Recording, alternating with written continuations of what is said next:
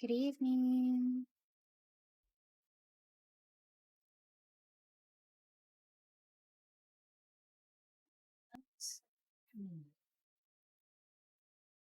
Throw up touch. Good evening, Sushi. Love y'all too. Little Monster, Lisa. Hello, hello, hello. How is everyone doing?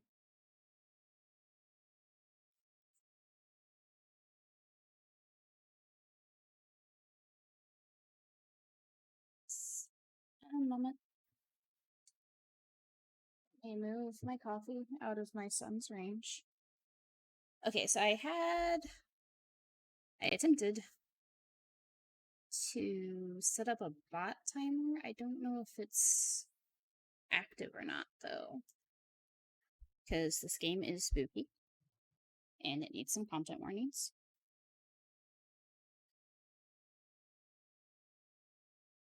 Oh, did I save it? I think I did. Okay. Yeah, saved and enabled.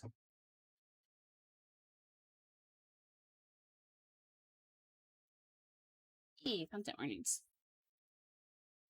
For disturbing imagery and a couple other things.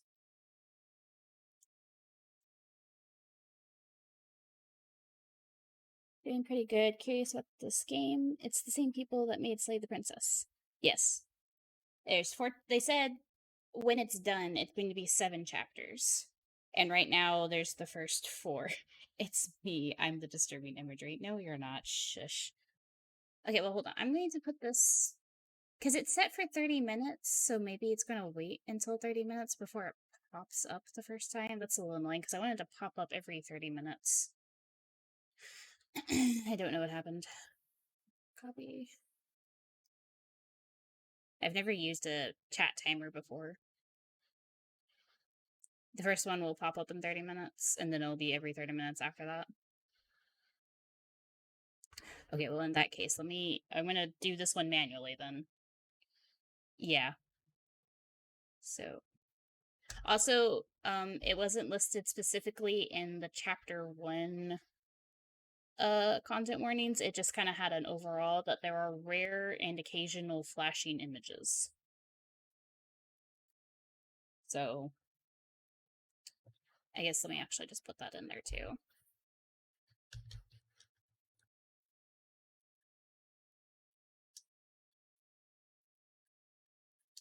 Okay. Let me edit this.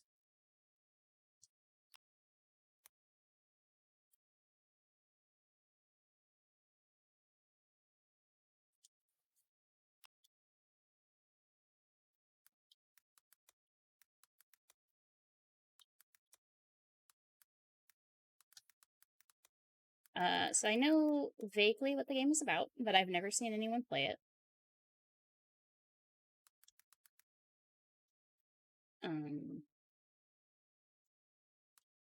But yes, it is by the same people. It's Black Tabby Games.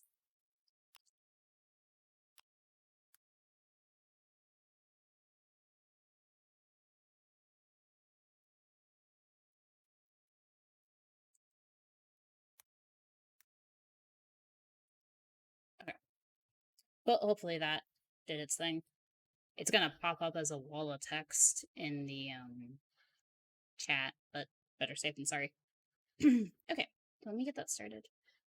But how is everyone doing overall? Sushi seems very hyper and excited and waiting in for the game. Little Monster's looking forward to it. I'm looking forward to it. Oh jeez. Also, as a heads up, there is a flying something in my room, like a gnat or a mosquito, and it's been driving Callie and Ace nuts. So, in the event that I have to fuss at one of them, that is probably why.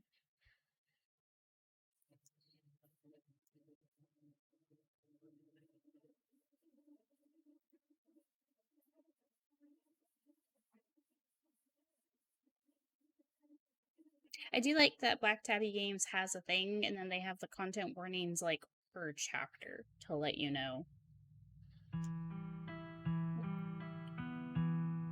This is a horror game and is not intended for all audiences. Okay, hold on. Let me get that on there. Okay, I'm gonna have to fiddle with size. How does it sound? This is very loud for me.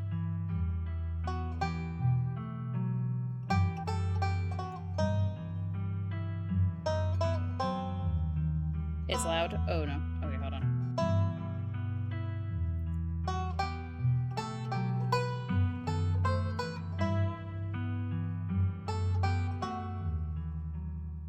Better?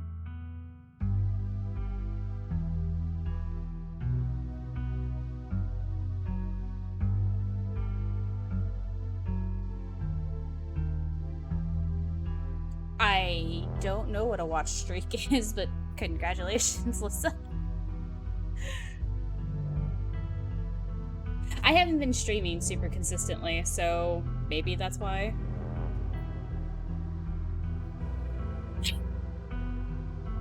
Then. How is the noise now?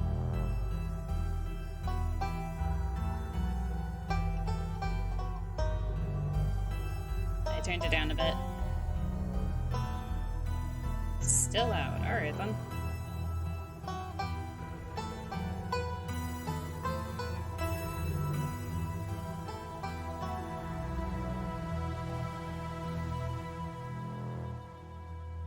Okay, well that's knocked it down to 50. Let me see if I can fix it over here. Yeah, just a bit. Okay, so now it's starting over. Has it changed at all, or is it still like the same kind of loudness?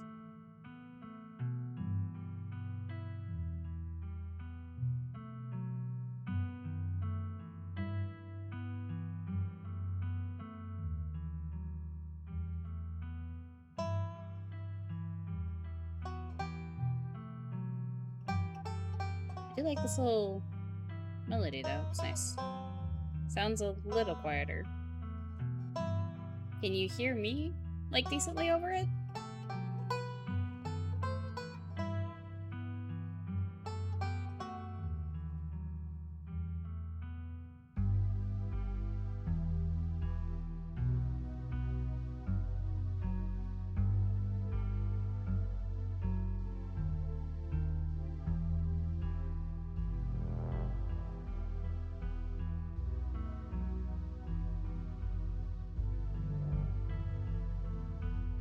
I can fix it here now, too, as well. Oh, no, I think that's fine.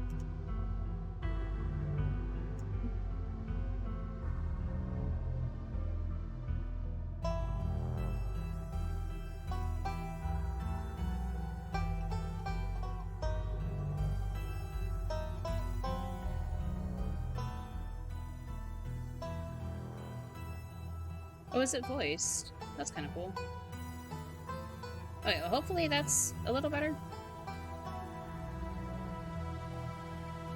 Skip unseen text after choices. No, I don't want to skip anything. So that puts it in full screen. There we go. Alright, how are we doing now?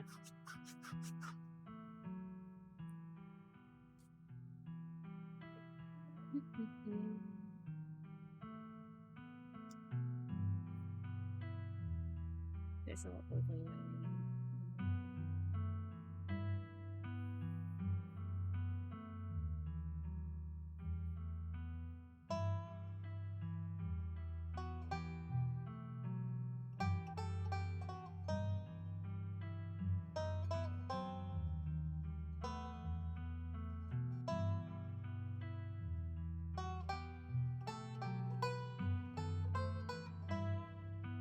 I assume it's a point and click game unless you need to use the gamepad. Okay, no, I don't think I need any of these. Okay, so sounds fine? Okay. I think we're ready. Just about.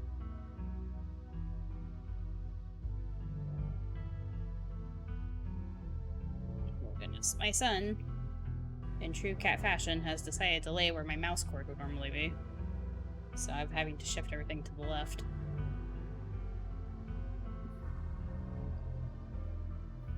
Alright, yeah, let me grab a drink of coffee. And we will get started.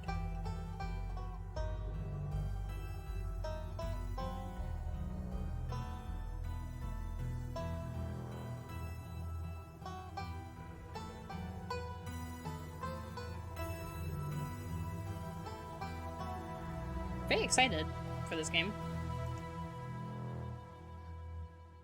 Your name is... Oh. Alright. Would anyone like to volunteer a name, or shall I name them Ray? Oh, I can name them Vittore.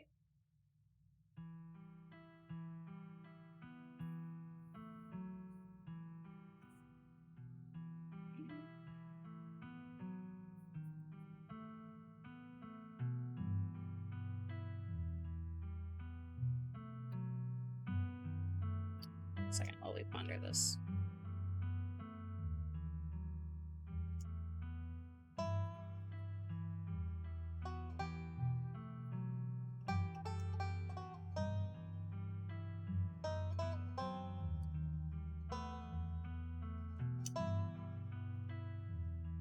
Why is it in red?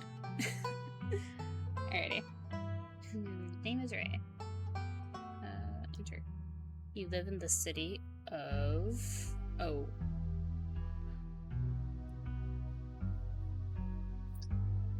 Alright. Well, I don't mind saying this because I think I've mentioned it before, but I live in San Antonio.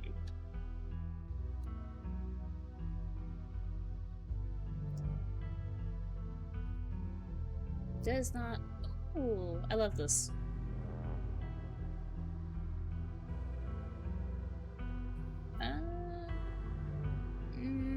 My pronouns are he, him, and they, them, but I can only choose one, so let's go with he, him. Oh. Traits unlock additional paths and add dialogue. Powerful build. Tough as nails, the pinnacle of fitness, an imposing presence that commands the room, a mean right hook. Strange and unusual, you see the threads of reality in ways others cannot. You can talk to animals. Animals can talk to you. A gift and a curse. Streets, alright. Good at lying and hard to lie to. Fast talker, you can read people and read the room. No door can hold you. Observant, with a knack for picking up small details. Empathetic. Well-read and rational. Possess a wealth of esoteric knowledge and know when to use it. A talented researcher. Extremely good. A natural flirt. People just like you because you're a good person. Oh my goodness. Okay, so we get to select two.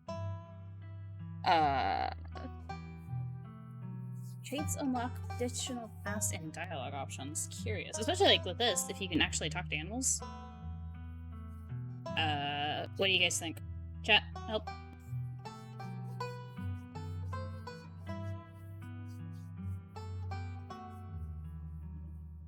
I know there's supernatural elements to the game, so that kind of makes me want to pick Mystic, but talk to animals. Definitely take the talk to animals one. Okay. Talk to animals.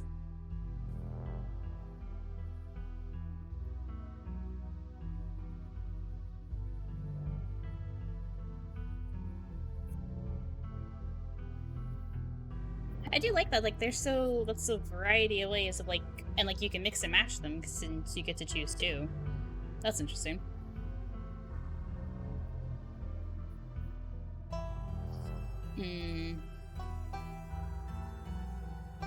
I wonder if we'll need this, like, will we get into an actual fight?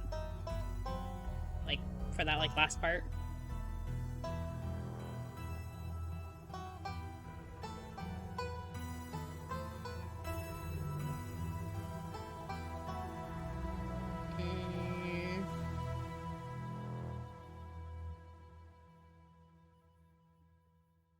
Going to go with Keen Eye. Or, I don't know, Keen Eye or Booksmart? Or Mystic. Mystic. It's purple.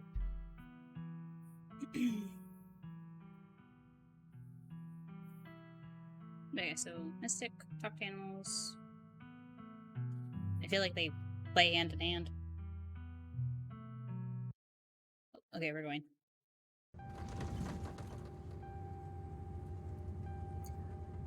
Okay, you jolt awake as the bus hits a particularly nasty bump. You feel like you'd only just managed to start drifting off, and now here you are, awake again, and still exhausted. For a moment, you're hazy on the details, but where exactly here is confusing this bus with the many others that came before it. But as your mind continues to reassert its existence in the waking world, the past few days come back into focus. The long-lost cousin, the bad news, the 26 hours of bus rides with countless late-night stops and seedy depots that feel unsafe even in the middle of the day. You wouldn't normally find yourself traveling like this, but your cousin bought the tickets.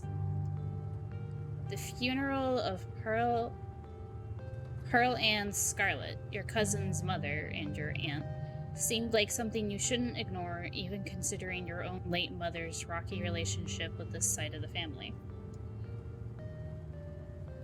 But it was also more than just the social pressure of the invitation that pushed you to accept it. Something has been tugging you back to this place your entire life. There was no choice to be made because you were always going to find your way here. So when your cousin called, you knew what had to be done. Ooh, curious. And now, the end of your long journey is in sight. You're almost in Scarlet Hollow. So anyway, as I was saying...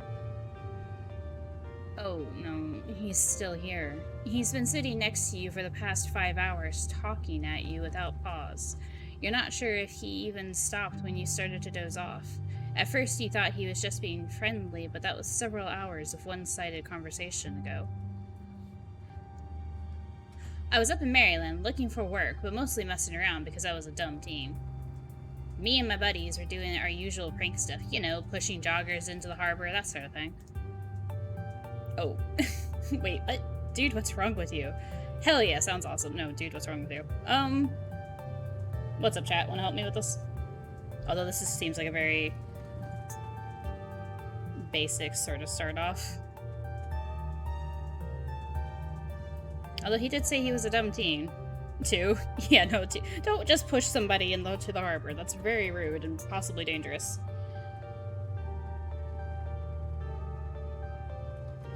Dude, what's wrong with you? Pushing joggers into the harbor? That's awful. What if they drowned? Yeah, I was such a shithead back then. I am still a bit of a shithead, but hey, Pobody's nerfic. Sir? Pobody's nerfic. Oh my god. So this girl comes up to us, swinging her purse, yelling about how she's gonna call the cops or whatever. It was hilarious. She actually hit my friend, and he said it hurt a lot. So I guess she really was mad and not just playing. But she kept swinging, and soon enough she lost her balance and fell into the harbor all on her own. We didn't even have to push her. Oh my god. We had a good laugh and fished her out, and her phone got soaked so she couldn't call the cops on us. We wound up hanging out all day. She kind of became my girlfriend after that, and we've been on and off for about a year, so it's pretty serious. Though about 5 months ago, she tried to break up with me, like for real, and geez, ever just get so mad you just want to, like, kill somebody? Sir?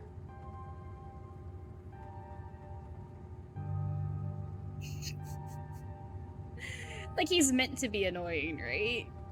Jesus.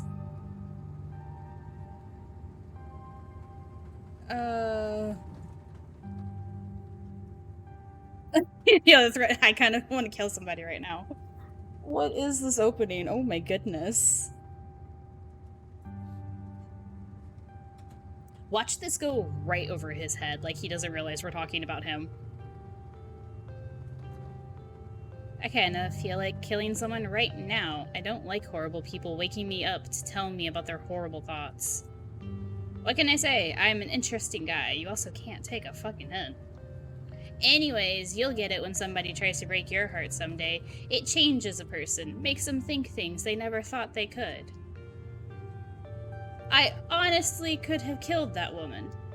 Anyway, she's giving birth to our son right now, so I'm trying to get up to Virginia to be there for it. But I don't know if I'm, like, into that stuff, so I might just wind up on the bus to New York or something instead. I've always wanted to go there. I want to tell him this, simply so he never goes back to her. And, like, she can move on, hopefully. Remain silent, smart move, get out while you can. Haha, that's interesting. Sarcasm, please. Seriously, what the hell is wrong with you? Oh, no.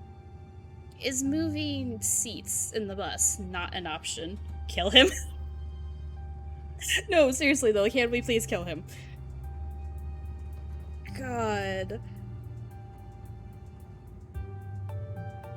I'm gonna remain silent. I feel like that's the most threatening thing I can do right now. I don't want to instigate this again, because we've already gone over the fact that he's not affected by it. You sit, awash in horror, more rage, but doing your best to keep a neutral face as this man admits he's thought of about murdering the soon-to-be mother of his child, a child whose birth he's currently missing and considering ditching to go have fun in New York. Anyways, where'd you say you were headed? I'm coming home. I didn't. Scarlet Hollow, just a small town. You probably haven't heard of it. Don't answer.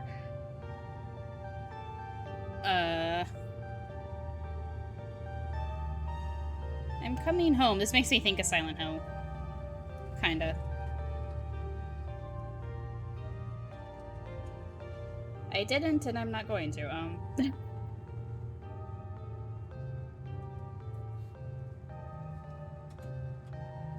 I definitely don't want to tell him where we're going. I'm just gonna say I'm coming home.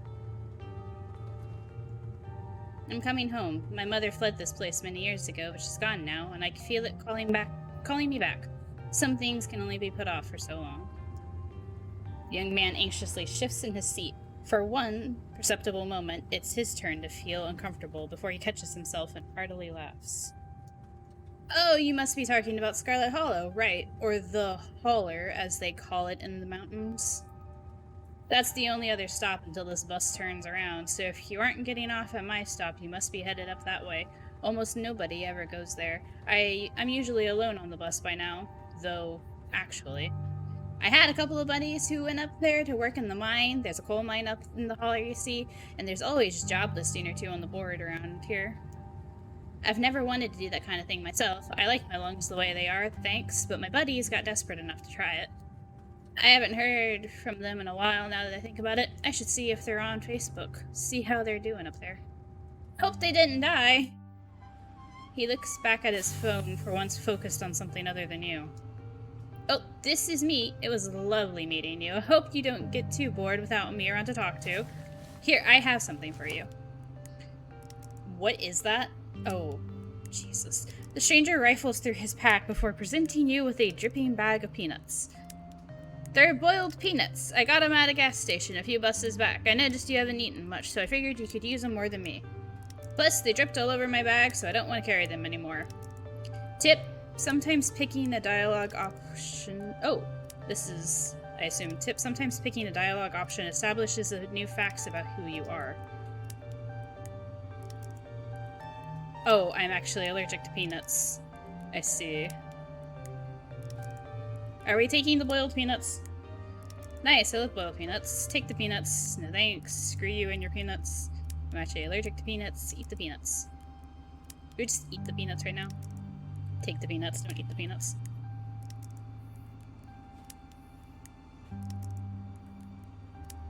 I guess this just comes down to, like, do we love boiled peanuts? Are we allergic to boiled peanuts? I mean, peanuts. Could you imagine being allergic very specifically only to boiled peanuts?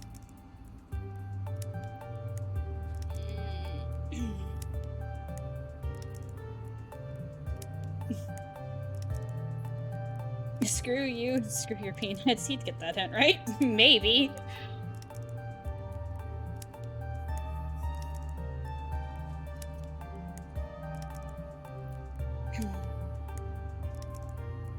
Maybe.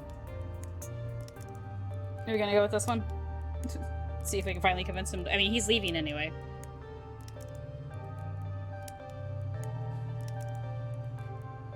No point in arguing. Oh, fair. Let's just take the peanuts. I feel like this might be metagaming, but I feel like if we make ourselves allergic to peanuts, it gives someone a way to kill us. We'll do it. We'll because this game has multiple, like, paths, so we'll probably play it multiple times, and we'll do that next time. You take the peanuts. Thanks. You're welcome. And with that, I leave you. Safe travels, friend.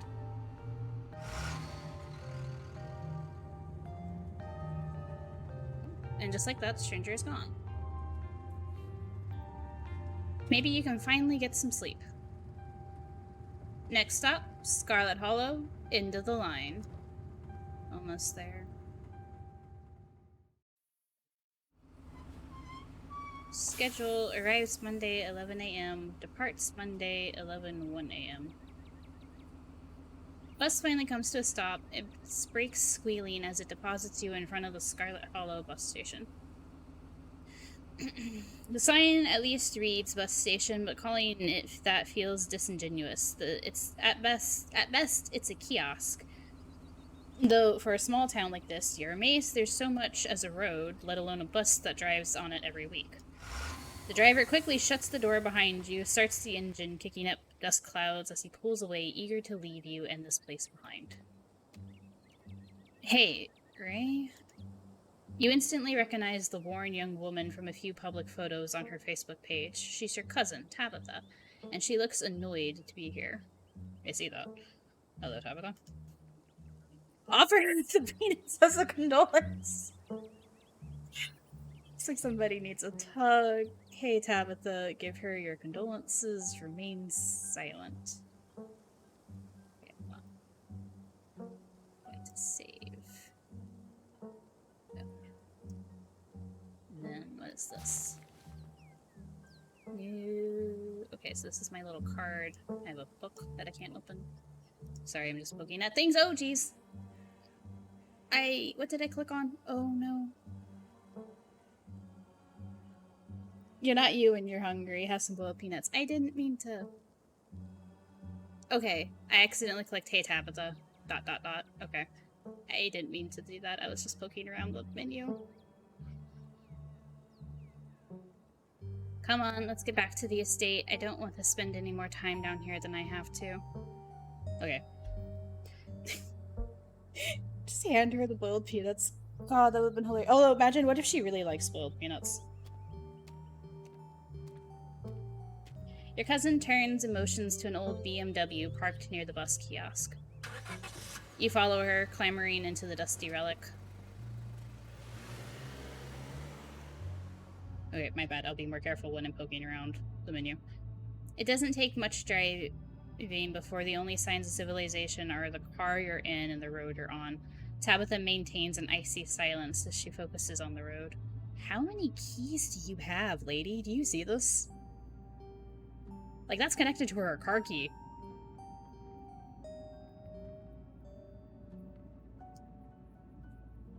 Oh, dialogue options labeled Explorer can usually be taken without advancing the story. Can usually be taken. They can impact relationships and unlock additional story paths, so choose carefully. Yes, sometimes exploring is a bad idea. Like, you ask the wrong question and then you can't go back from it. How are you holding up? I guess we're both members of the Dead Moms Club now. That's... So the funeral... I can't believe we've never actually met before this. Remain silent. Have they never met? Oh, wow. I guess if the mothers, like, just never came back together.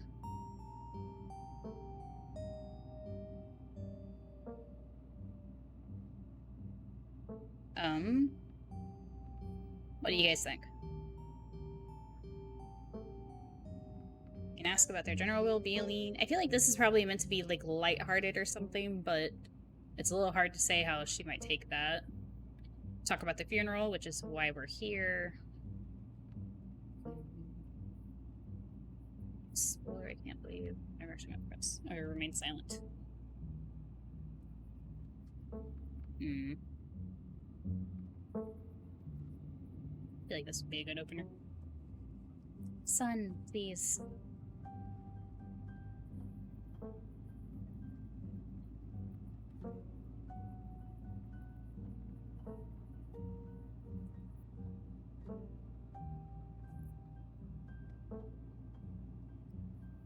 How are you holding up? Fine. You know, you can talk to me, right? I lost my mom too. Okay, but if that ever changes, I'm here for you, alright? Good to hear. Oh my god. Let's try to be supportive. I feel like these two. Middle one is probably what I would actually say. Okay, but if that ever changes, I'm here for you, alright? Even after I go home. Sure. Okay. Tabitha is also a, what do you call that? He's also a member of the one-worded responses. Although, given what she's probably going through, that's very fair. Can't believe we've never actually met before this. You have your mom to thank for that. Or had, I guess. You can feel the same careless cruelty in Tabitha's words that your mother would use when she talked about Pearl Ann and the old Scarlets. Something about this phrase right here, the old Scarlets. I don't know, I really like it. The wound that tore your family apart runs deep enough that it bled through the generations. You sound like her right now, my mother. She hated this side of the family so much. We don't have to become our parents. That was unnecessary. Is there bad blood between us? I wish I'd known about you. Dead mom's quote. Remain silent. No.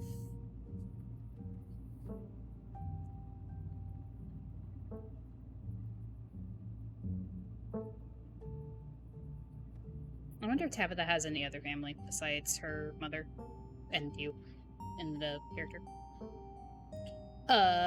Yeah, no, it's a little...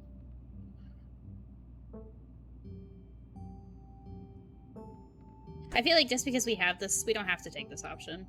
Even though it does offer you a new dialogue. Is there bad blood between us? I wonder if she would just bring back up something from the older generation.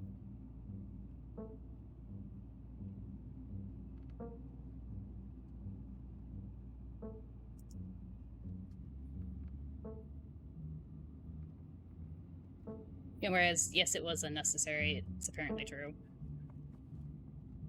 I like a little skeleton hand.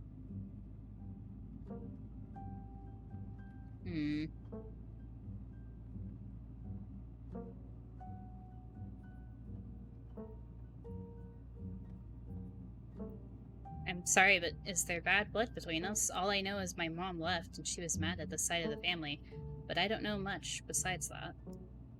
Your cousin stares straight ahead, her expression icy. That's twice now that they've described her as icy. So, the funeral. It's on Sunday, right? Yep, like I told you. Geez, it's almost a whole week. Need any help planning? Have you worked out all the details yet? It is a whole week. And the game is supposed to be 7 chapters, so... Need any help planning? If you ever need help with errands or scheduling, feel free to ask. I know this stuff isn't easy. It's actually been fine, just needed the coffin and somebody to dig a hole. Alright, thanks, Tabitha. Do we want to do this one? It's the last one we have. My son is progressively pushing all of my things further to the left.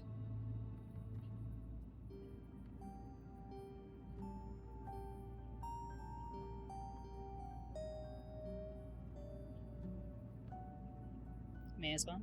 Also, it has been 30 minutes. Did the chat thing ever pop up? It did not. I'll have to see what I did wrong.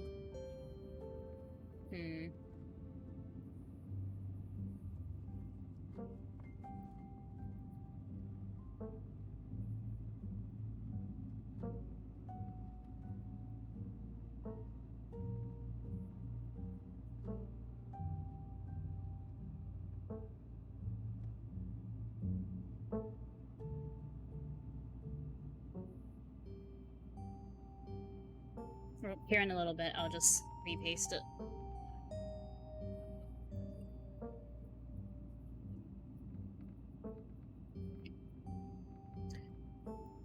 I guess we're both members of the Dead Moms Club now, huh?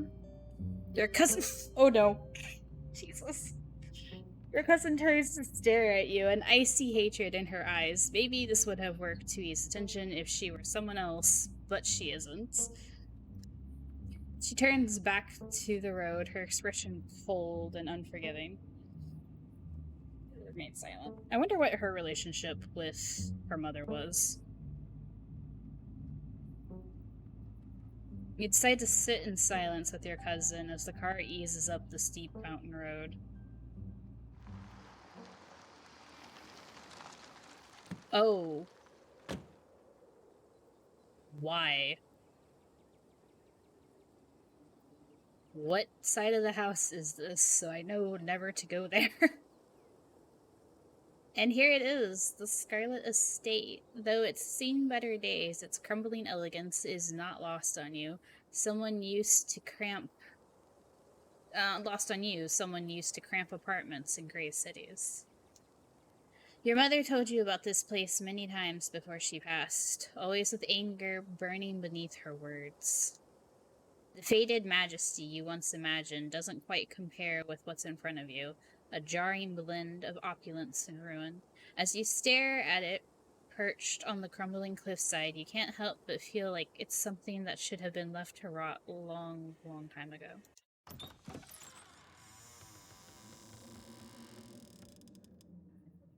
I adore all this, like, art and stuff. Little details here and there. You're hit with a blast of dusty air as you step across the threshold and into the foyer. Everything in this foyer, we'll worry about that later. Everything in this room has been here for much longer than you've been alive, each object cemented in place with layers of dust and cobwebs.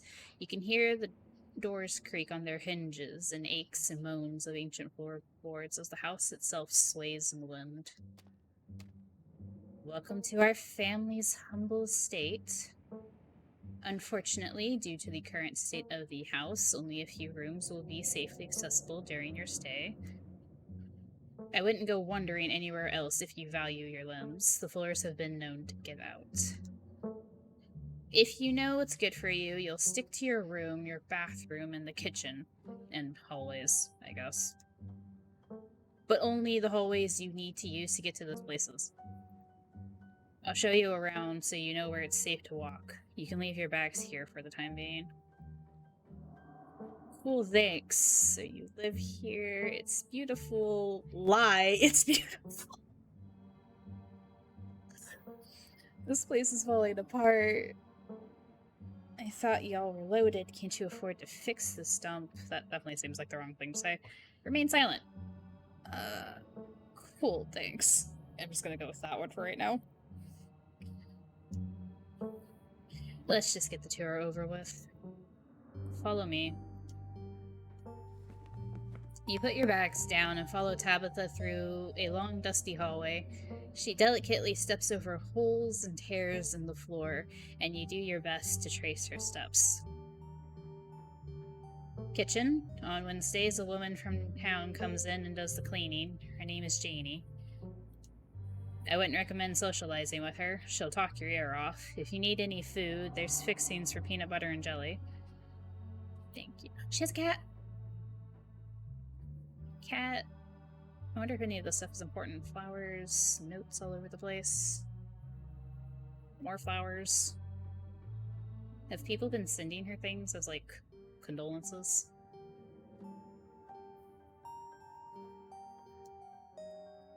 As Tabitha speaks, your eyes are drawn to the windows and the overgrown garden outside.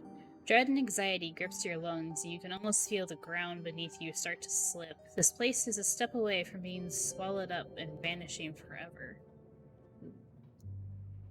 Don't touch my mac and cheese or my ice cream. Those are off limits. Yes, ma'am. Oh, and you can also access the garden through here, but it's pretty wild, so I wouldn't if I were you.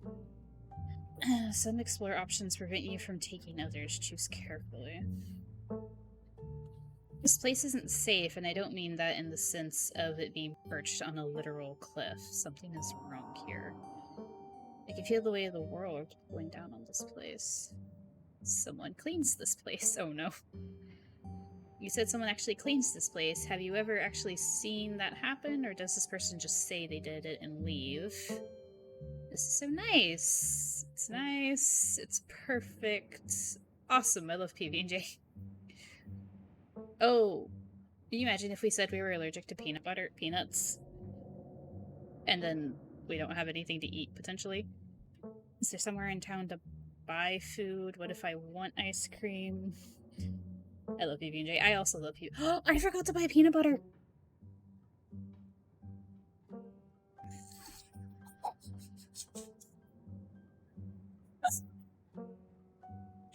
Guys! I forgot to buy peanut butter. Dang it. Okay, well... Oh my goodness. What if I want ice cream? Do we want to do either of the mystical explorations?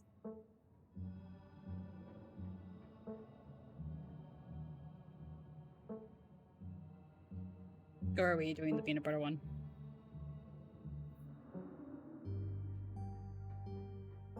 Also, guys, I forgot to buy peanut butter. I'm an idiot.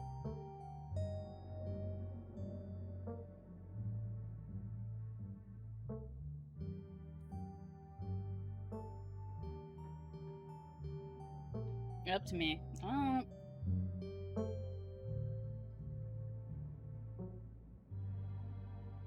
And for sandwiches, honestly. And now I'm just really upset that I don't have peanut butter.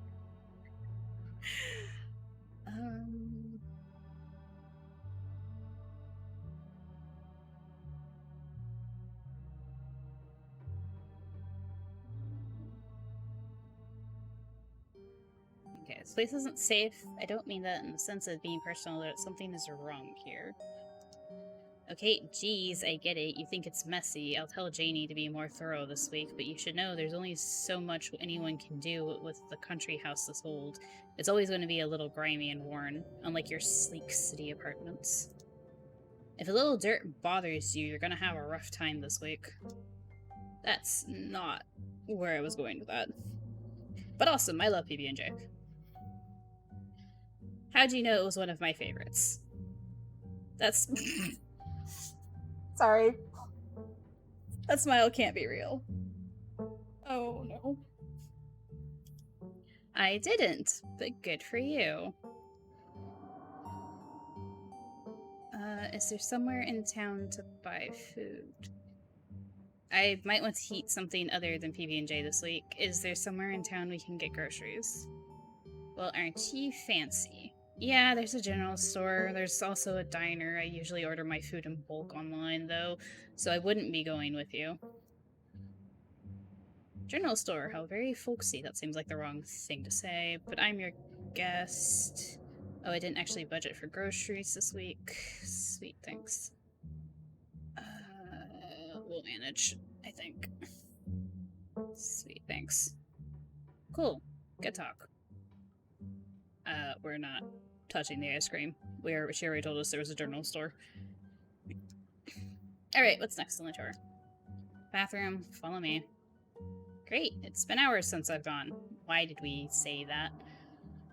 As you two leave the kitchen, you pass by a tuxedo cat sitting on the countertop. Tell me the cat's name. Oh yeah, I can talk to animals.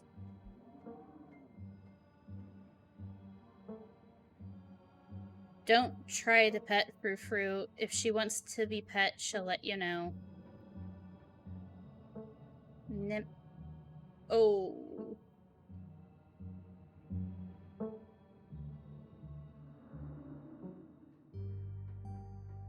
Don't speak to me? Right, because the ne pa... If this is French, this means do not, I think. And then parler would be to talk. The cat is French, guys.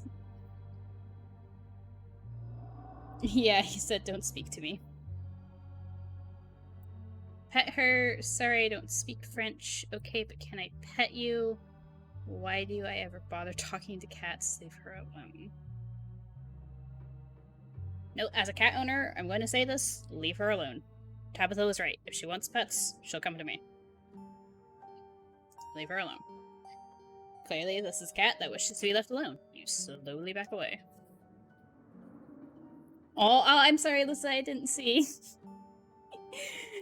Oh. Come on, let's get back to the tour. I want the cat to speak more French. Well, I'm sure we'll get another chance to speak to Frou-Frou. You once again follow Tabitha through a long, dusty hallway. Maybe after a few nights, it'll get easier to navigate these spaces, but for the time being, you feel lucky to have not fallen through the floors. Guest bathroom, not much to show. It's a bathroom. I'll wait outside. Do what you must, if you must. Alright, the eggs. Oh my god. It's a wretched bathroom. Piles of junk sit untouched in corners of the room, and mystery stains paint the floor. Who exactly uses this bathroom? Are you sure the toilet works? It's the worst bathroom I've ever seen. They keep wanting us to lie. Never mind, I don't need to go.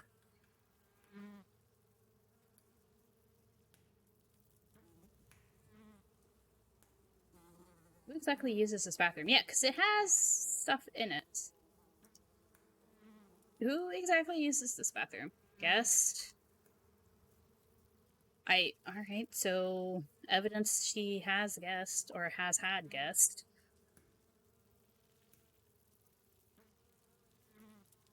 You sure the toilet works? Yes, why wouldn't it? The water bills get paid, therefore the toilet works. Now do your business so we can move on. But it's so crusty. Not ever a word I want to associate with a bathroom.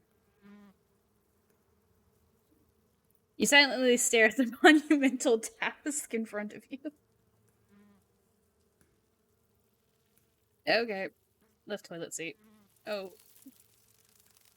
Scram, fellas! The jig is up! Oh, right. Oh my god, I can talk to bugs as well.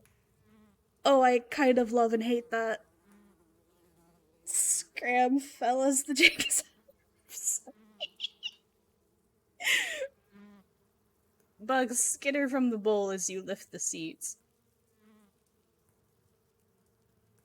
Good, actually. Use the facilities. A toilet is a toilet. Sure, it could be cleaner, but your business needs doing, and this is as good a place as any. You do what you must and rejoin your cousin out in the hall. Next up, guest bedroom. Last stop on the tour. Follow me. You and Tabitha briefly return to the foyer before climbing the stairs and reaching the guest room.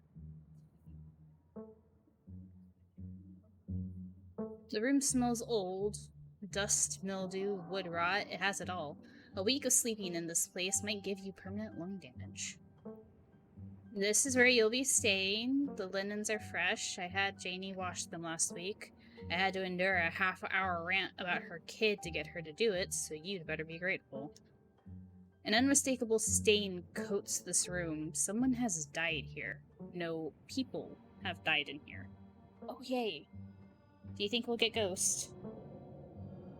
My son, please. Hop up on your shelf.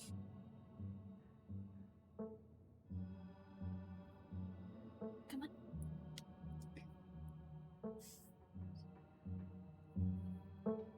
The closet is full of old family stuff, so you can't hang your clothes up, but you can use the dresser. It should be empty.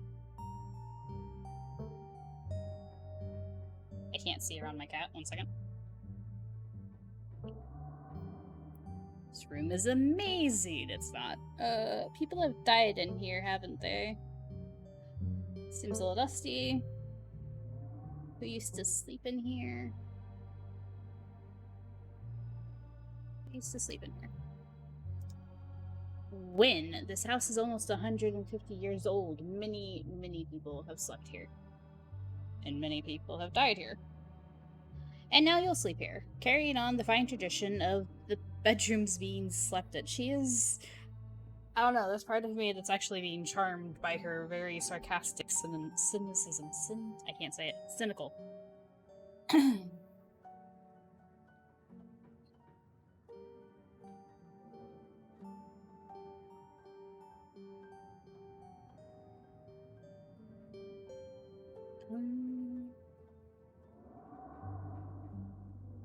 Pretty sure if I say this, she'll tell me to clean it.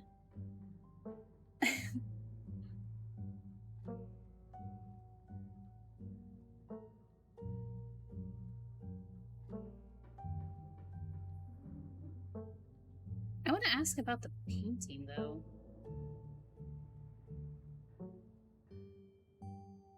This is great. Way nicer than what I'm used to. I can't say I'm surprised. Each and every piece of furniture in this room is a genuine antique handed down through the family for generations. This is not an IKEA bedroom or whatever such nonsense you're used to in the city. You are going to keep bringing that up, aren't you? Do we bring up the people that died here?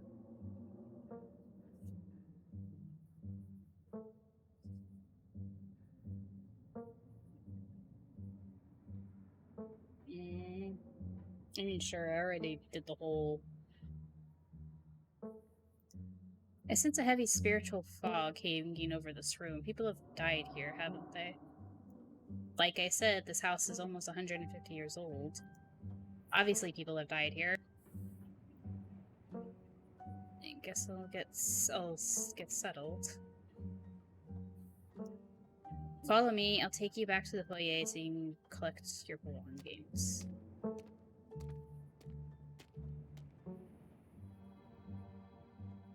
This concludes our tour, I'm afraid. I must return to my duties, so you'll have to entertain yourself for the rest of the day. What do you do?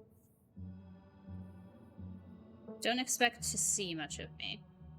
Some dialogue options will open additional conversation paths, some right away, and others down the line.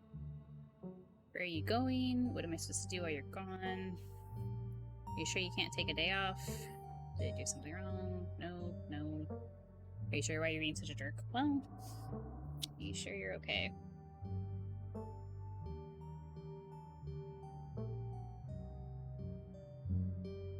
I won't keep you, but we should hang out when you get back. Let's have a leave.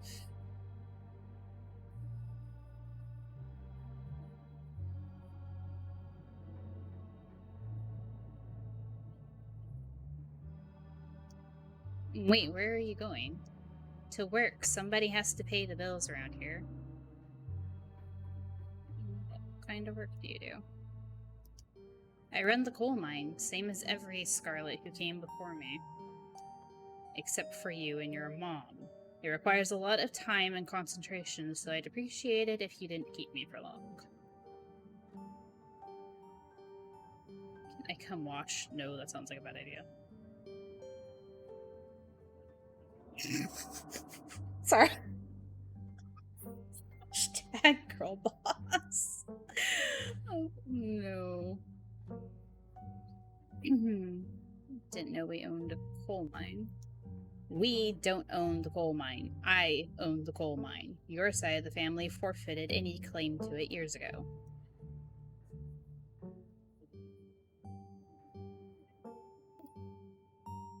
Kind of sad. Sounds boring. Can I come watch? Watch her run the coal mine? Wouldn't it be mostly paperwork? Although, could you imagine if Tabitha actually goes down there and, like, helps mine the coal?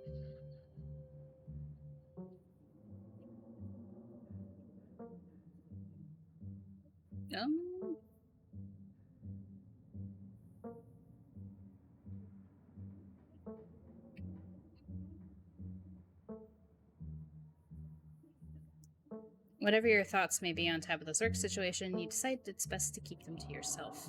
Is there anything else you'd like to bother me with before I leave, or are we good?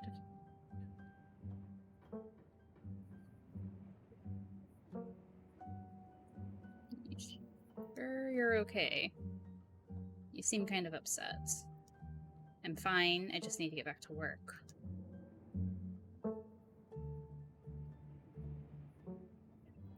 You You sure you can't take the day off? It's a special occasion. Your cousin's in town. No, some of us have responsibilities. If you think about it, isn't family the greatest responsibility of them all? That, no.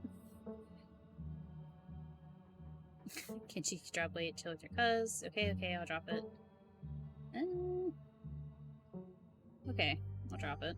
Sorry. Thank you. I'll see you later tonight. Go into town, stay here, do whatever you want. Just stay out of trouble. Alright, I won't keep you, but we should hang out when you get back. We'll see. There's lots that needs to get done this week. Your cousin leaves through the front door. And now it's just you. You and this sprawling, decrepit estate. PB&J sounds great right now. Settle into your room. Go straight to the forbidden wings of the estate. Might as well head it into town. Sandwich. In light that I can't have a sandwich myself. You haven't had anything to eat all day, and the only things louder than your stomach right now are the creaks and moans of this ancient place. The PB&J sounds exactly like what you need to take the rest of the day. You head to the kitchen.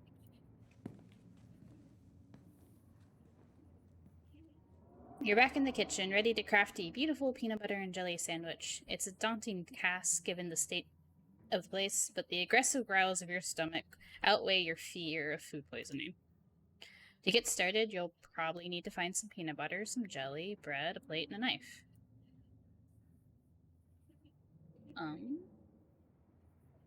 Check the garden, search the cabinet, search the pantry, search the fridge. Let's talk to Frou-Frou again. Or let's try to talk to Frou-Frou again. Oh, Frou-Frou hisses as you draw near, remains firmly in place. You might want to talk to me, but I don't want to talk to you. Go away. Offer her your boiled peanuts. Do you like living here? Do you know what's in the sealed off part of the estate? Can you tell me about Tabitha? Can you tell me about my aunt? Back away. I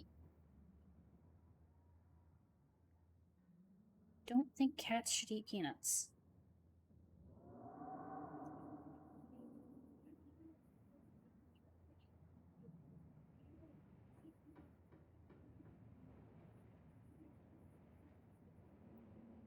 So do you like living here? I despise small talk. Noted.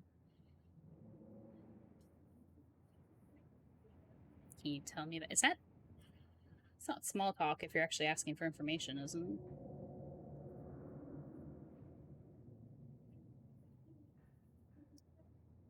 it? Can you tell me about my cousin? This is the first time I've met her. Spare me your life story. Tabitha at least knows not to bother me. Oh, you really just aren't going to budge on that, huh? Well, I'll just keep looking at you then. Do one more time. Can you tell me about Parlan? I never knew my aunt. She's dead. I don't waste my time on corpses. If you won't take the hint, I suppose I'll have to take things into my own hands. Are you about to bite me? Yep. Lunges at your hand and bites you hard. You back away. Ow. Noted. And this is why you leave cats alone, when they make it very obvious they don't want to be messed with.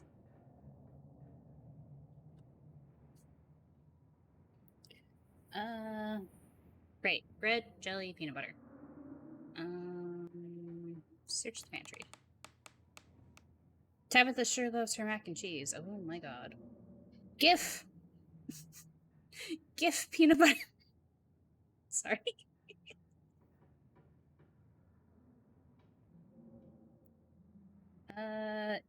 Examine the mac and cheese.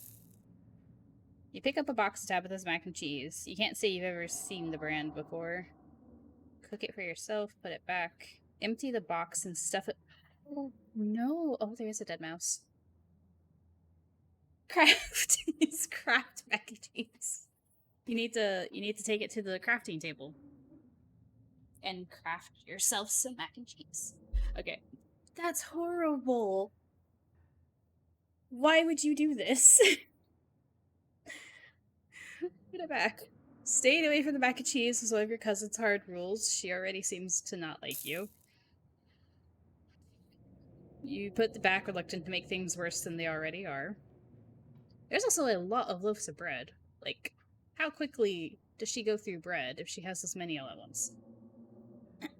Take bread. You pick up one of the non-moldy loaves of bread. Great. One step closer to a satisfying snack.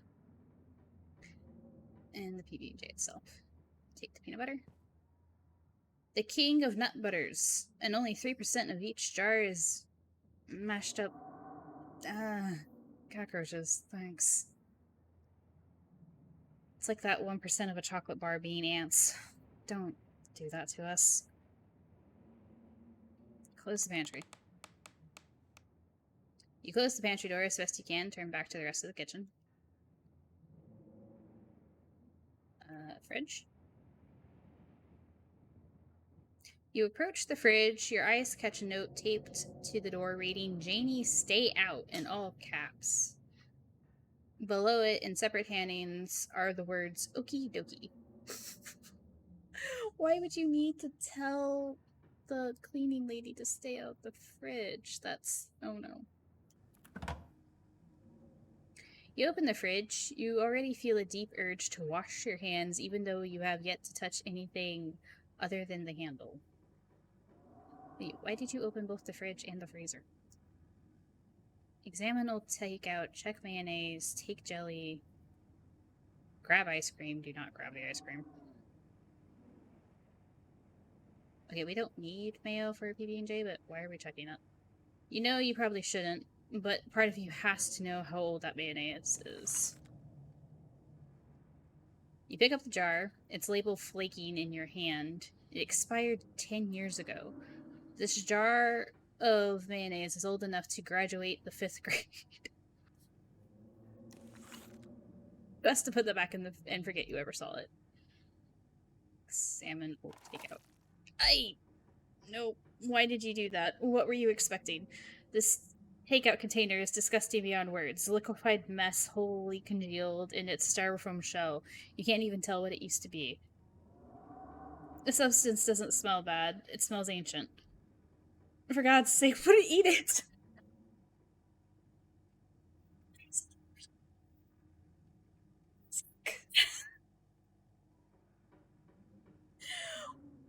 Option.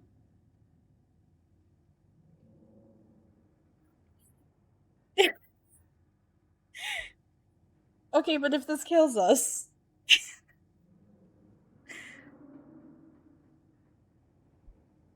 Do you think we'd die that quickly? Hold on. There we go. Hold on. There we go. What's wrong with me? What kind of horrible goblin would do this? You think to yourself as you dip your hands into the goop. It's thicker than expected, almost spongy. Oh. You scoop some into your wretched claw of a hand and slowly bring it towards your mouth, allowing its musk to permeate your sense before the slime fills your mouth. This is... It tastes like rot, like the smell of decaying mulch and burning leaves and fish heads festering on the beach. It feels even worse, like your mouth is full of slugs. You can almost feel it writhing in there, though perhaps it's just your own tongue, convulsing in disgust at what you've done. Oh. Oh, no. So we have the option of...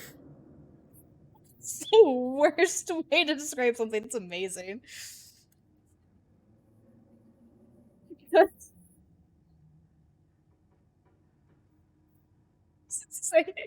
We're tied here. Commit or spit it out. Swallow it. You swallowed the slime. You've done it, and there's no going back now. It slid down your throat like a mass of wriggling worms. Your gag reflex tries to reject it one final time before it passes into your stomach, but your will is stronger. A layer of waxy residue now. Sorry. Hold on. Now coats the inside of your mouth and throat, and your teeth squeak with a slippery film, making it impossible to forget what you've done. Oh my god.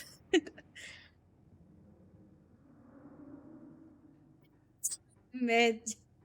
I don't know how to say that last word. Something break in that tiny brain of yours. Oh yeah, the cat's just watching us. Like, the frick is this human doing?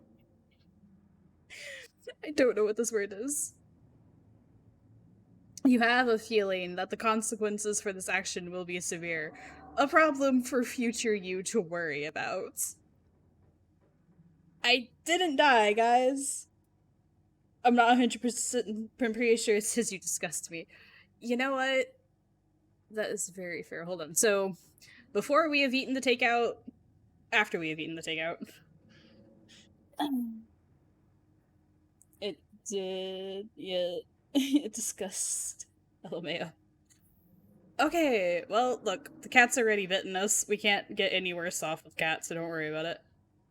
Um, take the jelly. Lucy's jelly. You reach for one of the open jars. I like the shape of this jar. This is cute. Of grape jelly, carefully checking its expiration date. You breathe a sigh of relief when you realize it's recent. I mean, why should we bother anymore, though? This was either purchased specifically for you, or jelly is one of the few things in this kitchen Tabitha actually uses. The only thing you need now, a plate, knife. Okay. It says grab ice cream, not hold on, what is this? Banana choco. Banana choco chunk. Okay. We're not messing with Tabitha's ice cream. You didn't die yet. Yes, this is true. You return to the kitchen, closing the fridge behind you. Okay.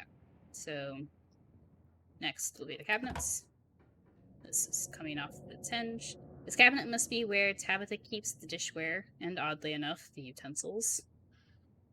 So no.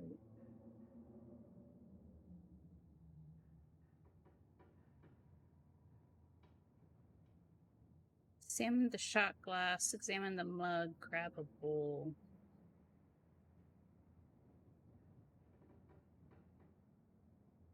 Yeah, but it was one of the things Tabitha told us not to mess with. Her ice cream and her mac and cheese. And if we're not going to mess with the macaroni, we're not going to mess with the ice cream either. Examine the mug. Altitude 4,350 feet. I was blown away at Blowing Rock, North Carolina. Oh yeah, Scarlet Hollow's in North Carolina. It reads, okay, so your aunt and cousin actually traveled sometimes, even if it was only for a few hours from the estate. Hi, son. Do you want out? I'll let you out when I go get coffee in a second. Maybe you can route your return trip through Blowing Rock. It might be nice to see the local sights before heading home. Examine the shot glass.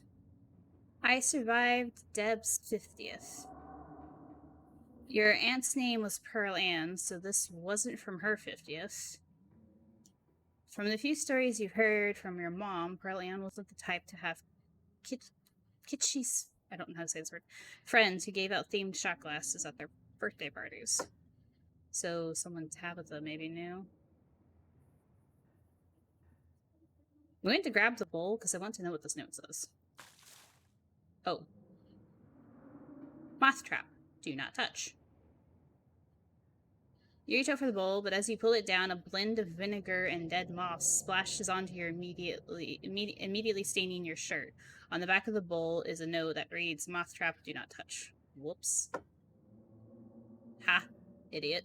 This cat just constantly poking at us. BRB? Alrighty.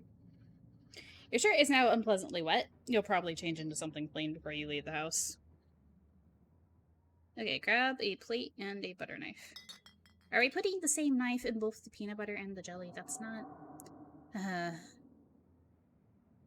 This is the last ingredient you need to make your PB&J. Time to get to work. Close the cabinet. You close the cabinet and look back up to the rest of the kitchen.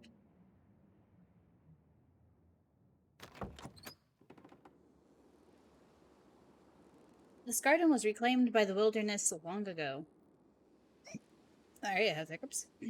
It might not be very safe, but who's to stop you from venturing deeper? Common sense, which we currently do not have. Just a couple of walks, right? Just poke around a little bit. Oh. Is that the estate? Is this where we came from? Yeah, because there's the swing and there's the statue. You wander further into the garden. It's quiet out here. No, does it? Okay. Yeah. You head back inside, close the door behind you. Okay. Make the PB&J. Tabitha has been nothing but mean and left us unsupervised, so I'm determined to make her regret it. Alright. I guess I'm trying to give her the benefit of the doubt, but yeah, she has not been necessarily pleasant. Even though you've already eaten God knows what from the fridge, your ravenous form quickly sets to work making a PB&J. A job well done. All of that hassle, and it took you less than a minute to eat it. The rest of the day lies in front of you. Alright. You're done here. Congratulations, you've eaten and have a full day ahead of you. What do you want to do next? Well, we need to change, so settle into your room. Now that you've finally eaten, the aches and pains of your journey have started to sink deep into your bones. You stumble up the stairs to your room, suitcase in tow, eager to unwind before you face the rest of the day. You stand up to the entrance of your room. Take a nap. You've earned it. Put your spare clothes in the dresser. Check the closet. Look out the window. Let's look out the window. You can only imagine how beautiful the garden must have been in its heyday. If you've owned this place, you'd totally get out there with a shovel and some gardening gloves and whip it into shape. You'd go out, pull up the weeds, chop the trees, carve topiaries, and do whatever you needed to do to return it to its former glory. And once it was all done, you'd sit by the fountain, which, of course, would have little goldfish in it, and drink floral tea while enjoying the birdsong. Yeah, you definitely do that. Just not right now. It's also not our garden, so...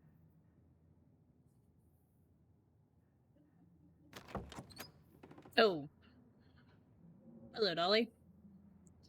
You can see why your cousin said you should put your clothes in the dresser instead of this closet. There must be decades of family history stacked up in here. Take up the doll. Of course, you're sharing a room with a creepy doll. You pick it up and examine it more closely. Its foot reads, "Property of Alexandra." No need to carry this around with you. You close the closet behind you.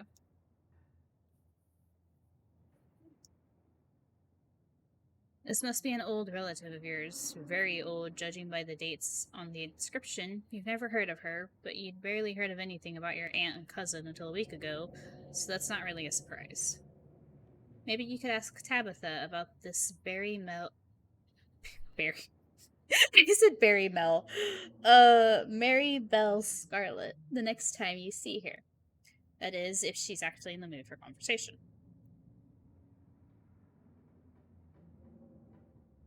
Fingers very close to the dresser.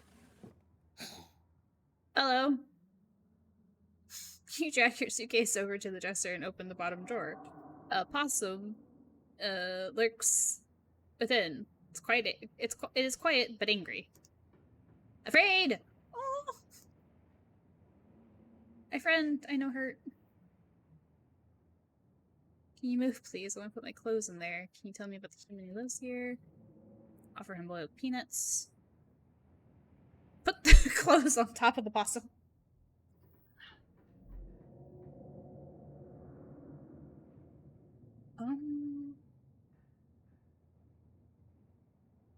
Yeah, my friend. I know her. Oh! Look at those little white eyes. Afraid! Okay, I don't know if peanuts are good for possums, but hopefully. I'm gonna feel bad if I accidentally poison something. Can someone, real quick, can someone Google search if peanuts are okay for possums? Or I'll Google search it.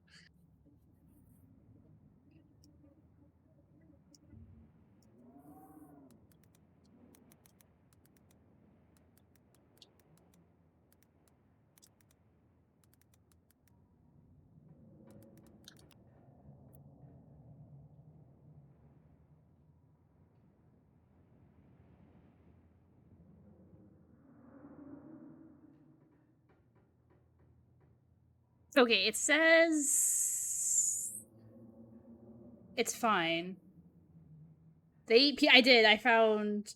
I found like people use peanut butters to like cute for traps. Okay, offer him your bill with peanuts. You hold out your still dripping bag of boiled peanuts.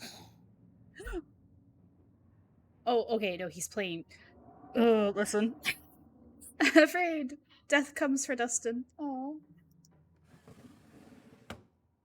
You close the drawer. You might as well leave Dustin be.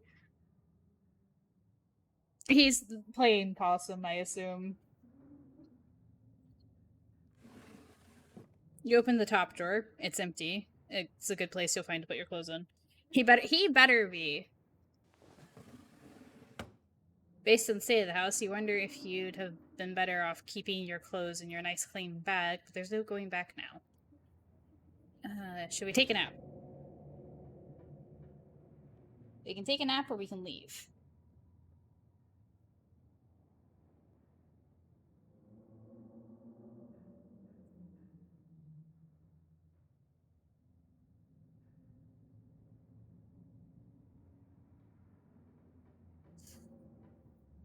Actually, well, nap. Okay. No, we will nap when we get back. I'm going to save us here. Yes. I'm going to save us here and put us on a BRB screen and go refill my coffee and let the boy out.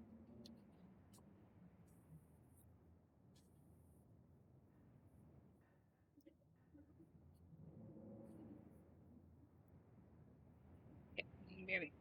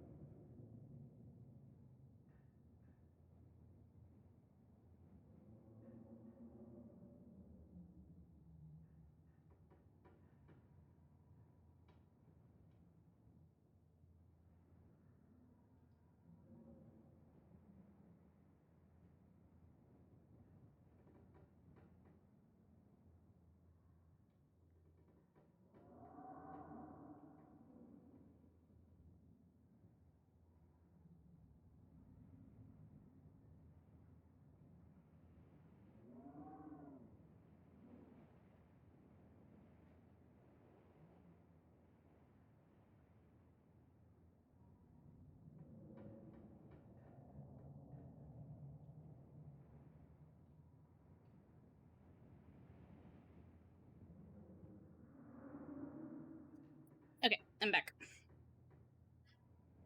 How is chat doing? Might I request and ask that chat takes a moment to hydrate and stretch with me? Ooh, also, I don't know why the stream element bot isn't working. I built a rustic cabin with a roof. Nice. Is it like a side cabin? Is it an upgrade from your like initial cabin? Is it your initial cabin?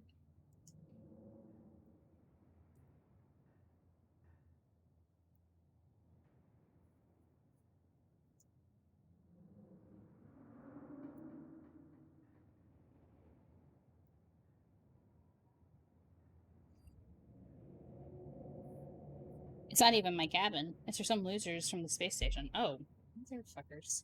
Alright. I mean, okay, I guess.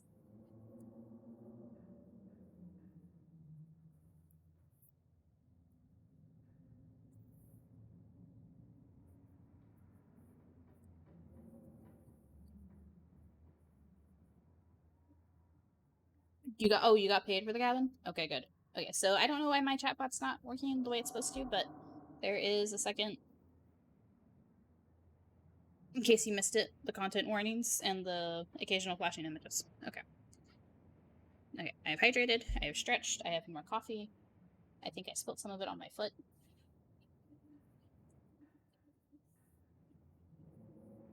Oh, guys, this is gonna seem silly, but like my grocery store had like a sale for like really big boxes of cereal.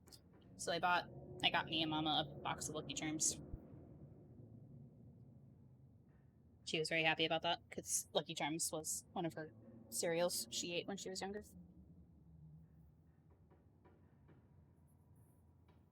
There's also 3 gallons of milk in my fridge because of that, though. Because we will go through milk so quickly. Oh my goodness. Alrighty. Nap time.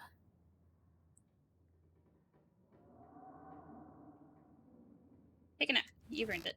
Oh god. Okay. I don't know what happened. I clicked through.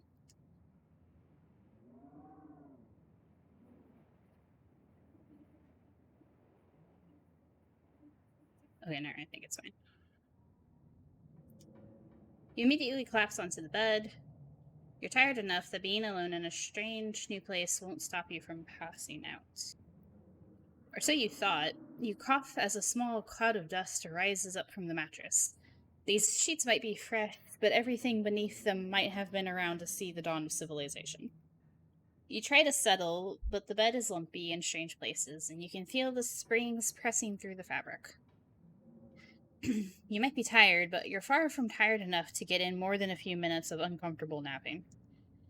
Well then, that's enough. It doesn't seem like there's much else for you to do here right now. Okay, shall we head into town or explore the forbidden wings of the estate? I mean, I wonder how much exploring we can even do if it's really in the state of disrepair that it's in.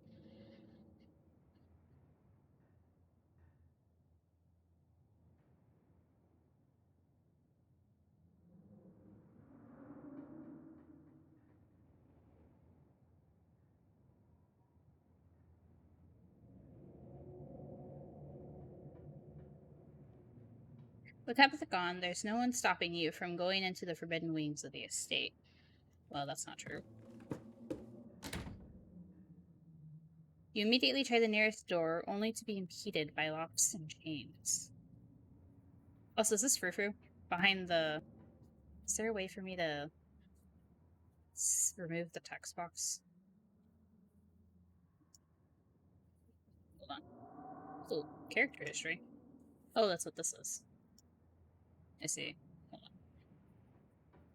Control. Hide the user interface. How do I do that on mouse and keyboard?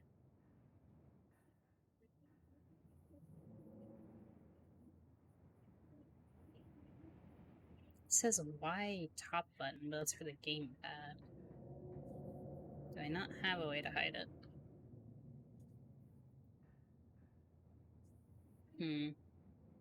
I think Frou-Frou's right here.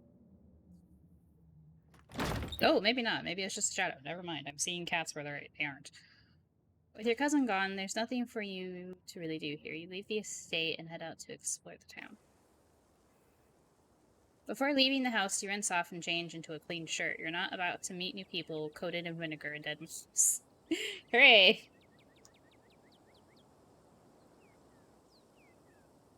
If you'd known you'd wind up having to walk all the way back to town, you probably would have just asked Tabitha to leave you at the bus stop, especially with how unhappy she seemed to see you. If only you could wipe the slate between the two of you clean, bury some of the tension, though maybe her mother's funeral isn't the best time or something like that. Then again, maybe it's the perfect time. Oh. Oh, right. It's really pretty out here, but your serenity is quickly overcome by a sudden urge to puke. The slime wants out. Well, we can puke, we can purge, or we can force it down and continue into town. Also, what is this music? Oh no.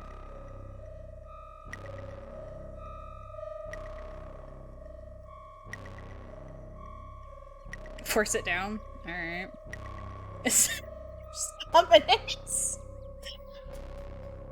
Oh, I like this music though. For like, creepiness. It's good. You're not going to let this slime get the best of you, you think to yourself as you muster up every last ounce of willpower and force it back into your guts. You're safe for now, but there's no telling how long it'll last. Oh no. Finally, you made it back to town. The holler, as that guy on the bus called it, has probably seen better days. General store, town hall, a library. You got like a little statue to, I suppose, commemorate the fact that it's a coal mining town.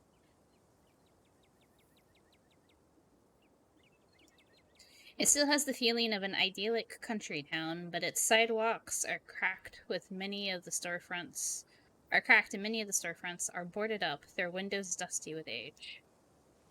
A chill breeze sweeps down the lane and you shudder, suddenly feeling as if you're peering into a grave. Hello! Gretchen, come back! Quit bothering the strangers. Gretchen, why, I do declare, who is this stranger, and why does he smell of peanut butter? Oh! Hello, Gretchen. Sorry about that. Gretchen can be very slippery when she wants to be. She loves to get loose and cause havoc. Mothman? What? Why? What Mothman? Where did that come from?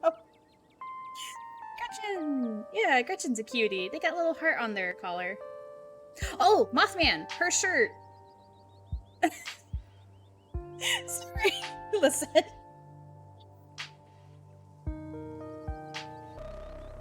The Oh. The excitement of meeting this new stranger causes your stomach to churn. Once more, the slime is making its escape. Force it back down. It's gonna come up eventually. Might as well get it over with. Not right now. We just met a stranger. Maybe. I don't know.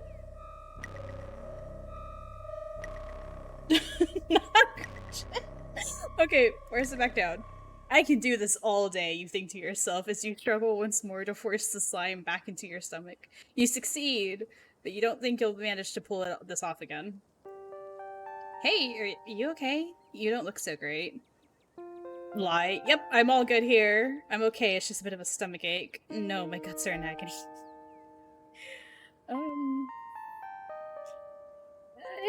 It's okay to tell a stranger you got a bit of a stomach ache. It's okay. It happens. No, I'm fine.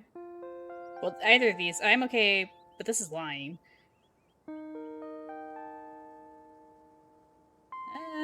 I mean, it's okay to lie, but... 3? Let them know of our suffering.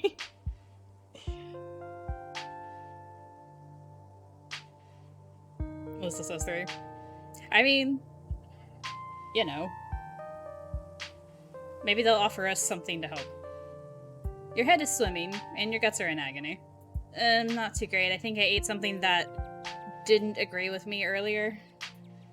I can't lie to that face. Aw. Aw, we've all been there. I hope you feel better soon. Anyway, I'm Stella. Nice to meet you. Stella! It's not spelt the same, but, you know. I know I did, but we won't. Stella! It's not often I see a strange face up in the holler. Every now and then there's a new crop of coal folks, but you don't look dusty enough for that. Oh? You aren't in town for the funeral, are you? The Scarlet funeral? Oh, don't call it that, although that's an amazing title for something. I offer her the boiled peanuts.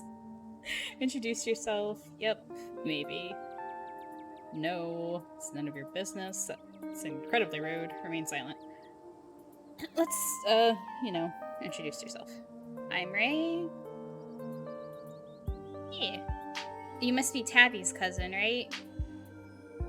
Upon mention of your cousin, Gretchen mutters under her breath. One of these days, I'll get that Tabitha to pet me. Aw. That's the only person I can think of who would come to town for the funeral. How's she holding up? To be honest, I've been a little worried about her, all alone up in that big house. I'm sorry, did you say Tabby? Melissa's out here about to fight for Gretchen's honor. Why would you want to know? She's in conflict with herself. Whoever I met today isn't the real Tabitha. I can understand why you might get that impression, but it seems very jumpy to conclusions. She seems alright. No, she does not. Even though we just met a couple hours ago, I'd be lying if I said I wasn't worried about her. Is she always so, you know... I don't know how she's doing, and I don't care. Nah, why do you care? She's awful, and as far as I can tell, she's openly hates me.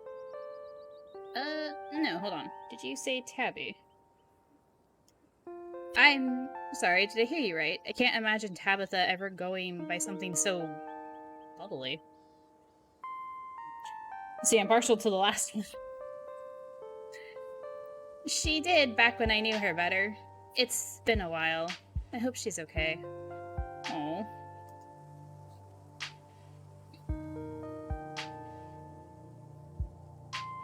So it seems like Stella does know Tabitha. Stuff's just been, or like they might have been close at the time. Is she always so, you know, gestures vaguely with the hand? Okay, so we have one for the last one for this one.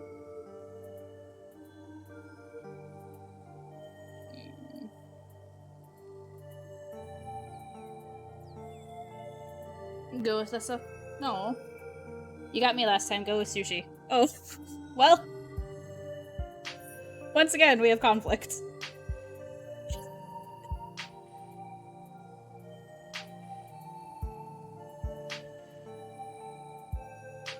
Do you still want to go with the last one, sushi?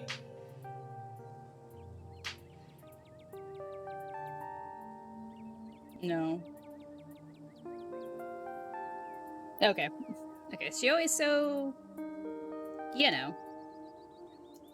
Rough around the edges? Yep, that's Tabby for you. I wouldn't take it too personally. I'm not sure what it says about her state of mind that she's still her same old grumpy self. It'll probably be good for her now that you're staying there, even though she'd probably never admit it. Yeah, she knows her, so saying the last one would kind of been a little rude. How long have you known her? Are you two friends? She's not really worth your time. Remain silent. How long have you known her? Oh, quite a long time. The town's really small, so everybody's known everybody else for as far back as they can remember. Plans. They might be friends. Tabby and I got a little close when we were both in school's production of A Midsummer's Night's Dream. I was Puck, and she was Mustard Seed. As you might have expected, she was more than a little prickly, but I managed to soften her up a bit in the end. But then she graduated, and that was that. I haven't seen that girl or her horrible little cat since I was middle-aged. So, okay, we have a dog person and we have a cat person. One sec, I want cereal. I know, same. That's why I bought so much. Oh, before it slips my mind, if you're staying up in that spooky old mansion, you must have met the frou-frou. The frou-frou. How does that monster fare? Tabitha's cat, unfortunately, we've met. I will pet her if it's the last thing I do. It sounds like you and Frou-Frou have a history. Ignore Gretchen, lest Stella discover your quirk. I will... I love that mean French cat. I will pet her if it's the last thing I do. Oh my god, okay, I'm sorry. Because this is gonna lead off with Gretchen.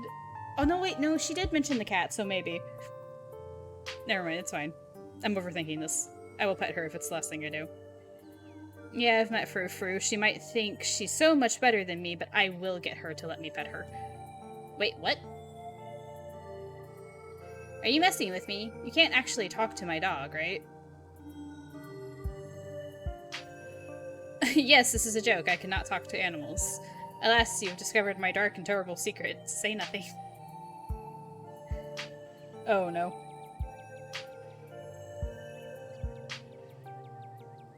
Alas.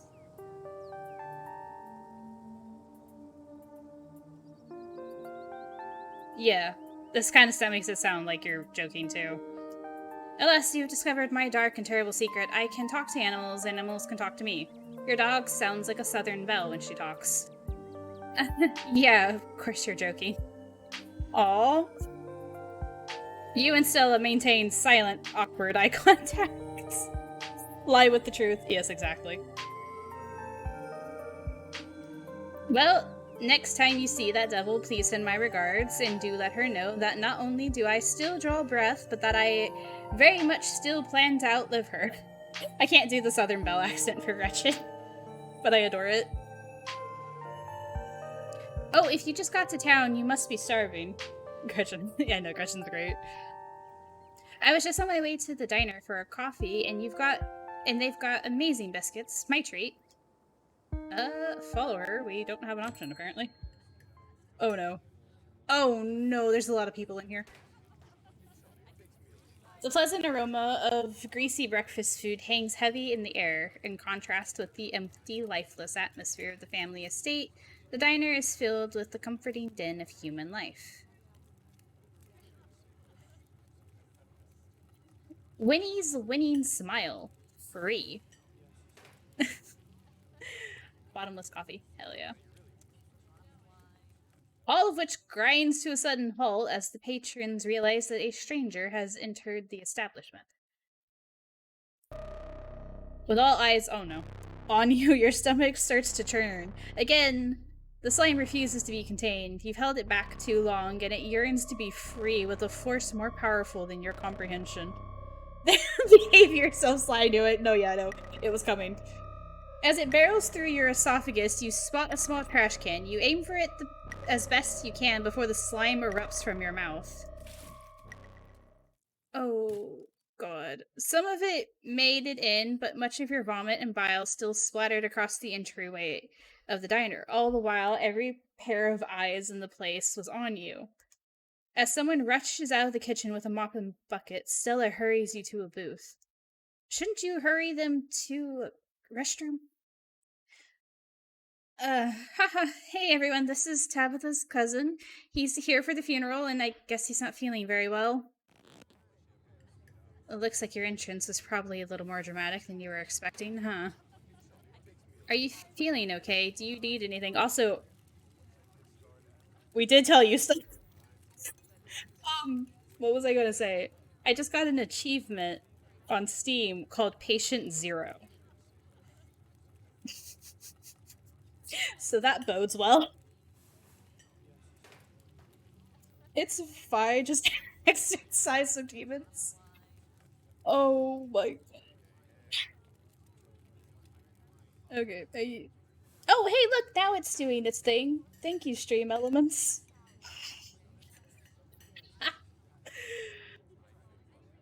Oh, goodness. Okay, well, about that vomiting. Warning. At least you don't see it. Are you feeling okay? Do you need anything? That was the most humiliating experience of my life. I'm okay. Sorry about the mess. Just a little food poisoning. I'm reaping what I've sown. Don't mind me. Guess I'm just a little anxious. I feel like one or two, maybe. I'm reaping what I've sown. This is true. This is true.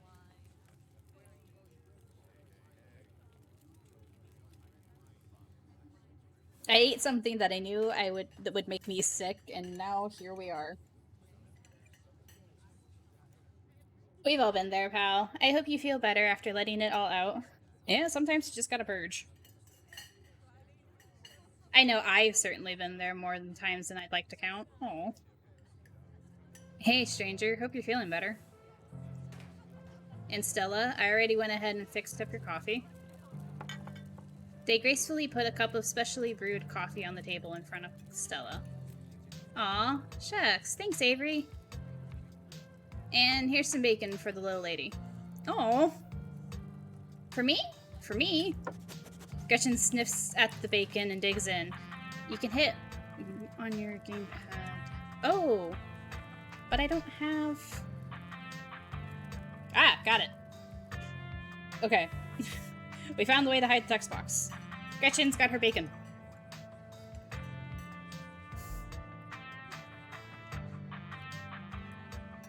I wish I knew how to do that on mouse and keyboard, but I'll keep my controller plugged in and near me. Bacon for the good girl. Yes, yes, yes. Anything for you? Why? Dear Lord, we've got those boiled peanuts and we just keep offering them. I'm not... No, they're for the possum and no one else. Isn't bacon bad for dogs? Oh.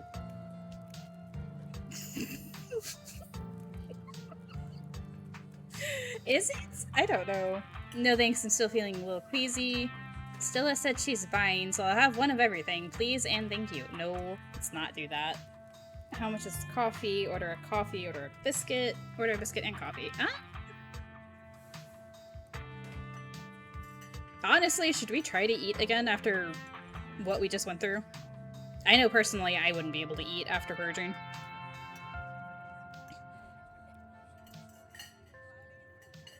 I think she mentioned both, yeah.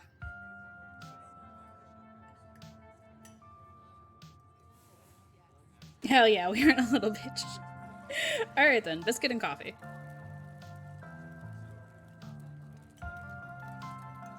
Could I have a biscuit and a coffee, please? I heard they were really good. Best in the county. Avery pours the fragrant brew into an empty mug in front of you. They linger after pouring your coffee, turning to you nervously. Oh, and I'm, sorry for your loss. Before you have the chance to respond, they're gone. I'm glad you took my advice with the biscuit. You won't regret it. Anyway, the funeral's not till Sunday, right? That gives you quite a bit of time to slim around town. I'm trying to think if there are any cool events going on this week. There's always the reading adventure at the library, which is supposed to be for little kids, but I do it every month anyway. Aw. Oh, and I'm pretty sure Avery's throwing a party Saturday night, so that's a fun thing to look forward to. And there's the weekly Sunday potluck on the day of the funeral. That should be right after the funeral, too, so it'll be a special occasion. Is the potluck a church thing? Cool. None of that's really striking my fancy. Remain silent. I couldn't either. Let's live vicariously through this madman. A funeral and a potluck. That's so many casseroles. Okay, so I've never been to a funeral. I don't know... Or, well, if I have, I don't have proper memories of it, because I was too little. So I don't know what sort of things you actually do at a funeral or a wake. Like, legitimately, I have no idea. It's so many casseroles. Oh no. Stand around and talk, mostly.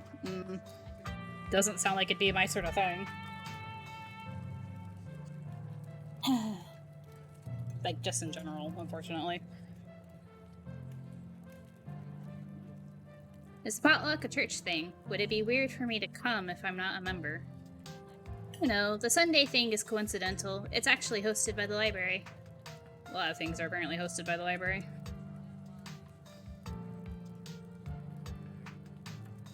I know these are supposed to be paintings, or like photographs, of like probably actual people, but they look like little shadow people. I'm also trying to see what this is.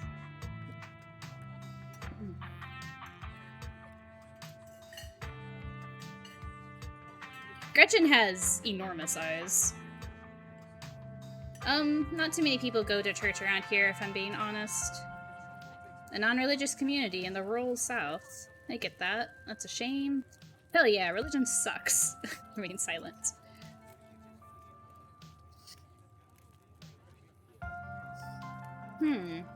I get that. I don't see. I'm trying to think of where North Carolina is. It's on the. It's not like New England area, but it's on the coast, right? Or is there something in between it and the coast? My US geography is all messed up.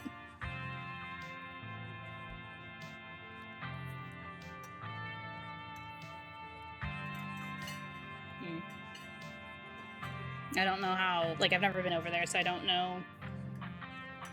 What's up? I was giving Sushi a recap.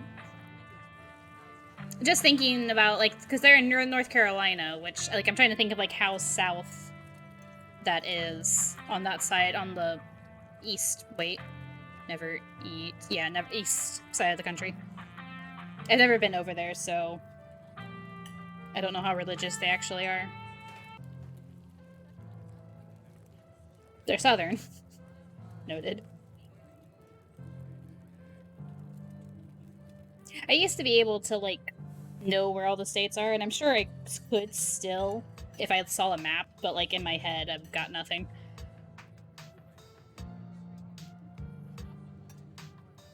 Okay. I'm gonna go with I get that. I get that. I'm not of the church-going persuasion myself. Same for me. Whatever feeling some folks get in church, I think that must be the feeling I get when I look up in the sky on a night hike. That feeling of peace and wholeness.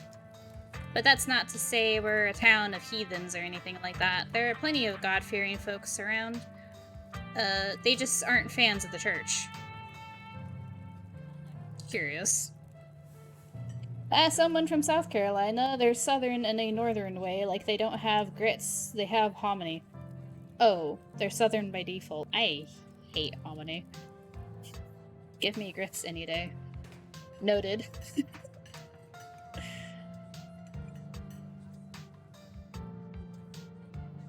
Okay, so we have God-fearing folks, they just aren't fans of the church. Well, the building's okay, but the pastors, although they meant, like, the church, literally. But the pastor's another story. There's just something a little off about the guy. You'll get what I mean if you ever meet him. And unfortunately, you probably will. Anyway, those are all the big events I can think of. As for the day-to-day, any idea how you want to kill the time for the rest of your week? What's it to you? No clue. That seems unnecessarily rude.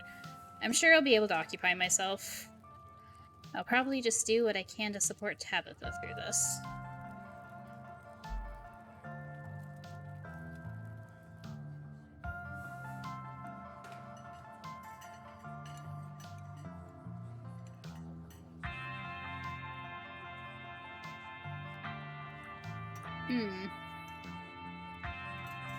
I want to say this, but I don't know. Are we still trying to support Tabitha? I feel like maybe she'll come around, but maybe she won't.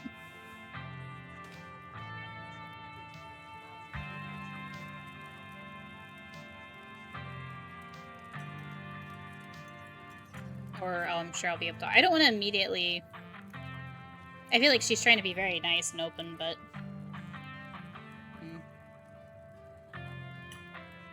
I kind of assumed I'd be spending most of my time trying to help Tabitha, but with how quickly she ran off today, I'm not sure that's enough for a full schedule. I'm remaining neutral, though she's been mean. Yeah, I guess I'm trying to be sympathetic to her situation. Also, like, apparently they've never met, so... You have a random stranger you're related to suddenly there. That's really sweet of you, but you're right. That'll definitely still leave you with plenty of time to kill. Have you thought about exploring the local trails at all? I'm usually out there a few nights a week for my job. I'd be happy to show you around. Before Stella can finish, Avery returns, biscuit in tow. Is there nothing else coming for me? Gosh, if I had known that plate of bacon would be my main and only course, I would have waited before digging in. Aw. Oh, sad puppy eyes. Here's your biscuit. Winnie says it's on the house. She sends her condolences. Thanks. Looks great. You didn't have to do that. What do I look like? A charity case? Chow down. No. I mean, you didn't have to do that. Stella was offering to buy. Yeah, let's just say thanks, though. I like really big biscuits. Like making sandwiches out of them, but also just like if they're like really soft and flaky inside. Ooh, that reminds me. I haven't made SOS in a while. Or biscuits and gravy. I have like a homemade biscuit recipe I use, and then I make it all by hand. I know I don't have to. It'd be easiest to just don't argue with Southern people trying to be nice. True, actual facts. Thanks, Avery. It looks great. You pick up the biscuit. It's delicate and fluffy and nearly crumbles at your touch. Buttery warmth emanates from its surface. You don't even need to taste it to know that it's good. Divinity given buttery form. I have a mystical... I'm gonna argue with you both. Aw. Sushi. Although, Sushi, you've lived in Texas before, you know how it is. Well, in both the good way and the bad. Didn't you say I wasn't nice last night? You take a bite, it melts in your mouth as if it was nothing but butter suspended in a thin matrix of dough. Truly, this is a perfect biscuit. Lie, I've had better. Why would we say that?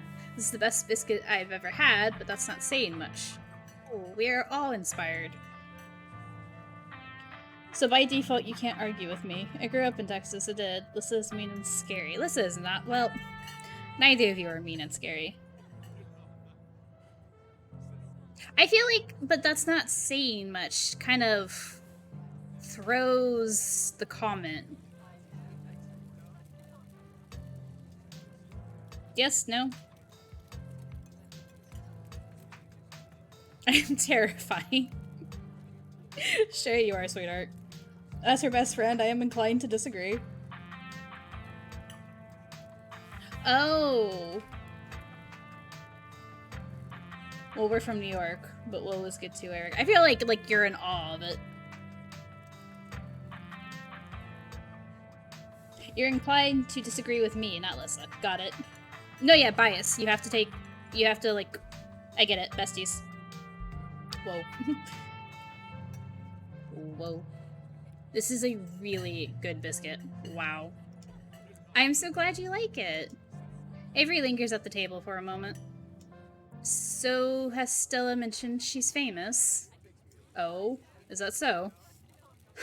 Avery, I'm not famous. Look, if you're not gonna go around tooting your own horn, you know, I'm going to do it for you. Bestie vibes here. Besties, but she's agreeing that I'm mean and scary and terrifying. Yes, she's just agreeing. It's still, I mean, yeah. She's, what do you call it?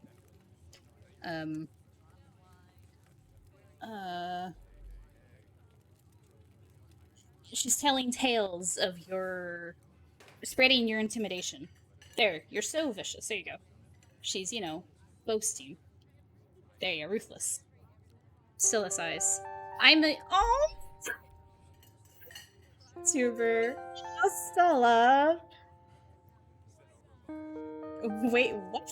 What kind of videos do you do? Wow, that's rad. Oh, okay. How does that make you money? You and everyone else remain silent. Oh no. She seems a little embarrassed about it. Oh. Let's ask her what kind of content she makes. Oh, wow, that's rad. Okay. One of these two.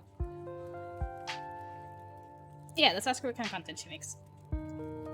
Cool, what kind of videos do you do? She hunts cryptids. Oh my god, yes, she has a Mothman shirt too. Yes.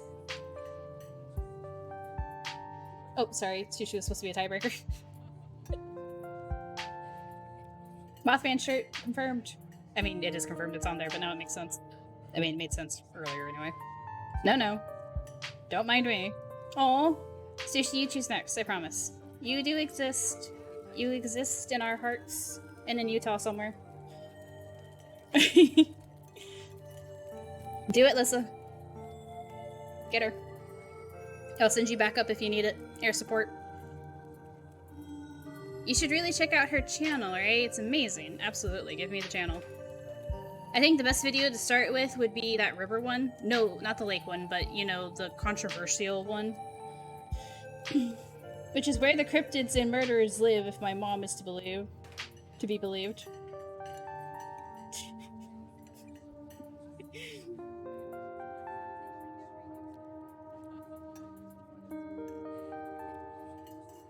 Oh, yeah, the Catawba River Runner. I don't... Catawba?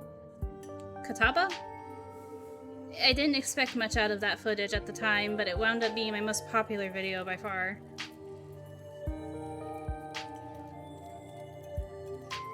Utah is where the cryptids live. So, the River Runner is a cryptid that's only known from a single sighting. 2 Boy Scouts thought they saw something big and weird in the Catawba River, and that's all I had to go on. They found a murdered person in the mountain by me, just after I moved here. Coincidence. Every time she watches a cold case file or a horror movie, she's like, "Did you know this was in Utah?" That makes me think of, oh god, what was it? It's a very old, like, Dracula or vampire movie where, like, there's randomly armadillos in the scene because nobody knew what an armadillo really was, and they were like a weird little critter that they could put in the movie. And then there's the... Why is there...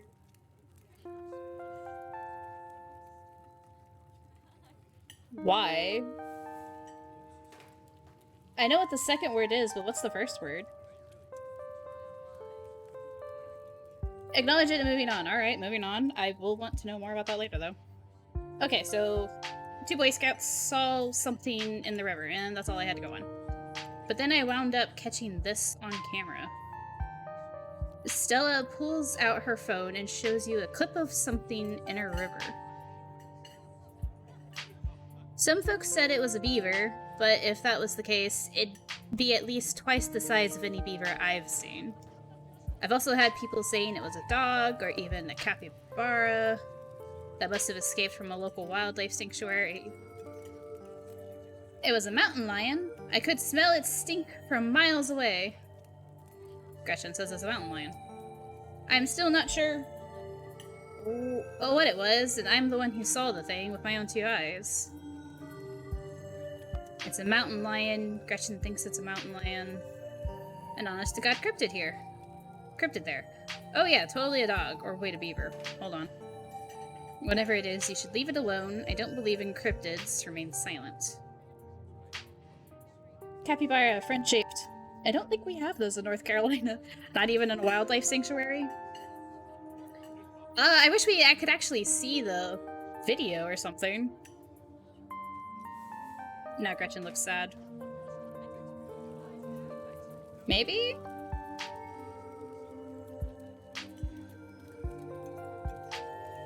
Whatever it is, you should leave it alone. It's an honest-to-God cryptid there. I think. Maybe. We just don't know. It's an honest-to-goodness cryptid right there. No way that's a beaver or a dog, and there's no way a capybara would be swimming in a river in the mountains of North Carolina. Unless there's some North American colony of capybaras in the mountain. What? How? My brain just died. But that would still count as a cryptid, wouldn't it? Cryptid capybaras. Yeah, until someone catches a capybara up here, that would still count as a cryptid by most standards. Oh, thank you for the follow, Limited Power. Appalachia, thank you. Told you though. Oh yeah, you were absolutely right. Thank you, thankies. Hope you're enjoying the stream.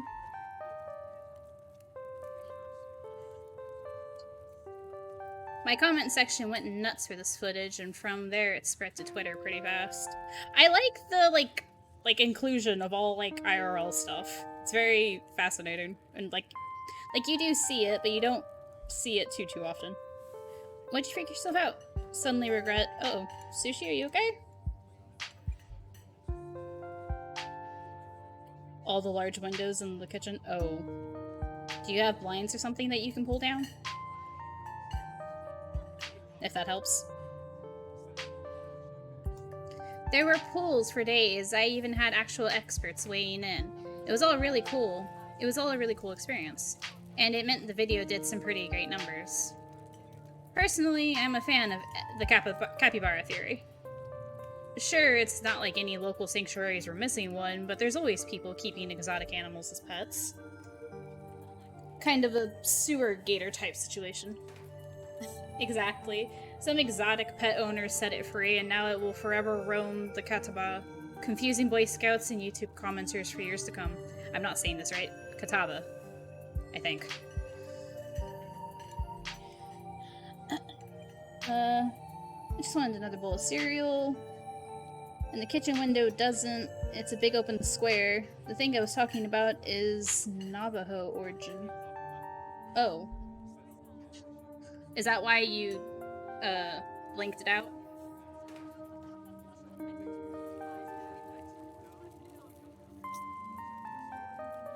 Surprisingly, I don't really get to that too much into urban legends. Mainly because of, like, where I used to live and where I live now. I didn't want to think of the actual name. Oh. Alright.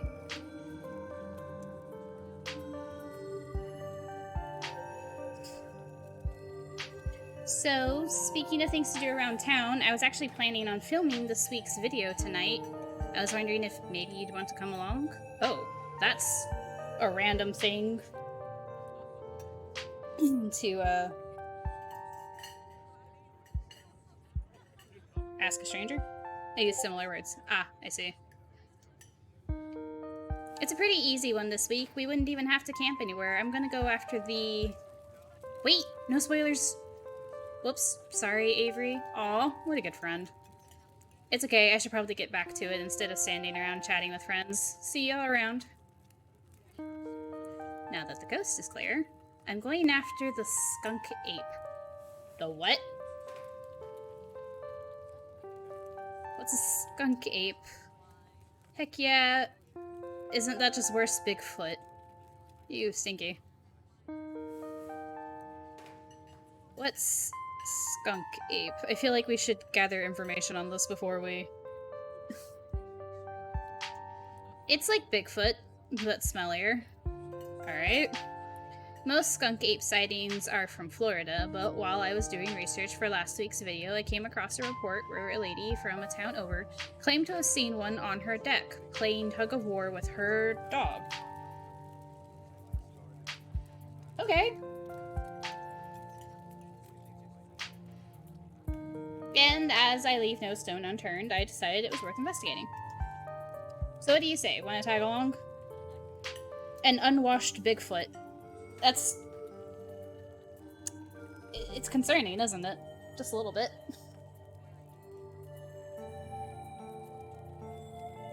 I wonder why they call it, like, okay, a smellier, but, like, do you think it also has the, like, the striping of a skunk? Like, it's black with a white, like, white stripes?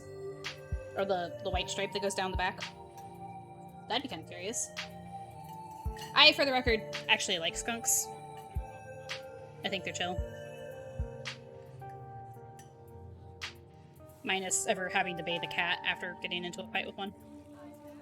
Hold the camera for me while I narrate against the darkening sky, that sort of thing. Ah, I see.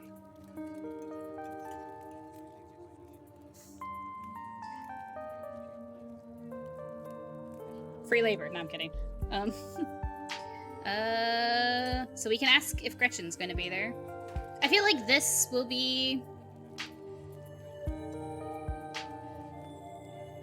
a little easier.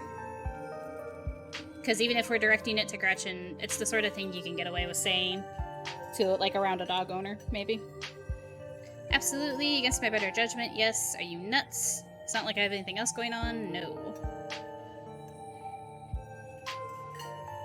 Your baby talking the dog, yeah. Are you gonna be there, Gretchen? That depends. Are you gonna be there, Gretchen? Oh, naturally. I wouldn't want any misfortune to befall my beloved Stella. I must stay by her side, through thick and thin, however odd her passions may be. Aww. Gretchen's a sweetie. Of course. It's actually been a while since I've had anyone, but Gretchen's out there with me. Gretchen out there with me. Say no more. I'm in. This is gonna be a lot of fun. I actually started the channel with a couple of buddies of mine back in middle school, but it'll kind of be like a blast from the past. Me and Kanika and Reese running around in the woods, flipping over rocks and bothering salamanders. Our videos were terrible, but we had a lot of fun, and that's all that mattered to us. Aww. You know, that gets me thinking, I wonder if they'd be down to come along with us, get the old gang back together. Though I guess Kanika has to close out the general store tonight, so I'm pretty sure she's a no-go. I'm not sure if I'm saying their name right. But Reese, I think there's a decent chance we could get him to come out of his hidey hole if he's up for it. Do you mind if I make a quick call? Stella pulls out her phone and dials it, waiting while it rings. Reese, dude, what's up? Feels like it's been forever. Aw, man, I'm sorry to hear that.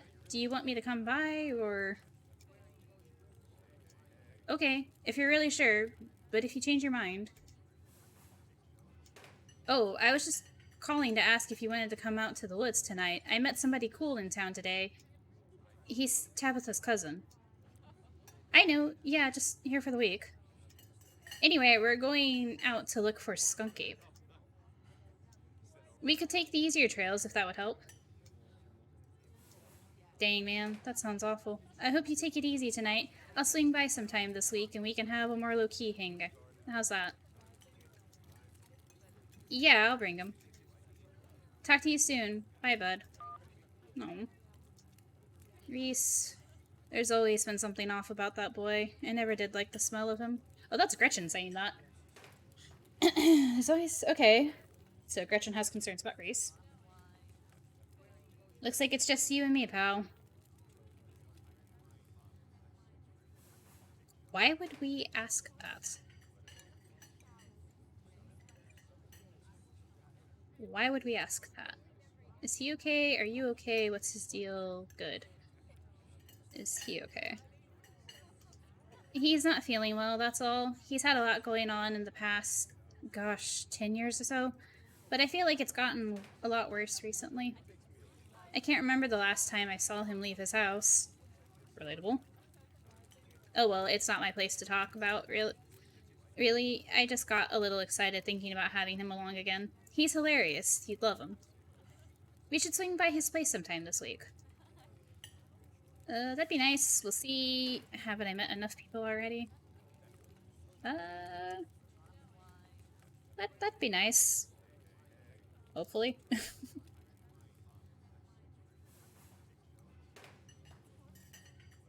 I'd love to meet your friends. Aw. Awesome. I'll make it happen. Only if he's okay with it. He's definitely the trickier one to meet. Kanika is much easier to track down since she's at the general store basically every day. But friendship can wait. We've got a skunk ape to hunt. So we should probably head out if we want to make it up the mountain before it's too dark. Come on, let's blow this popsicle stand. You pause before getting up. Maybe it's time to make a good second impression. How are we going to do that? How, after all, you just puked your guts out in front of half the town? Leave a tip. Leave a generous tip. You can't afford to leave a tip. Don't leave a tip. You didn't have any spending money. Well then, why would you? Do we actually not have that much money?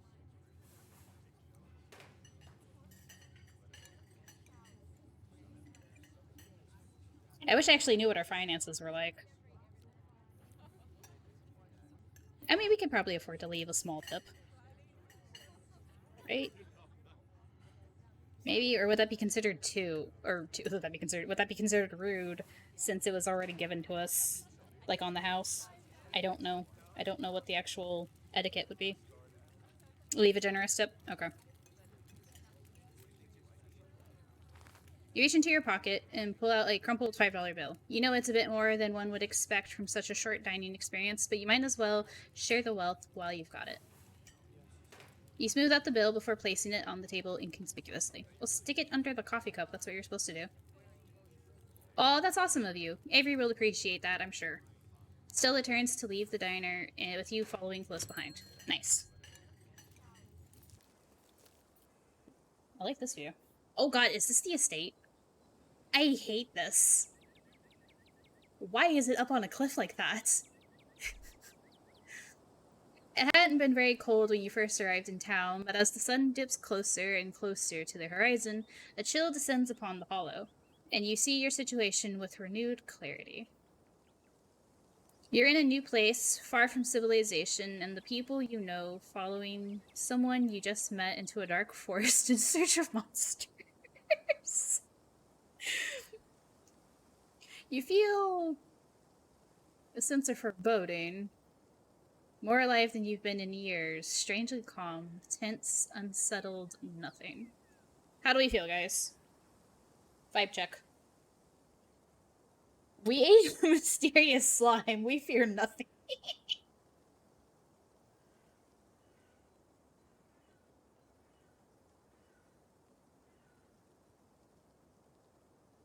2, more alive than we've been in years.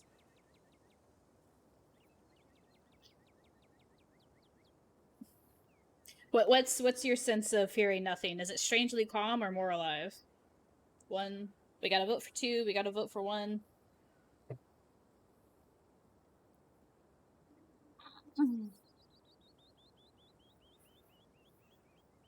2. Alrighty. More alive than you've been in years. I wonder what the sense of foreboding is. If nothing else, this mystical thing that pops up is a little bit of like it lets you know things. You feel alive, the fall breeze passing through the leaves, the orange hue of the setting sun painting the horizon, the promise of excitement ahead. It's been a while since you felt this in the moment, this present. The world around you feels almost magical. Were a mythical creature to actually manifest in front of you, it would fit perfectly in this world. I guess purging slime does that to you. Gotta love this brisk fall weather. This past summer was the hottest on record, since last year at least. You know how it is these days. Each summer is the hottest yet until the next summer, which always finds a way to be so much worse. That is too real right now. It's just nice to feel a chill in the air and see the leaves change, like normalcy is restored, if only for a moment. Sorry if that was a bit of a bummer. We should talk about something more fun, like skunk apes. Kind of trying to keep an eye on Gretchen, what she's doing. Like skunk apes. Are you really expecting to find anything? Do you ever hunt things that aren't cryptids, like ghosts and whatnot? Has anything bad ever happened on these hikes? What's the weirdest thing you've seen out here, other than cryptids? Let's move on. No, okay.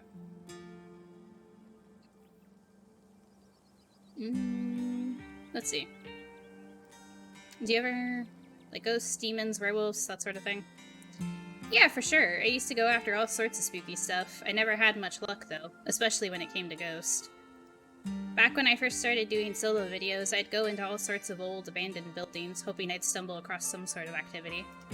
But nothing ever happened. It was always just me and my camera in an old house, getting worked up over a gust of wind or a creaky floorboard. When all's said and done, I've just been a lot luckier with cryptids.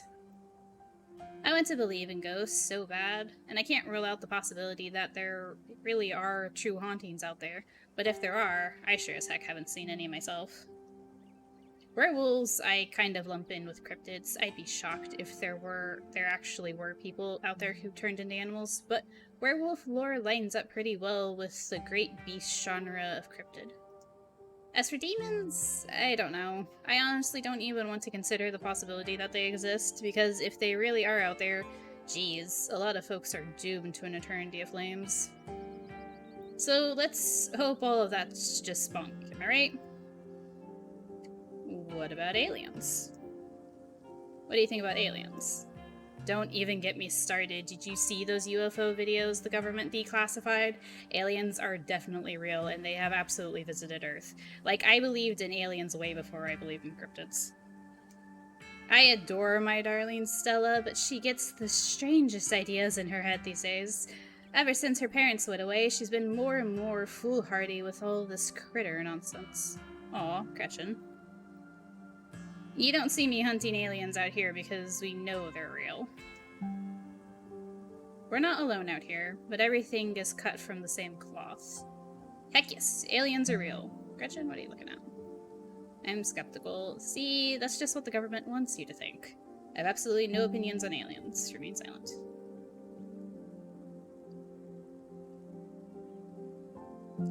Not sure if I agree with the second part of the sentence, but yeah, we're not alone out here.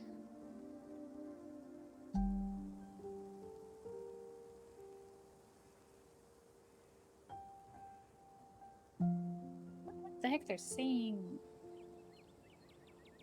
I'm overanalyzing the sentence a little too much. But everything is cut from the same cloth. Whoa! You've gotta meet my friend Kanika's mom. You two would get along. Wonder what that means. Okay, are we expecting to find anything? Has anything ever happened on these hikes? Are we expecting to find anything? Are you really expecting to find anything out here? What are the chances we actually run into a skunk ape in just one night of filming? That's fair, we are hunting a creature that stayed hidden from humans long enough to gain mythic reputation. What are the odds of something like that popping out to star on my little YouTube channel? But hey, the chances are never zero, right? Alright, that's a positive attitude about it. Has anything bad ever happened? You know, just curious. Let me think. There was that time back in early high school when Reese fell down a cliff. But he was fine. We had some folks from town rig up a pulley to get him out of the ravine, and his leg only took a couple of months to heal. All in all, not too bad. Though I guess there was also that time I was out here alone and kinda got stuck in a cave. I was getting great footage of what I thought was a family of Wumpus cats, but I wasn't able to wiggle my way back out. Turns out that the Wumpus cats are actually skunks who very much did not appreciate me blocking the entrance to their hidey hole. The chances are never zero, unless of course they're exactly zero. Yeah, that's fair. I guess it just ultimately boils down to how much do you believe whether or not something exists. Because, like, say, if you don't believe a ghost, and, like, you're very firm in the idea that they don't exist, then yeah, the chances are zero. But if you do, then there it is. Or at least for this particular scenario. And instead of running for help, Gretchen just sat outside, bored to tears. Lassie, she is not. As if I made sure to give those nasty little skunks a piece of my mind. That's what I did. And I kept Stella company, just as she would for me if I decided to hide in a hole for hours. It took about an hour to get loose, which was pretty intense, but a few tomato juice baths later, and I was red as rain. So it could have been a lot worse. Oh, and there was the time I accidentally stumbled onto old Duke's property and nearly got my head shot off. I'm sorry. But that happens to everybody sooner or later. I'd barely count it. So yeah, these hikes aren't all that dangerous, all things considered. Are you sure it's safe? No, I think we're fine. What's the weirdest thing you've seen out here, other than cryptids? Other than anything cryptid related, of course. Oh gosh, that's a good one. Let me think. Well, there's always the... That's pretty much the entirety of where I grew up in Texas. No, yeah. It's a very familiar feeling.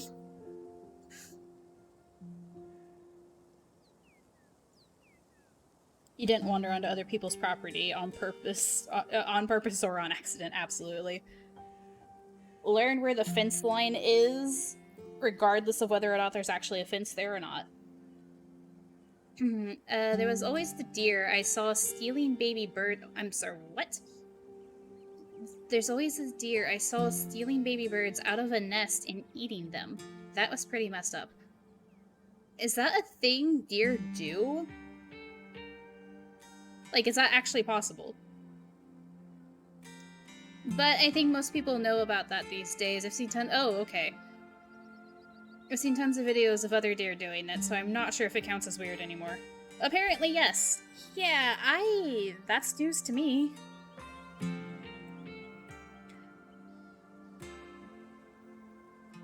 Tetanus? I'm sorry, is that tetanus?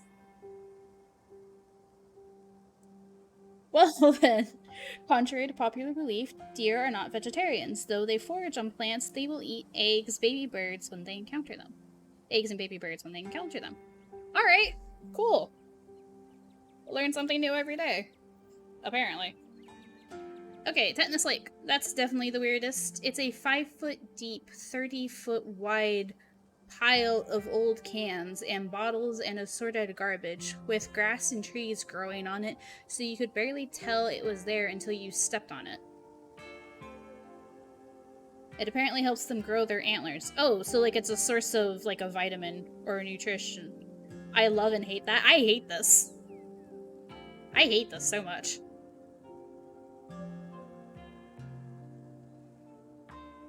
It was practically solid ground with how much it had been compressed, but you could still fall through if you weren't careful, hence the name. I'm having a hard time. I get it. Yeah, like the junk's not compressed enough, you could slide into it. Oh, no. No, thank you. No, thank you. Better be up on your shots if you want to mess around in there. I don't want to mess up around in there, and I'd be worried about more than tetanus. It's all stuff from the 50s, too, which is super neat. I salvaged a few bottles that I keep on my dresser as a little souvenir. Fun. Did you hear that? Oh, calm down, Gretchen, you old mutt. Hello, sir. Oh, Duke, you rascal. Same to you, Stella. You're always just jumping at nothing, girl. Whew, sorry for getting spooked, Duke. I thought you were some creature of darkness. Nah, girly. Just old Duke. Now, what the hell are you looking for the way out here? Skunk ape. Sorry, I asked. And who's this you suckered into coming with you? Wait a tick. You aren't... Is that... Yep. I see. Welcome to the holler. My condolences. I'll keep you in my prayers. Another stranger. Another opportunity for a salty introduction. Alright. No. Keep your peanuts to yourself. Why? Why is it just introduce yourself? Oh, a salty introduction. I get it now. No, we're keeping the peanuts. I've decided. The peanuts are for Dustin. If we ever get the chance to offer him peanuts again. You once again remember the... Is it still... Oh, a peanut... Oh, I'm sorry. Limited power. I'm very concerned about the bag of peanuts. I'm just gonna throw that out there. Also, why are they still dripping? You once again remember the dripping bag of boiled peanuts you have on your person and briefly consider offering them to Duke before realizing that it would probably be more of an insult than anything else. You keep them hidden away. Now both of y'all head back to town, you hear? It's best you steer well clear of this area tonight. I'm out dealing with my own critter and won't be too appreciative of a couple of fools with a camera scare away the more sensitive wildlife. What are you hunting tonight? Something tall and hairy? Something musky? You seen anything like that recently? Wouldn't you like to know? You never could stay in your business, Stella Richmond. Put that damn camera down. These peanuts are giving us more of a power struggle than this line. I wonder if you have a specific number of peanuts and like you could just constantly give them to people until you run out. Aw, come on, Duke. Maybe I could help out. I'm pretty good at tracking. You know I've learned from the best. That you did, but I have yet to see a shred of proof that you listened to any of it. The way you tromp around the woods at night yelling about chunkabungas or what have you. Something's been getting at my chickens, and I've lost 3 this week, and can't afford to lose many more than that. I'm so sorry to hear that. But, I wonder if the skunk cake has a taste for chicken. Now, see, this is why I don't come to you about these things. It ain't no skunk ape, whatever the hell it is. I know exactly what this is, but I know you won't believe me if I tell you. Oh, Duke, you don't think it's... I do, actually. It's those damn mountain lions. They're out there, Stella. Oh, Gretchen did say. I don't care what your little investigation turned up. You haven't been out in these woods as long as I have. Those sons of bitches are sneaky. Of course, you wouldn't find any in one night of tracking. And I know for a fact that's what's been getting at my chickens. It couldn't be anything else. I'm telling you, man, mountain lions are extinct in these parts. There hasn't been an actual sighting since the 1990s. And even those were iffy. I thought they said 50. It's true. There are mountain lions out here, sure as sin. They pee on all the best trees. You know what? I'm inclined to believe Gretchen. But if it's not a mountain lion, it's at least something with a distinct smell that she's, picking up. I can't believe you go out there on your own YouTube. Wait, hold on. Can't believe you go out there on your own, on your YouTube saying some river monster spotted a couple of school-age Boy Scouts has been 100% confirmed yet. Appalachian cougars are some kind of far-fetched fantasy made up by geezers like me. Yet Appalachian cougars are some kind of far-fetched fantasies made up by geezers like me. I don't know why I struggled so much with that sentence. You made me look like a fool. I read those comments people are posting on your video. They were calling me all kinds of names just for seeing things with my own eyes that I know to be true. Oh, but he reads and watches her video. He watches her videos and reads the comments. I'm sorry, Duke. I didn't mean to sick anybody on you. I just don't think it's plausible. You'll eat those words when I come carrying a mountain lion corpse out of the woods at dawn. And if you two don't want to face a face full of buckshot, I suggest you run home and stay out of the woods tonight. As Duke's words leave his mouth, a sinking feeling starts to pull at your stomach, and you glimpse brief flashes of something terrible to come. Whatever it is, the 4 of you are bound to meet it, and it will change you forever. There's something waiting for us deeper in the woods. I don't think this night ends well. But we were here first! What if you find a mountain lion, don't kill it? I don't think saying this to Duke will matter at all. Right on, Duke. Kill that mountain lion. Can't you buy more chickens? Okay, let's go. Don't butt in. This is between Duke and Stella. Do skunk apes like peanuts? Maybe. Maybe. If we run into the skunk ape, we'll offer them peanuts.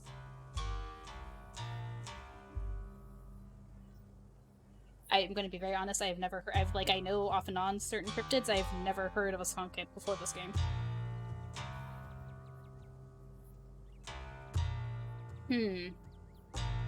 What do you think? Should we say something mystical and foreboding? Stay out of it? Butt in? Well, it's not really butting in, but... I've heard of them, but that's the extent I know of those words. Let's be mystical. Okay, so I don't think this night ends well, or there's something waiting for us deeper in the woods. One's vague and one's... Well, I guess they're both vague, but...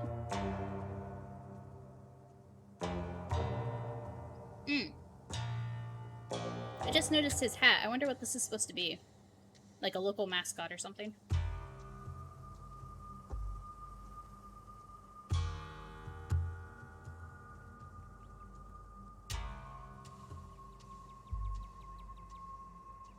It's probably just an ape with a skunk and a skunk taped together.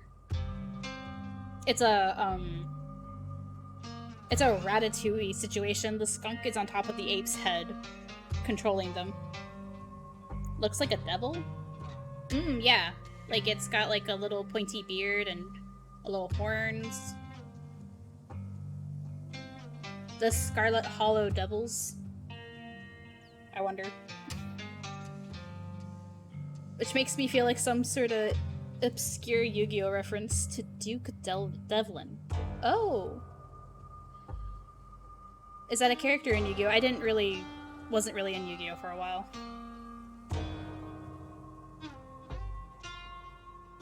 I see. I wonder.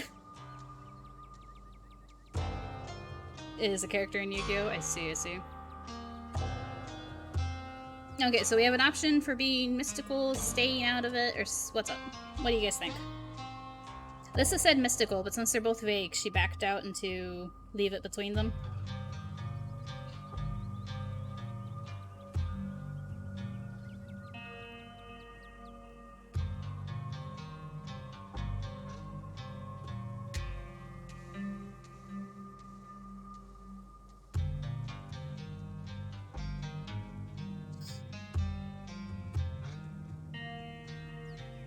Alrighty, we're gonna that button. I assume that's kind of what I probably would have done IRL anyway. I get really awkward when I get into these sort of conversations and I don't know either person very well. You stand awkwardly by us to continue to argue.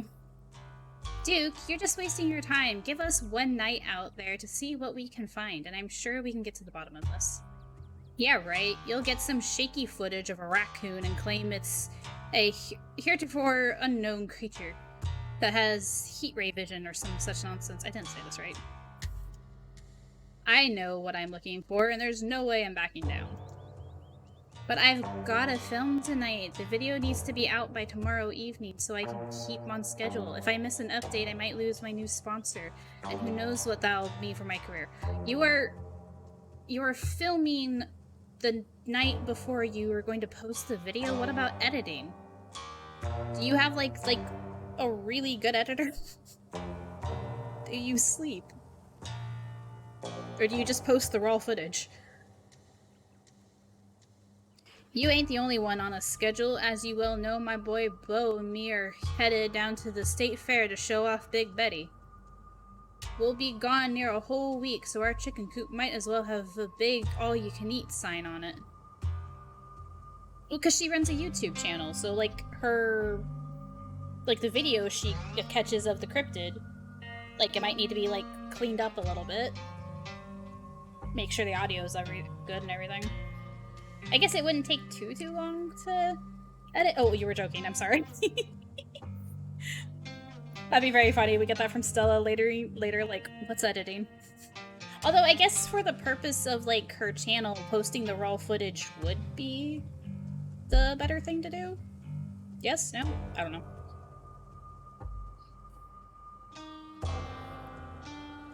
You know how I feel about my chickens. I couldn't take it if I lost any more of my poor little ladies. Aww. Let's just go, Stella. I don't see why I need to be involved in this. I'm out. This is too much pressure. Walk away.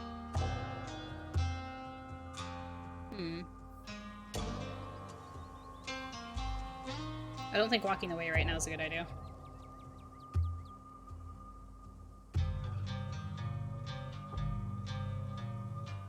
Yeah, let's see if we can convince Stella to leave, maybe.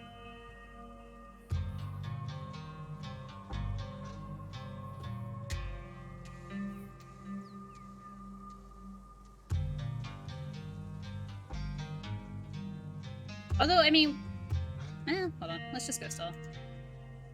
He's not gonna budge. You're right. No point losing any more time arguing. Fine. We'll head back to town. Break a leg out there, Duke. No, don't break a leg, please. Break a what now? I mean, good luck, old man. Alright. Have a nice night, y'all. As you and Stella return to the trail, she carefully looks back the way you came. Okay, the coast is clear. There's no way we're letting Duke edge us out that easy. Come on, I know a trail that'll let us get around him. We're gonna accidentally get shot. I knew you wouldn't give up on the hunt. Lead the way. Oh no, we aren't actually heading back to town. Are you sure you don't want to, like, watch a movie instead? No way, not with Duke and his shotgun out there waiting to blow our heads off. Silently follow.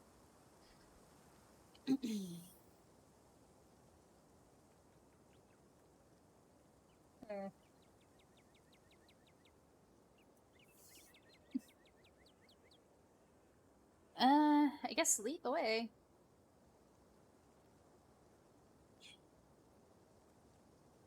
Nope, 3. What's up? Oh, no, we aren't actually headed back to town.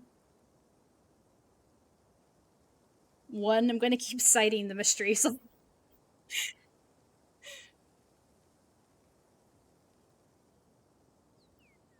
well, this isn't immediately, like, pushing back, it's just asking. 1, 3.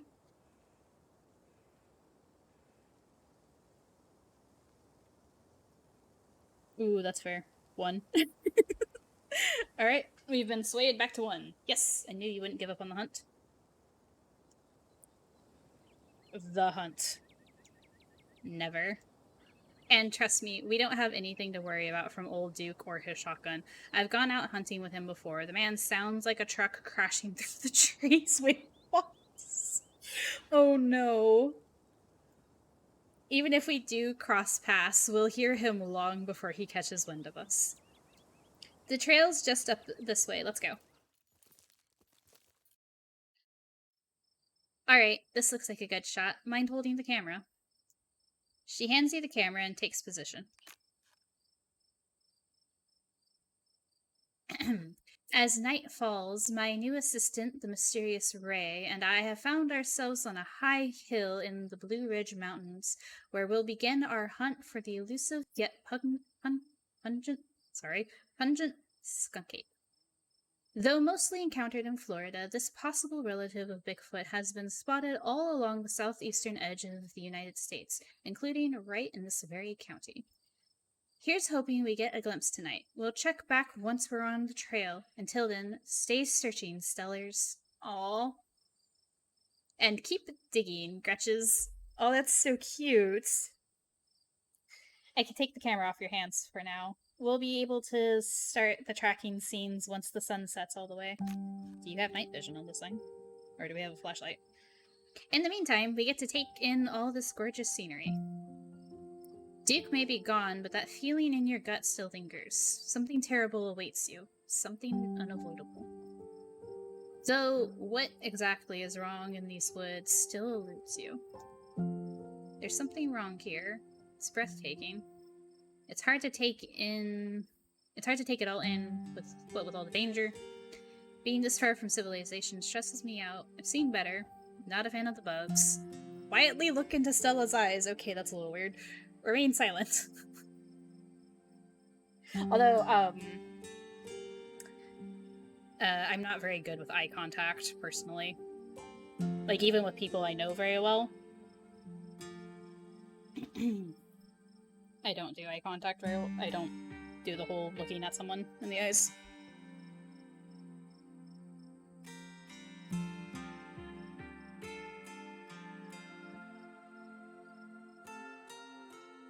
Got 1 for 1. Still, there is something wrong here. What do y'all think it is? Like, do we have any inkling of what might be going on?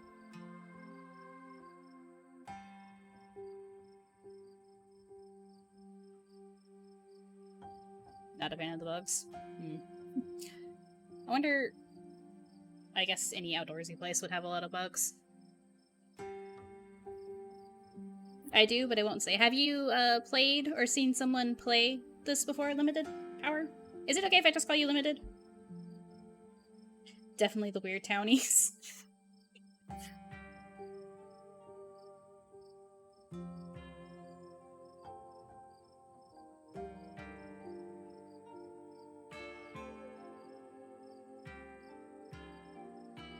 There's something wrong in the air. It feels oppressive. Dark. You don't happen to mean stinky, do you? Do you think you're smelling the skunk ape? No, more like a storm is coming. No, something metaphorically oppressive and dark. Yep, that's gotta be the skunk ape. Remains silent.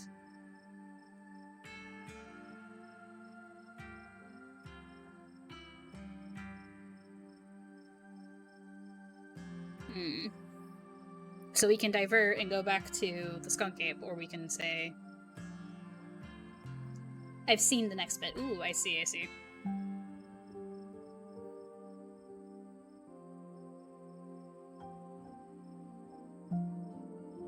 Okay.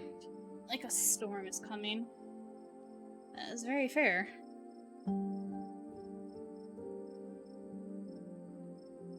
Also, we don't know if it's metaphorically oppressive and dark. What if it's literally oppressive and dark?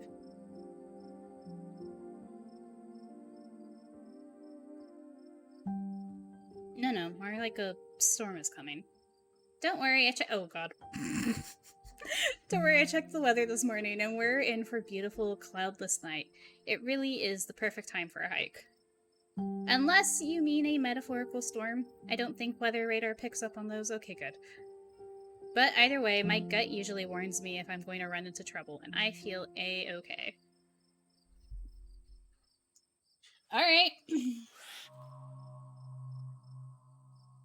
Your quiet moment with Stella is broken by a loud, percussive snort.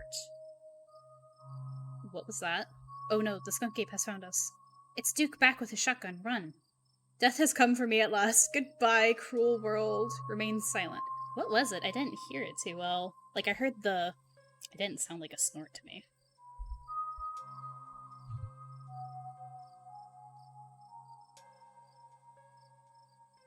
What did it sound like to y'all? It sounded more a little like a hiss or something.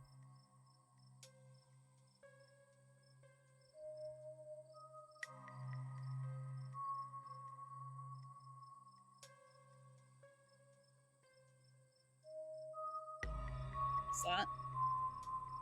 You didn't hear it? Oh. No need to panic. It's just the sound a deer makes when they want to warn the rest of their herd about a big scary predator. So like us. Let's check it out. Let's not check it out. Oh. Okay, real quick.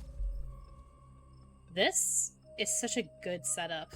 Because, like, you see the flashlight in her hand, you have a huge dark section here. I love this.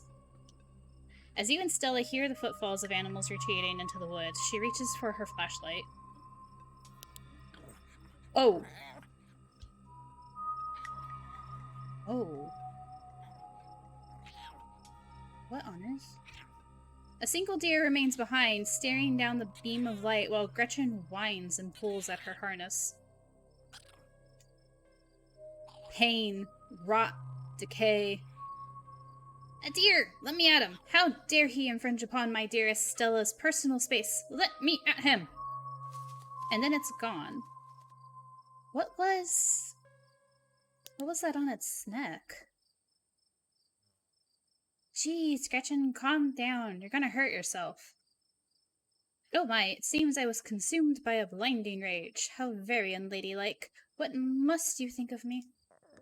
She cannot handle deer. When she gets like this, I usually have to pick her up and hold her. She has a bad habit of slipping her harness when she wants to go after something. Yes, that's how we met. You're too much of a potato.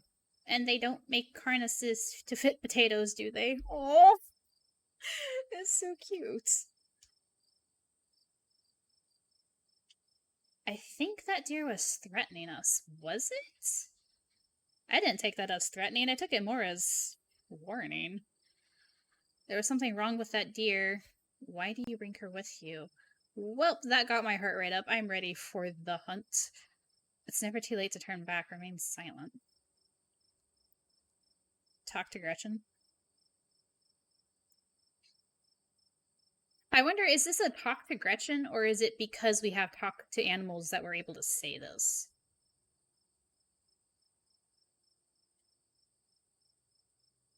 But yeah, let's mention, although I don't know enough about deer, maybe Stella will, and like notice how it was standing. Although I'm very curious about like what was those bumps on its neck. I think the deer was threatening us or warning us. I think it was just sick. That thing on its face, I bet it was an abscess. Maybe a tumor. It definitely had some weird gross, yeah. It's not like wild animals can get those taken care of, so they just get bigger and bigger. Poor thing. But there's not much we can do about it. Why do you bring Gretchen with you? I got my heart rate up. It's never too late. Turn back, remain silent.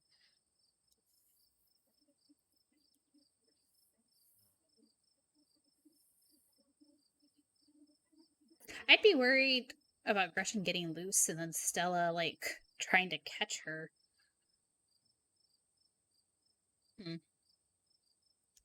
Why do you bring Gretchen out here with you? She doesn't seem like the safest choice for a hiking companion. Excuse you? Though after that outburst came over me, well, I suppose I can see the merits of your concern.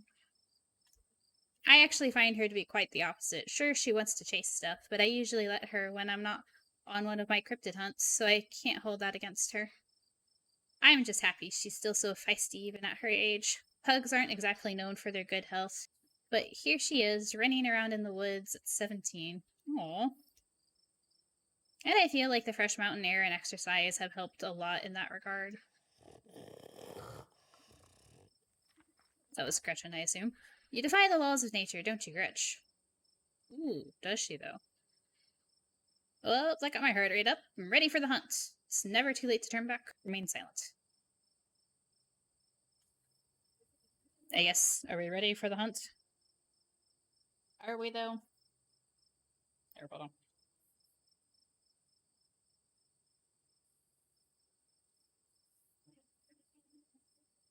We are so ready.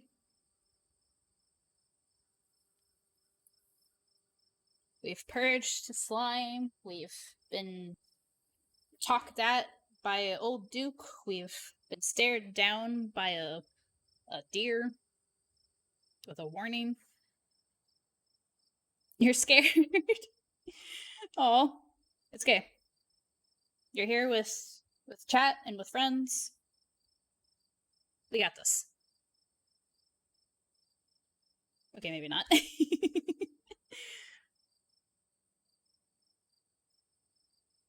Okay, we're ready for the hunt. Same for me. How about we take a quick snack break to fuel up, and then we get right into the night's activities. I've got all the best trail snacks. Oh, you do indeed. What do we have here? We have peanuts. Although maybe we should still hang on to the peanuts. We have apricots, trail mix with extra M&Ms. I don't know what these two things are. As you settle down to rest, Stella breaks open a bag of assorted snacks. Take the trail mix, extra M&Ms. Take a snack bar, dried apricot, or sesame sticks. Ooh. Chat, what's the preference? Or no thanks, I'm not really hungry. Remain silent. There's a lot of remain silent options. I wonder if there's a thing for that where you're just like super quiet throughout the entire game. Trail mix. Trail mix. A little salty, a little sweet. My favorite trail mix is it's called indulgent or it's called berry mix, depending on who does the like what brand I'm buying. But it's got white raisins in it, it's got dried cranberries, and then like dark chocolate chips and white chocolate chips. And like a mix of nuts. It's my favorite. I love that stuff. I think it has mostly almonds in it. There's not like any cashews or anything.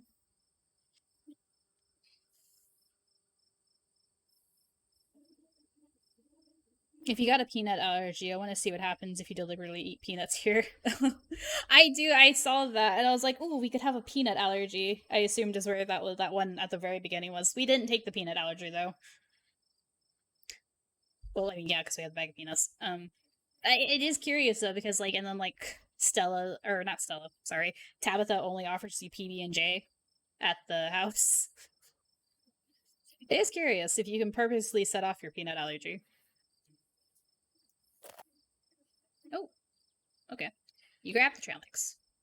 Classic choice, never fails to satisfy. I like to mix my own to make sure it has the best stuff. And I use dried cherries instead of raisins. Oh, nice. Maybe it's a bit of a controversial pick, but even as someone who's passionate about dried fruit, I simply cannot abide raisins. Oh, that's why. So my thing with raisins is I want them to be like golden raisins or white raisins. I don't like regular raisins, which is why that one trail mix I was talking about earlier is my favorite. It has golden raisins and dried cranberries. Simply cannot abide raisins. Yes, finally someone who gets it. Nah, raisins for life. I can't say I. Well, I can't say I have a horse in this race. It's all good. I can't say I have a horse in this race. It's all bad. I can't. Oh, Jesus. I can't say I have a horse in this race. It's all food. Silently tear into it.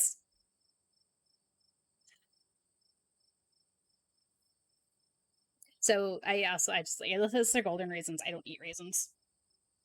That's my personal thing though. That also, I guess, maybe boils down to why all the horse options. I don't know. Goodness, I don't know.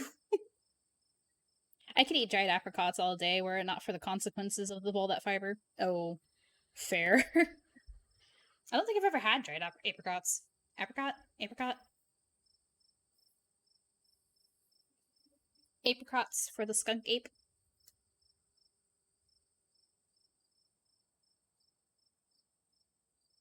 Dried bananas are actually something I used to eat a bunch when I was younger. They'd mix it into like granola snacks and stuff like that. Ooh, speaking of granola snacks, I do have granola bars in the room. Uh, what are y'all thinking? No opinion? Raisins for life? Someone who gets it? I was very curious about the sesame sticks. I've never had that before. I don't know him. All right. Um, just nod and agree.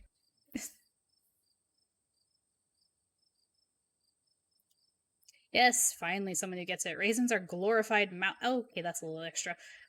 Mouse droppings. They destroy everything they touch. That's not quite nodding and agree. Definitely. Any other dried fruit is better. Glad to finally meet a fellow preserved fruit connoisseur who can appreciate my refined taste in the trail mix. Aw. I like Stella. She's sweet. You and Stella settle down on an overlook, snacks in hand, as the quiet sounds of evening wildlife wash over you. Gretchen gnaws a stick and distracted for the time being. Okay, calm down a bit. This is very passionate about a dislike of raisins. Oh, Stella's got her stick. So tell me what it's like in San Antonio. Do you have a house, an apartment? Do you live with family, roommates, pets? Tell me what it's like to be Ray. I live alone in a dingy studio apartment. I live in a closet in a house with 10 roommates. I live in a doorless basement that floods whenever it rains. I live in an apartment with a different roommate. A difficult roommate. I live in a 12 by 12 shed in someone's yard. I live in an internet cafe. I'd rather not say, shrug and remain silent. But there's so many options.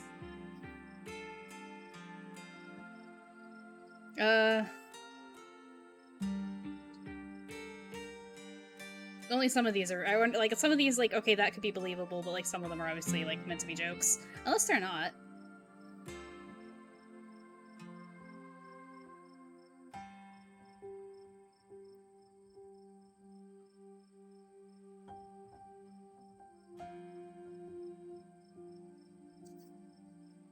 Just very curious, like each of these. The dingy studio apartment definitely seems what Tabitha seems to think of our life in the city.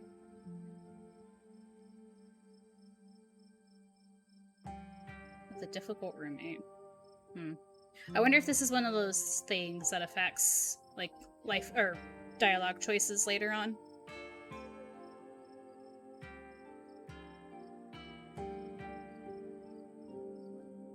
Personally, I still love family, so I can't sway in this with a personal choice.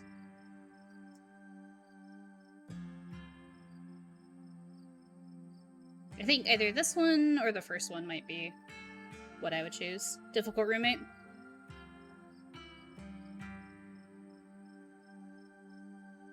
I'm really liking the soundtrack for the game so far. It's nice.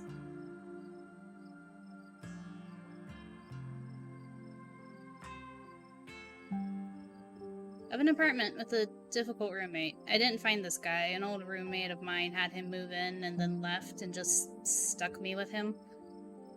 He's not the worst roommate I've ever had, so I can't complain too much. The biggest issue is his complete lack of respect for any boundaries. He sleeps on the couch in the common area most nights, always unclothed. He steals bites of my food, which he thinks he's being really sneaky about, but there's nothing sneaky about taking a huge bite out of a freshly made sandwich when there are only two of us living in there, even if I'm in the other room when it happens. And he infringes on my privacy all the time, too. If I close the door to my room, he'll just start screaming and sometimes even attack the door until I open it, and then just walk away. It's like he has a complex, but... Do you live with cats? Sorry, real quick. Mood, hi, Yulia. Sorry, that last bit just makes me think of my cats. Also, the sandwich bit. The sandwich bit, like, all of this, like, hold on, please tell me this is the leading up to say I have a cat. I also just, like, scream. Shut me out, I can just scream. Yulia! Thank you for the 14 months. Hello. Well, you do talk to animals. Oh my gosh, that's true. We do have the talk to animals trait. It's hilarious.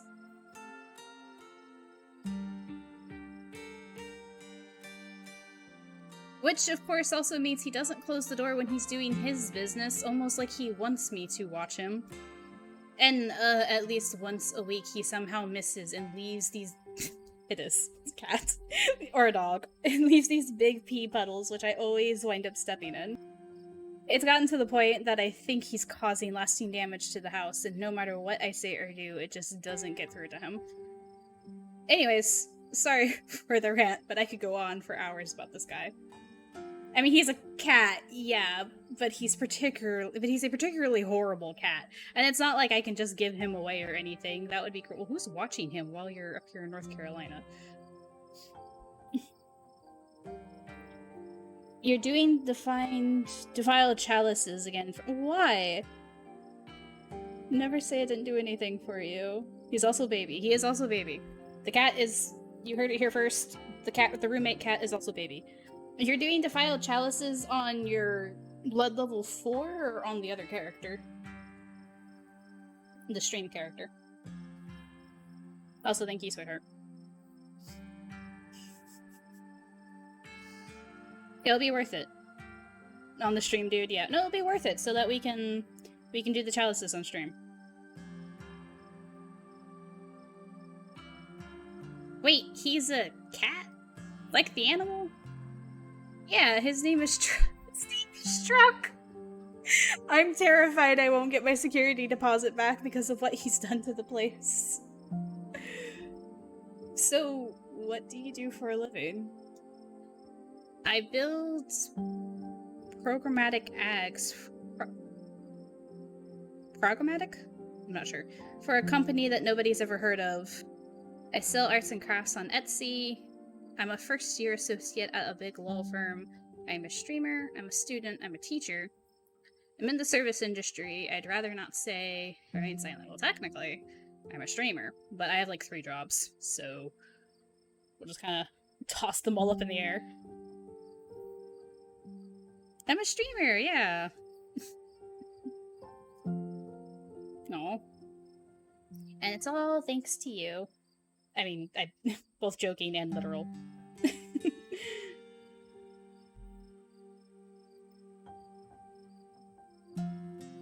I'm actually a streamer. Said the streamer to the YouTuber.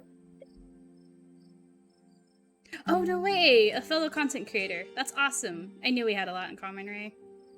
What sort of streams do you do? I play video games, I do art, I teach people how to cook, I play music. I mostly just talk to people. I play video games. Although I would love, if I could ever find a way to do a cooking stream without me being on stream, I absolutely would. I would love to share recipes with y'all. I play video games. I mostly stream video games. That's cool. I'll have to check out your channel sometime this week. How do you like it?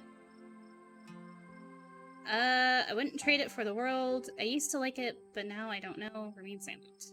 I wouldn't trade it for the world. Most people I meet tend to raise their eyebrows when I tell them what I do, but I love it. Oh.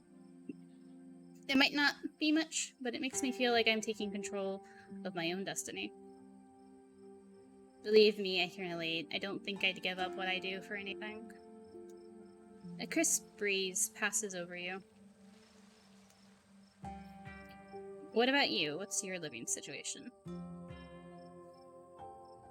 Aw. Yeah, you too, Sushi.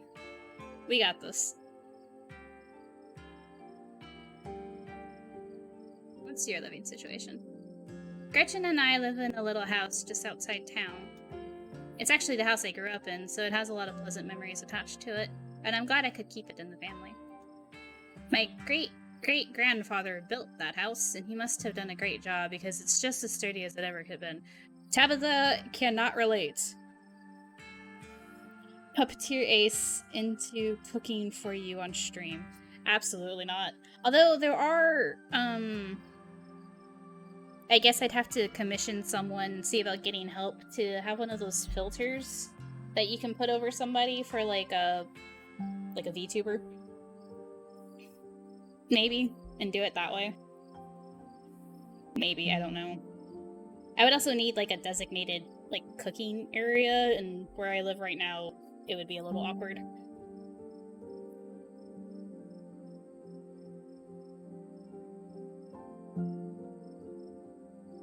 Okay, so it's just do you live with your parents? Do you live alone? Remain silent. Okay, so we know from Gretchen that Stella's parents, she didn't say, I think she said they left. I don't know if they're dead, but they're not with her.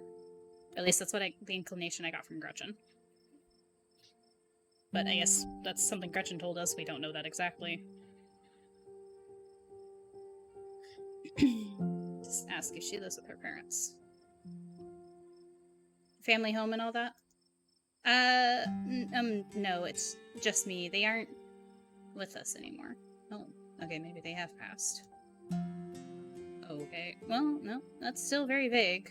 Did they move? I'm sorry. Because they're dead? Say nothing.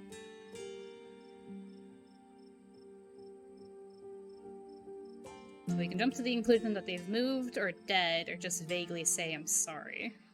Or say nothing.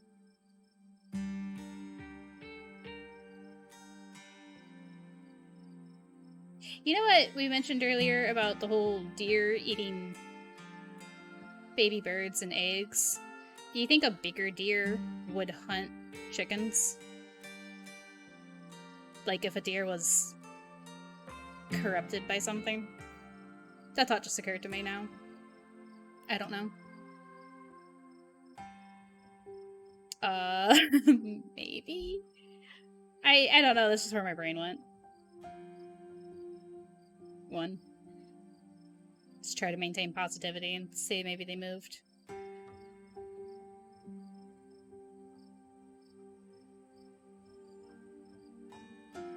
No, they died.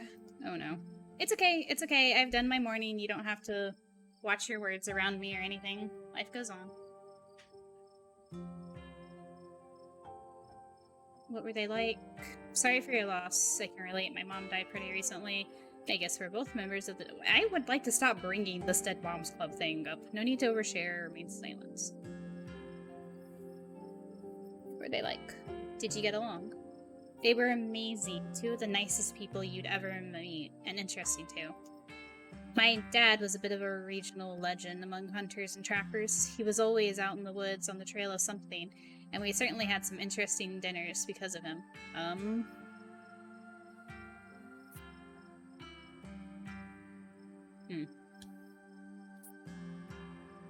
What does that mean?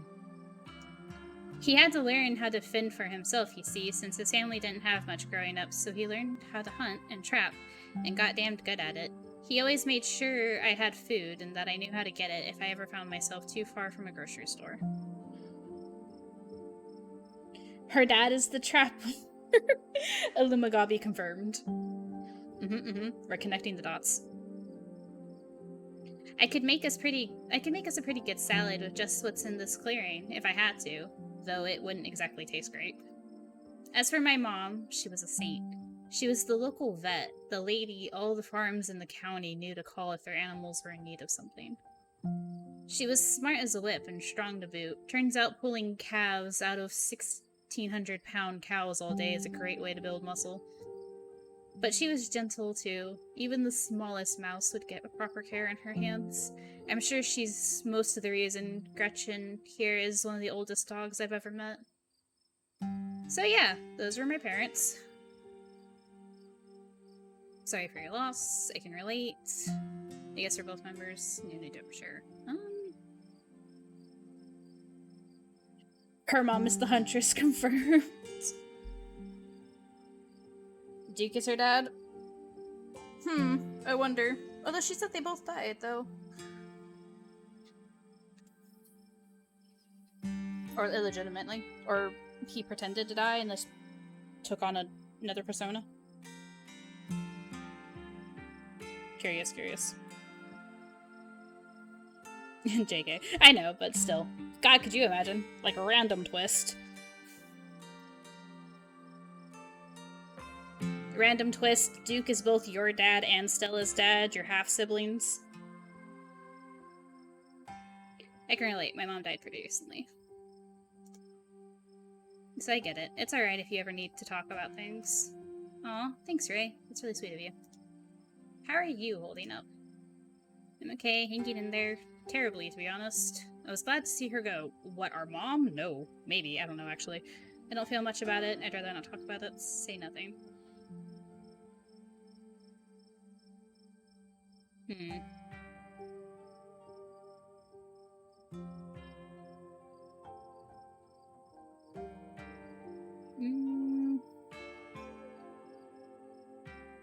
I'm okay. Hanging in there. It was a long time coming, so it wasn't a surprise. I'd kind of come to terms with it by the time it actually happened. And it's not all bad. She doesn't have to be in pain anymore. That's a relief. The hospital bills are another story, though. Yeesh, I can't even imagine how bad that must be. It's just salt in the wound at that point. Whoa. My stars, what was that? That sound wasn't meant for human ears. Whatever lurks behind the tree line is something best left unseen. But the events of this evening were already set in motion long before you stepped foot in Scarlet Hollow. There's no turning back now. Hold on, I'm saving.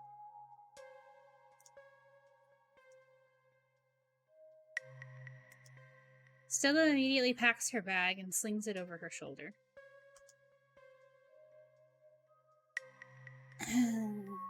Something terrible out there. Jesus Christ. Some skunk ape. More deer. Please tell me that was a raccoon. Say nothing.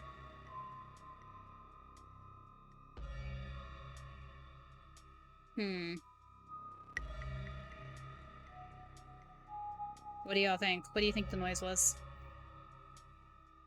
I mean, aside from the fact that our mystical sense told us it wasn't meant for human ears. Even Gretchen didn't know what that was. Either one or the raccoon. They could try one more time to warn Stella.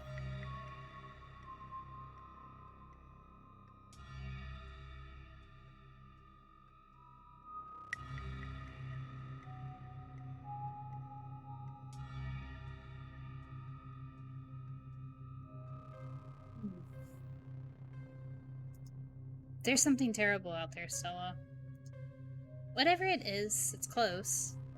Here, hold Gretchen's leash for me. Let's check this out. Oh, why would you give me the dog?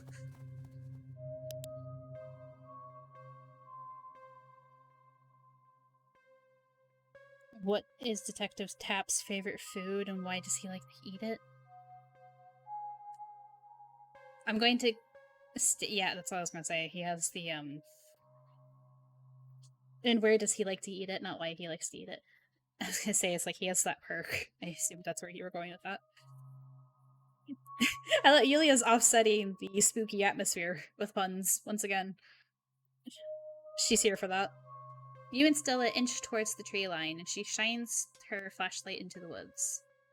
Do stay close, Ray. I wouldn't want any harm to befall you. Aw. Gretchen is keeping an eye on us.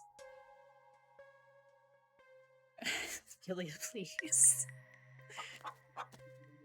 Oh. As you approach, a series of weak clucks call out from a nearby bush. Pain. It's all pain. Maybe Duke's birds weren't even after all. Oh, that went by really quickly.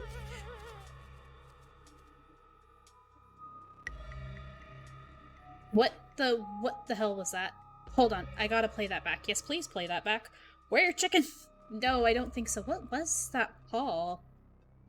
It had an egg? Or another tumor? Holy shit. I'm guessing it must have been 2-3 feet tall. It doesn't look hairy either, so I think we can roll out Skunk Ape. Let me see it again. But whatever it is, it has one of Duke's chickens. It looks like it headed north. Let's go after it. Right behind you. I was on board with this whole thing, but now we've found something. What have you gotten me into? Do we have to? Follow Stella.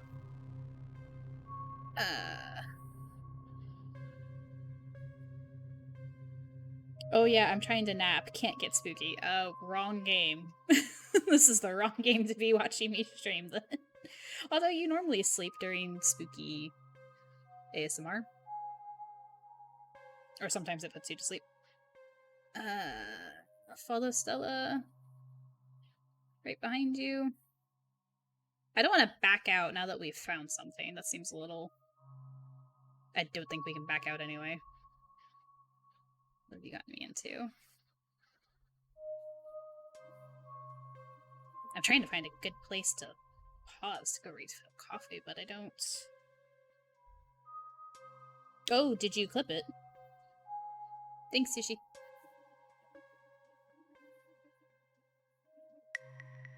What did you make of it?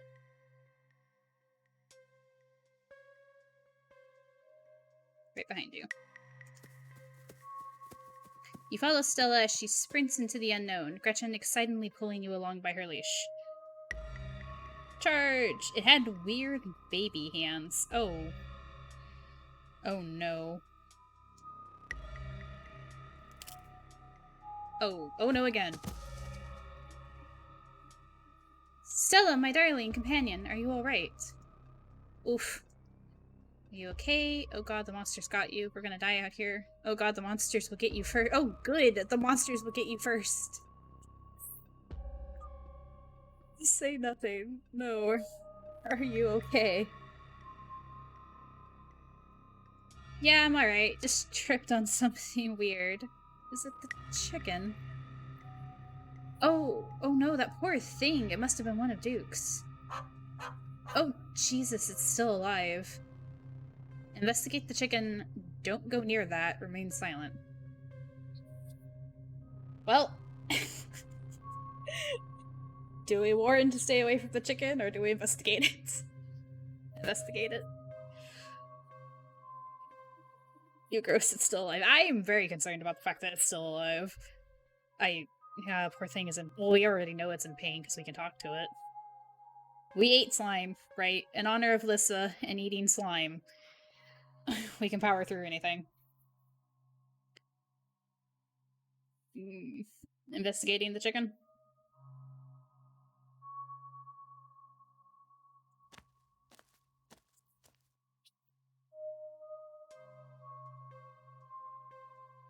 I see, I thought this was like an egg when I first saw it and like the chicken was around it.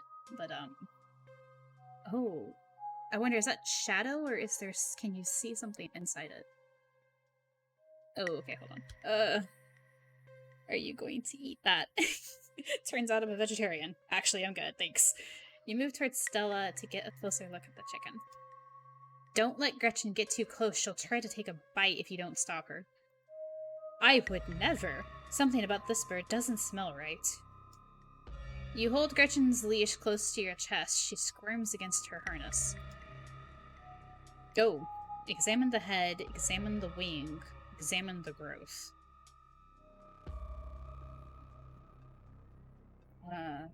Examine the head. Why am I alive? I mean, let's be real. Yes.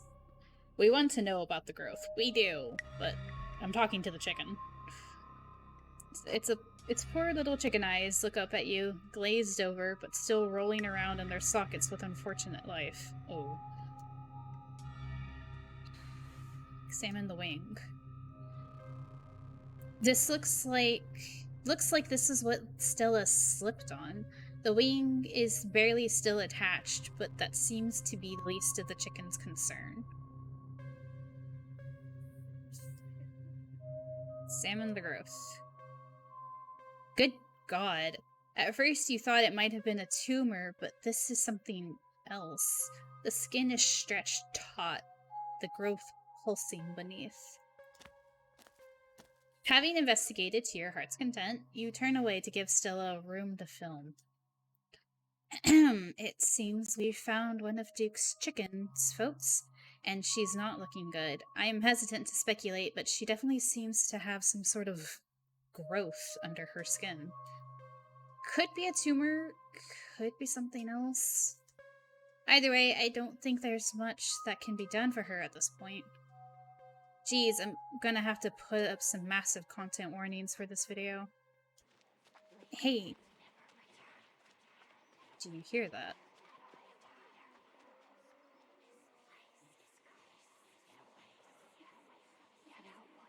Ooh, you can actually make out what they're saying.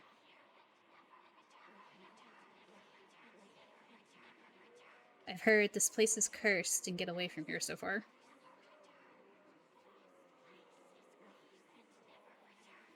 You should have never returned.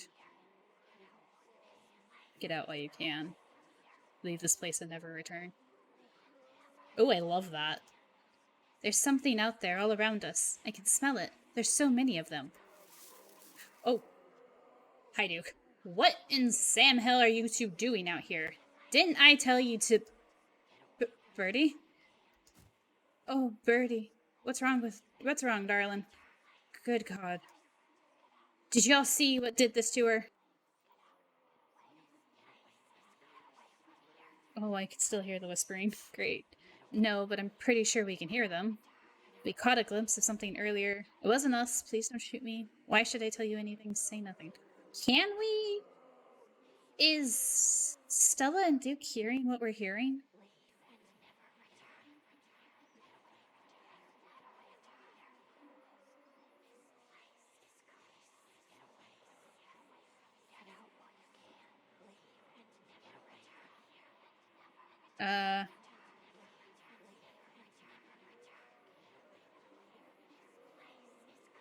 We talk to animals, play dumb, go too. Alrighty. Yeah, because we did catch a glimpse of it. She has it on camera, she can show it to them. We caught a glimpse of something earlier, and when we chased after it, it brought us here. Whatever did this to her, I think we can hear them in the trees. Oh, Stella can hear. But please don't shoot me. He's not aiming the gun at us. Or at Stella, thankfully. I do, every time I see him do this, I think he's pointing the gun at her, but it's her hand. Put that camera away, for God's sake, girl. I don't want to be in another one of your videos. No one needs to see me like this. No one needs to see Birdie like this. You wouldn't put her online, would you? Not when she's like this. Swollen and hurting. Duke, did you hear me? I think they're coming closer. You stay away from my Stella, you mongrels.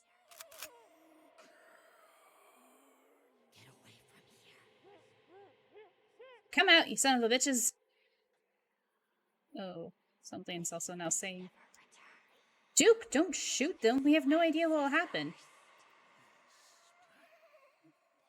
You hear that, Stella? That ain't the sound of something peace-like. Whatever these things are, they'll pay for what they did to my girls. Oh.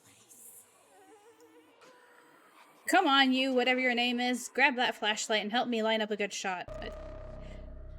I can feel that white-hot rage from earlier start to wash back over me. I'm going after them. Nope, Gretchen. As the creatures in the tree line grow louder and more numerous, Gretchen violently strains against her harness. Quick! They're closing in on us! Die for the flashlight, die for Gretchen.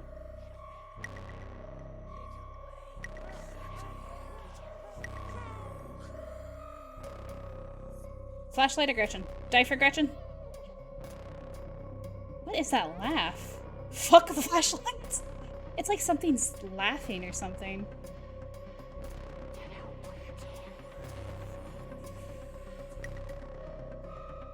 Okay, we're diving for Gretchen. I feel like Duke's a little bit of a lost cause. Or, I don't know. Protect the good girl! I'm sure Gretchen will be fine. Oh.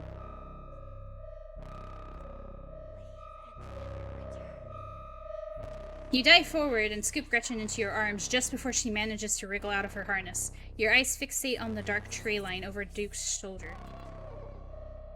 God damn it!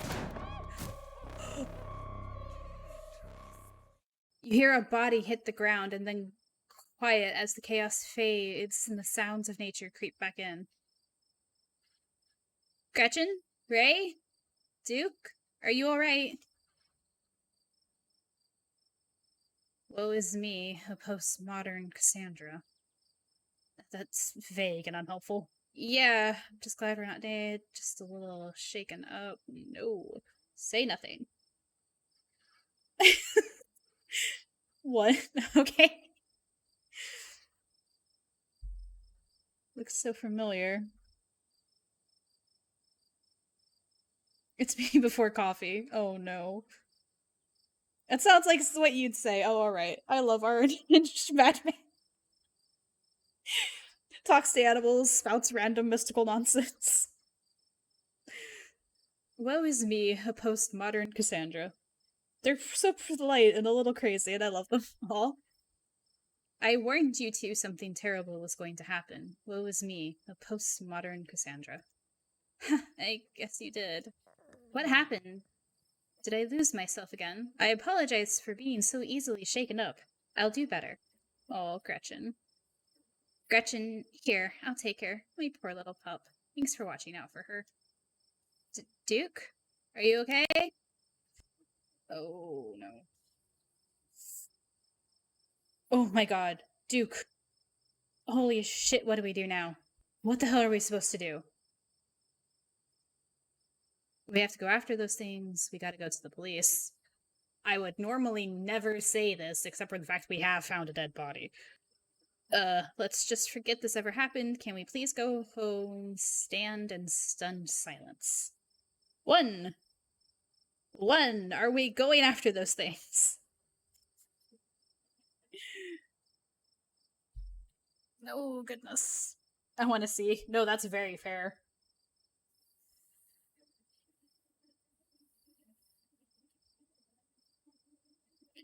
We're supposed to be on the hunt. Purging slime and all that. Although, I don't, yeah, we can take on anything. Yeah, there we go. I don't want to take Gretchen, though. Every time she's around stuff like that, she gets worrisome. Isn't this what you've been searching for? Those things out there are real. We should go after them. I don't know if you learned anything or not. That's fair. What happened to Duke? Is something wrong with him? Why won't he get up? Oh, Gretchen. Yeah, you're right. We need more footage. Come on, let's go after them before we lose our chance. Lead the way, silently follow. Lead the way. Lead the way. It looks like Duke managed to tag one of them before he, you know. We should be able to follow that blood trail. Let's go while it's still fresh. Oh. As you and Stella push through the woods, the unearthly sounds once again surround you. Keep running. Oh, there's a bunch of you. God, they're everywhere. I smell something terribly foul, like a pile of rancid meat.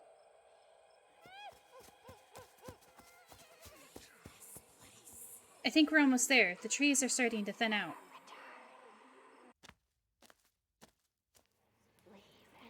Oh. The shrieks pull back into steady whispers as you and Stella stumble upon the putrid bodies of dozens of dead and dying animals. A sinking realization pulls at your gut. This is their nest, and you are surrounded. The way they're lined up, is concerning. What is this horrible place? We need to get out of here. Most of those swellings, all in the animals here have them. Or had them. Oh. They want us to leave, Stella.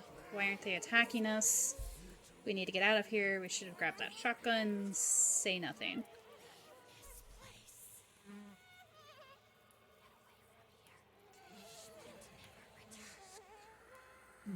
Yeah, they definitely probably want us to leave.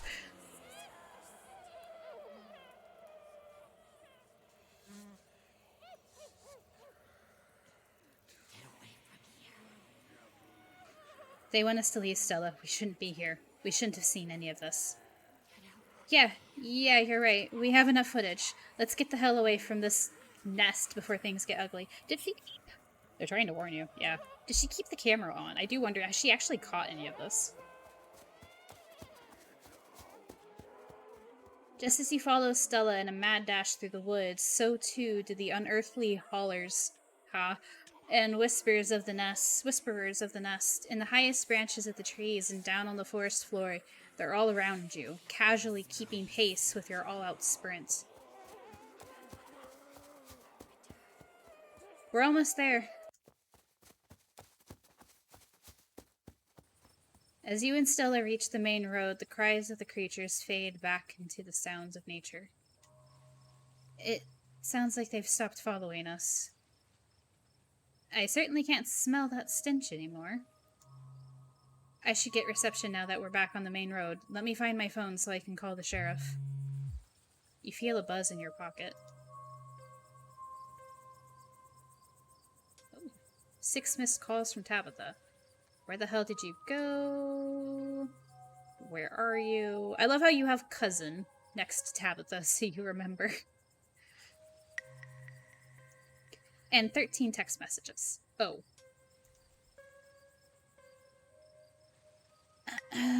Text her, she needs to calm down. Oh god, hold on. Call her, text her that you're okay, text her that she needs to calm down.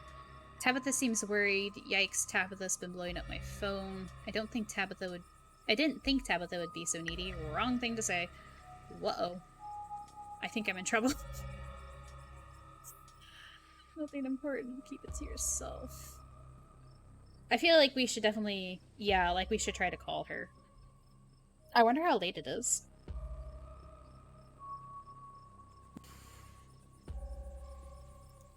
You try and call Tabitha back, but it goes straight to voicemail. Okay, well then we'll text her and let her know that we're okay. Your message sits unread. That's fine. Tabitha seems worried. Tabitha's been blowing up my phone. It's something important, keep it to yourself.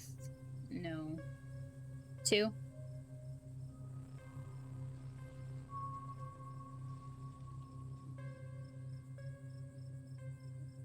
Yeah. Tabitha's been blowing up my phone. I guess she must be worried about you. But, first things first, let's call the police. Stella pulls out her phone and dials. Hello? Earl? It's Stella Richmond. I'm up in the mountain on Asina Trail? Insignia Trail? Not sure. Duke is dead, Earl. Shotgun. It happened right in front of us. There's something in the woods. No, yeah, like I said, if it weren't for the dead body, I definitely would not be calling the police. However, the dead body does need to be reported, and unfortunately, the police are normally who are the people you would have to call to do that. You gotta hurry. Okay. Okay, yeah. Are they really gone? Yeah, I think we're okay, but hurry. Jesus, Earl, who's going to tell Bo? I guess now we wait.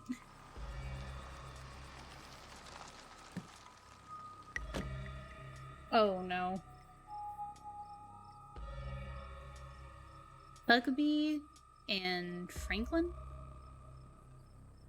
Alright. Look at this sweet little old man with his cup of coffee. It takes a little while, but eventually a patrol car arrives at the scene. Out of it walk two officers, Sheriff Huckabee, a friendly older man, and Deputy Franklin, a serious man wearing sunglasses, despite it being the middle of night. I think they were in the diner earlier. See? Right there. A thing jumps out of the woods, and then the shotgun goes off. What in Sam Hill? What is that, some kind of Pillsbury Doughboy? Could have been a naked maniac. As the video reveals the creature's nest, Franklin ever so slightly lowers his sunglasses. Or a whole bunch of naked maniacs.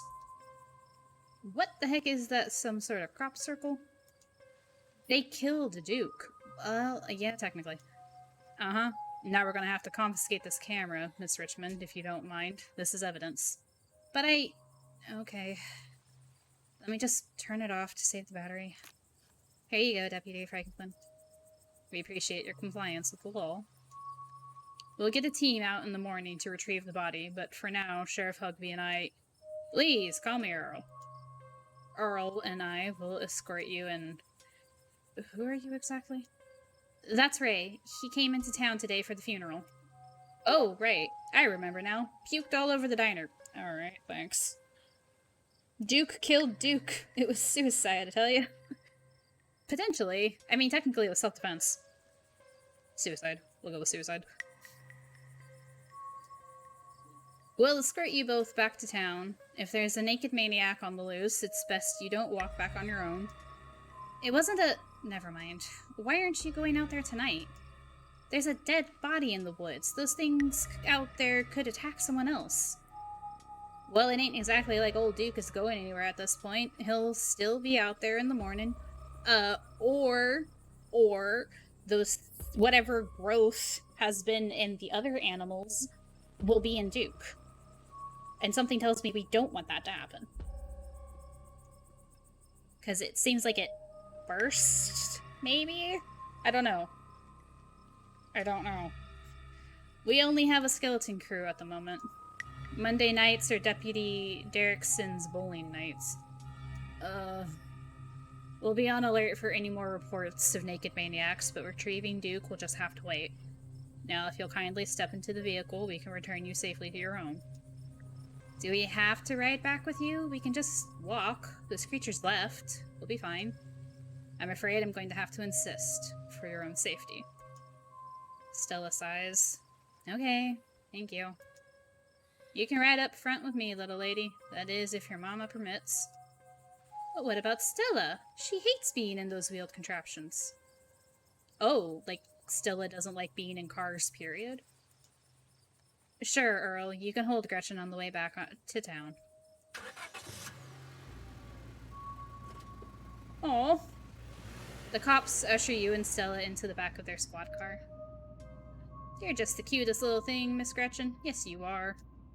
Sheriff Huckabee pats Gretchen on the head affectionately, but she remains fully focused on Stella. A worried look stretched across her little pug face as Huckabee scratches behind her ears. Stella stares out the window, oddly quiet. Maybe. Oh, maybe even worse. Maybe she was also in the car accident, but she survived.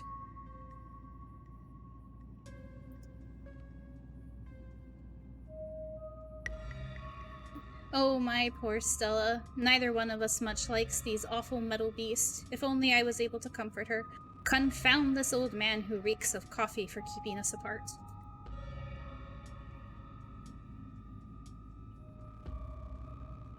Yeah. Hey, Stella, you good? She doesn't respond. Okay, place a comforting hand on her shoulder. I don't think Stella's okay back here, fellas. I guess we just saw a man die. I don't know what to say either. Remain silent. Do we know her enough for this? Although I guess physical contact is normally universally okay. Unless otherwise said so. I don't know. I do want to try to comfort her. I don't think talking to her... I mean, she didn't...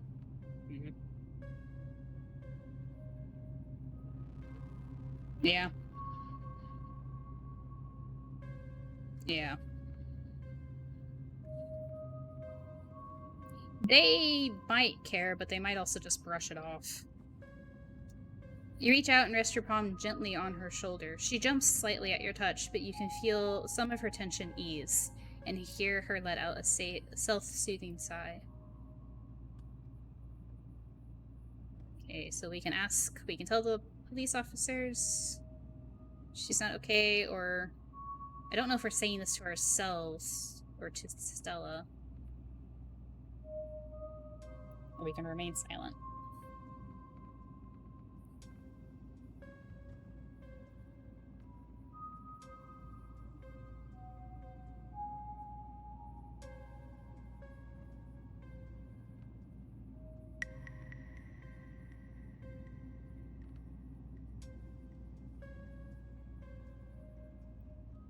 We don't think Stella's okay back here, fellas. Oh, I'm sure it's just a little car sickness. She'll be alright. She'll be right as rain once get back to town. Back down the hill. Jesus, sorry. Though she'd best try not to hurl in the meantime. We wouldn't want Franklin here to have to work late cleaning the squad car. We're only a few minutes away now. Y'all had better keep it together until then. Jesus, you two. Soon the rumble of gravel beneath the tires gives way to uneven pavement, and the car comes to a stop in front of a small cottage. You two stay out of trouble. We'll have this all sorted out in the morning. Just get a good night's sleep. Yeah, I don't think any of us are sleeping tonight. Just FYI. And you, whatever your name was.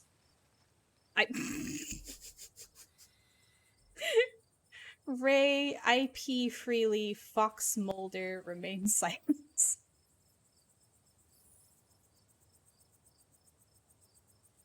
If IP Freely is a reference, if these two are a reference to something, I don't know what it is. Two?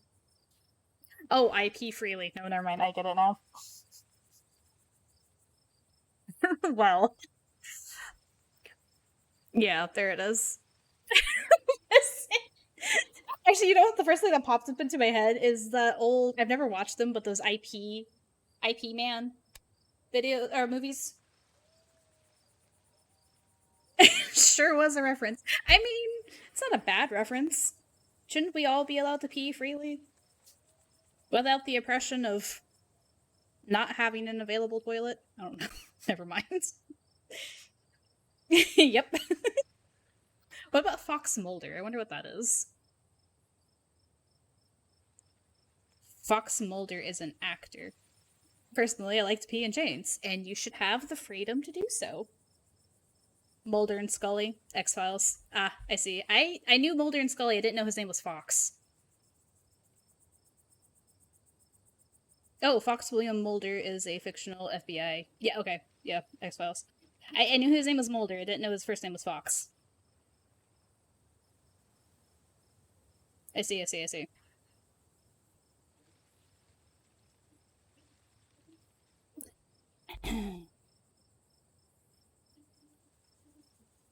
Well, in honor of Yulia, 2 it is. Besides, maybe we'll make Stella Mulder. Yulia, please. Maybe we'll make Stella laugh. Might help bring her out of the funk she's in. IP Freely. Sure, you're in town for the funeral. Good. Don't you go leaving before then. I imagine we'll need to ask you a few questions about everything you've seen tonight. Stella, keep an eye on him for us. Make sure he doesn't get into any more trouble. Y'all have a good night right now. Bye-bye, Gretchy, and y'all have a lovely evening. If any of those bugaboos give you trouble, you know how to get in touch.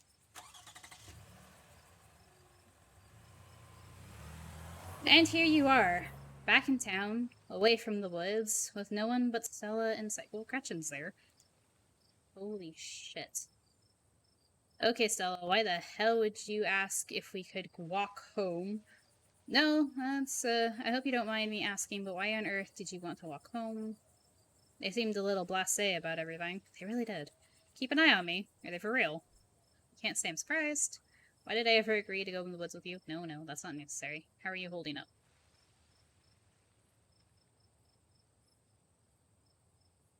I do want to ask, but I feel like this is probably the politer one to say. How are you holding up? Yeah, we'll ask. Let's explore first, and then we'll ask her how she's holding up. I hope you don't mind me asking, but why on earth did you want to walk home? That's a fair question. I've just had some bad experiences with cars. I don't know how to drive them, and I don't like getting in them unless it's literally a question of life or death. Which I guess tonight was. Sorry if I weirded you out. God, what a night.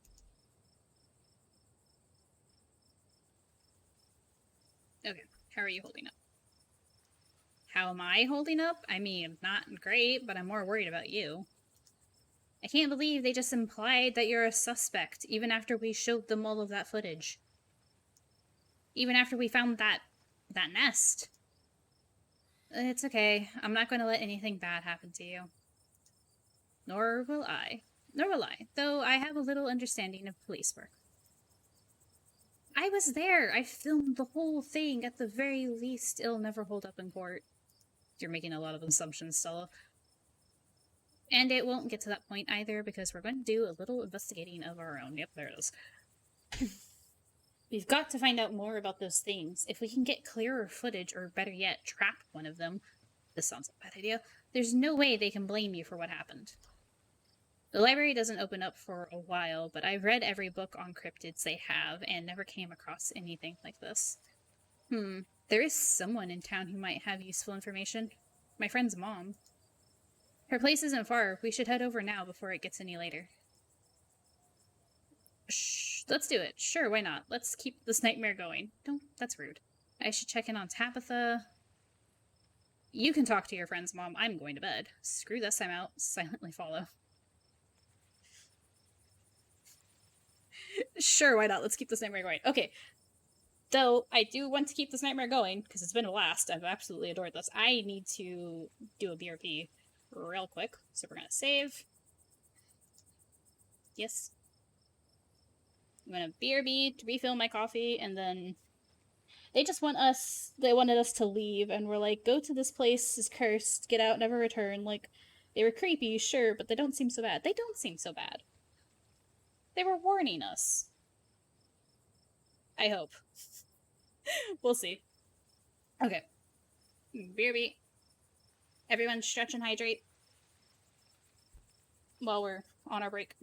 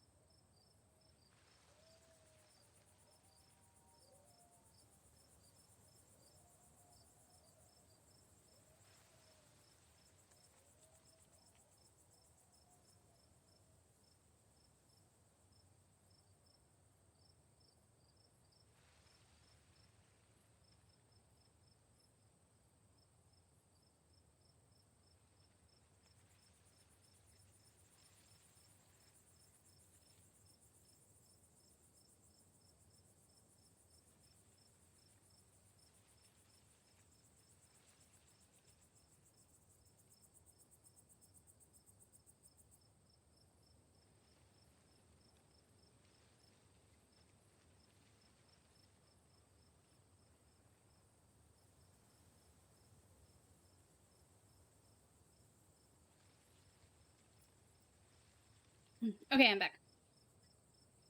I had the last of my coffee. I grabbed myself a peanut butter granola bar. Like, I didn't actually get a jar of peanut butter, but it has granola snack bars with peanut butter in them. So that's just gonna have to do for now. I did a cat check. They're all sleepy.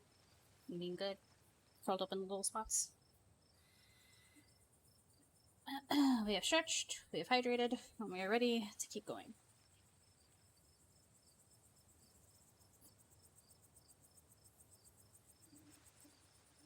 Okay, we have 1 for 2. Sure, why not? Let's keep the snapper going. I should check in on Tabitha, but I don't know. We sent her a message, we tried to call her. I don't know if we left a voicemail or if it just went straight to voicemail.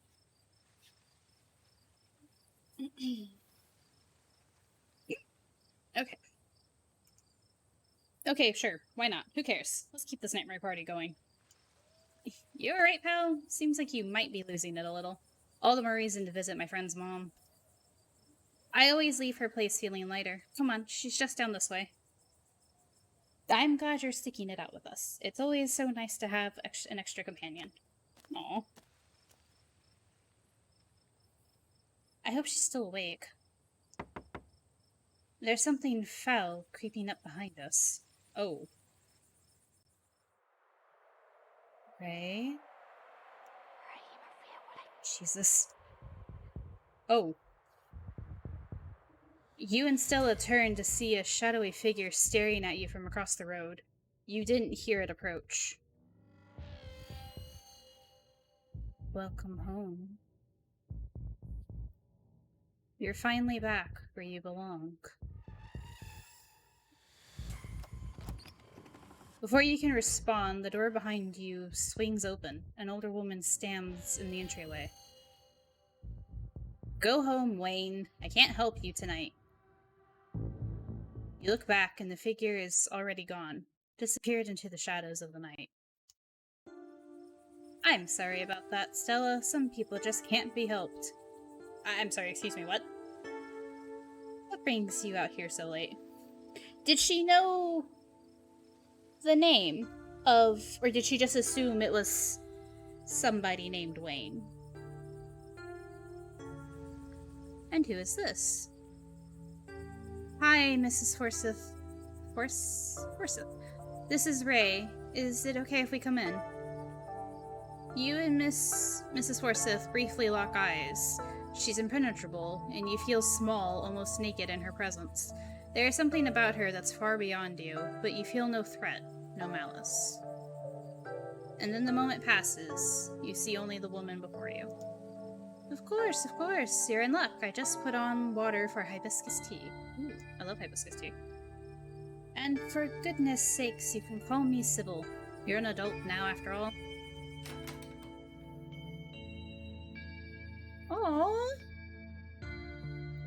This is lovely. I like her design, too. Tea is life.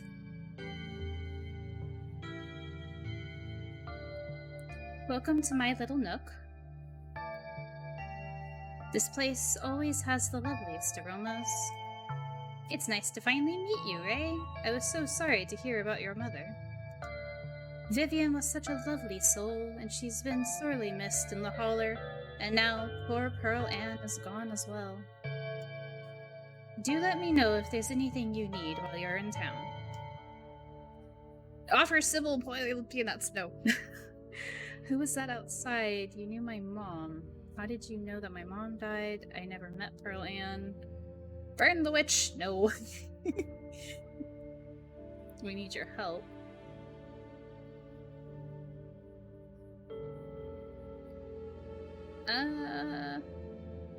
Who was that outside? Yeah. Just a very sick man. You don't need to be worried about him. Not answering the question, my lady.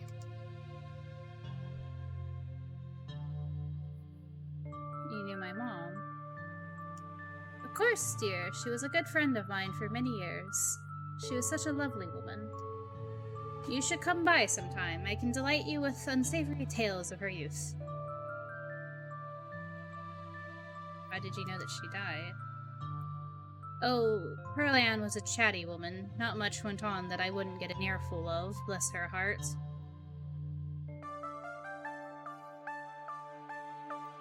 I never met Pearl Ann. You don't have to pass on your condolences to me. I have no feelings about the woman. Ha, that's fair, child, but it seemed like the right thing to do. Huh. So she's giving a very different vibe towards the sisters than what we've seen so far.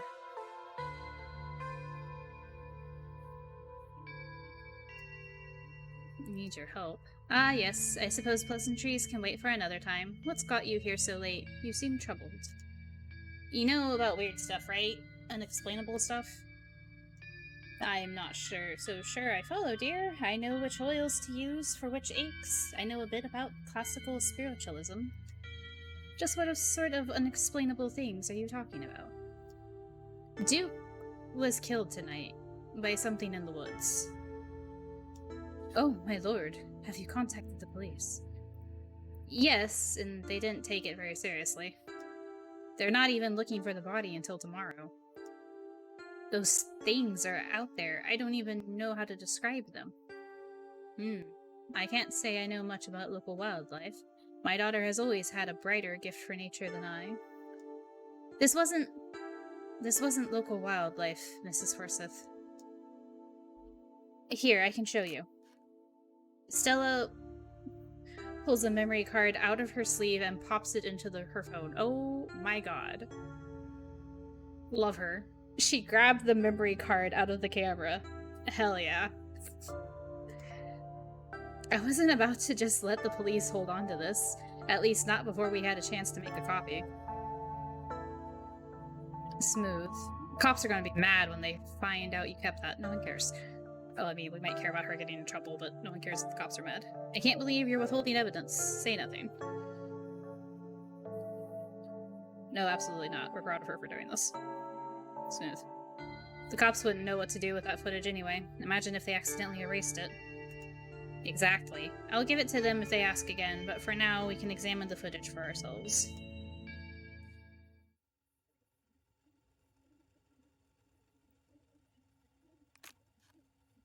Where was this?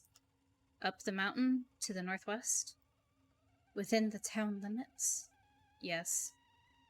I see. Oh, we can hear the kettle whistling. Is there a way to make the video bigger? And louder, if you can. I'd need to plug the memory card into a computer. I could go back and get mine. No need. Kanika should still be awake. She can lend us hers.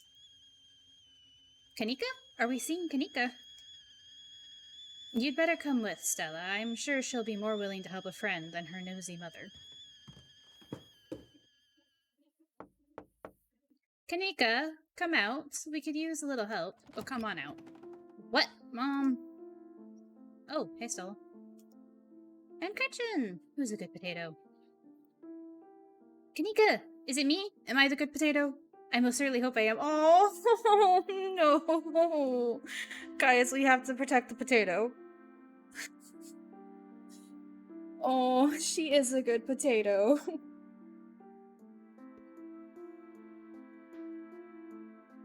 And a stranger. What are you doing in my house? Offered Kanika boiled potatoes. Peanuts, no.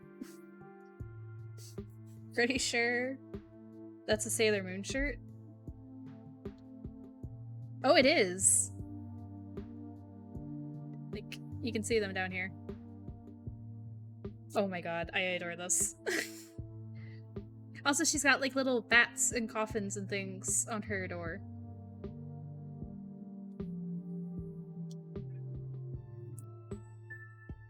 Hi, I'm Ray. I was helping Stella with a video and something terrible happened. I've been through a lot tonight. I'm not in the mood to introduce myself. None of your business.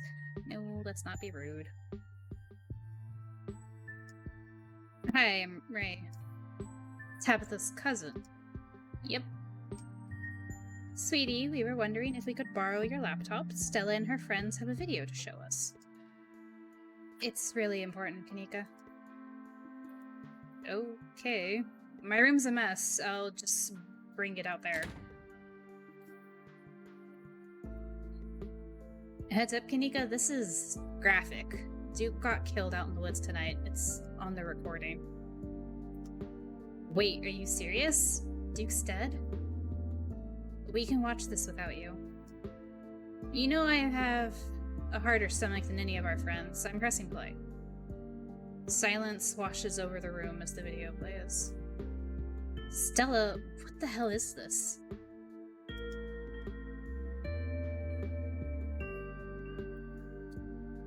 This is far beyond my ability to contribute. I'll leave the thinking to you humans.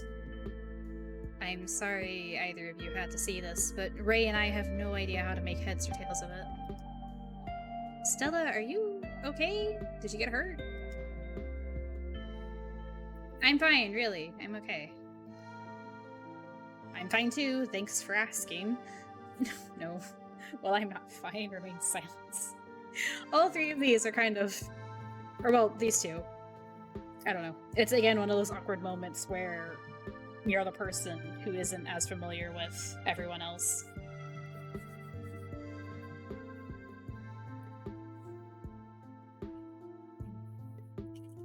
This is another one of those incidents where I'd probably remain silent and out of the conversation. Yeah. I will, however, take a piece of my granola bar.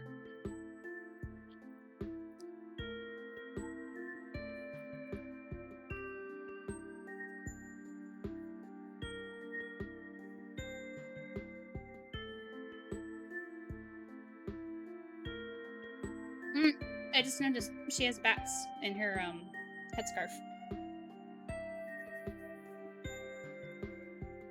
It's cute. He remains silent. Poor Duke. Poor Beau. Has anyone told him yet? We talked to the police. I hope they told Beau, but Earl and Deputy Franklin didn't seem to be in too much of a hurry to do anything. I'll call him later tonight. But for now, we have something far more serious to discuss. What happened in the woods, we weren't supposed to see any of that. I agree, those things are still out there. More serious than a man's death? I mean, not necessarily. I didn't like Duke anyways. No.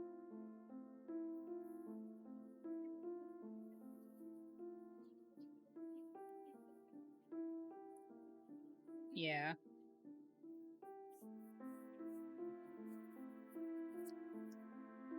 Whatever happened in the woods, we weren't supposed to see any of that. You're not wrong.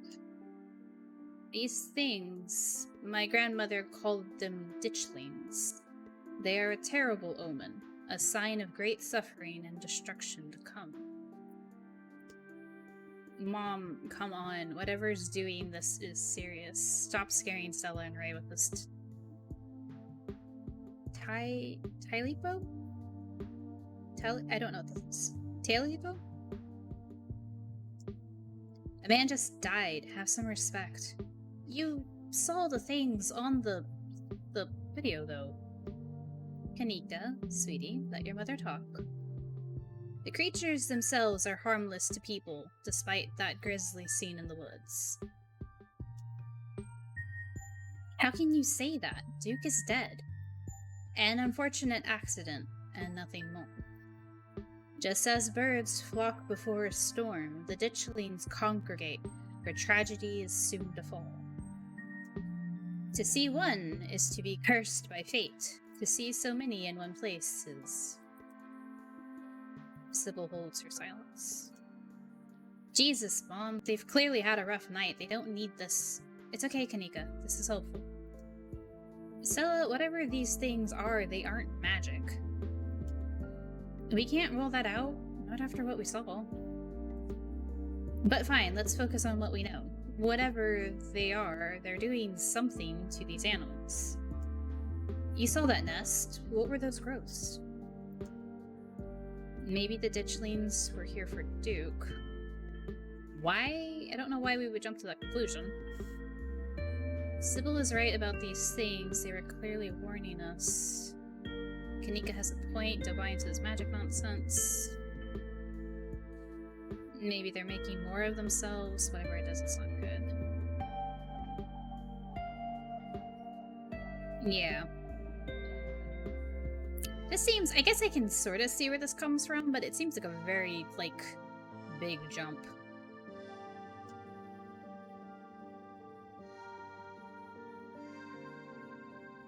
I have to agree with Sybil. I could clearly hear them telling us this place is cursed and to get out while we still can. Spooky stuff. Wait, are you serious? I couldn't make out anything. It was all just garbled whispering to me. How interesting. Are you sure you're not just subconsciously rewriting your memories to match my mom's theories? Even if we were to assume for a moment that you and my mom are right, I'd still want to know what they're doing in the woods. Maybe what we're seeing here is some sort of parasitic larval stage, part of their life cycle. That is huge, if it is a larva.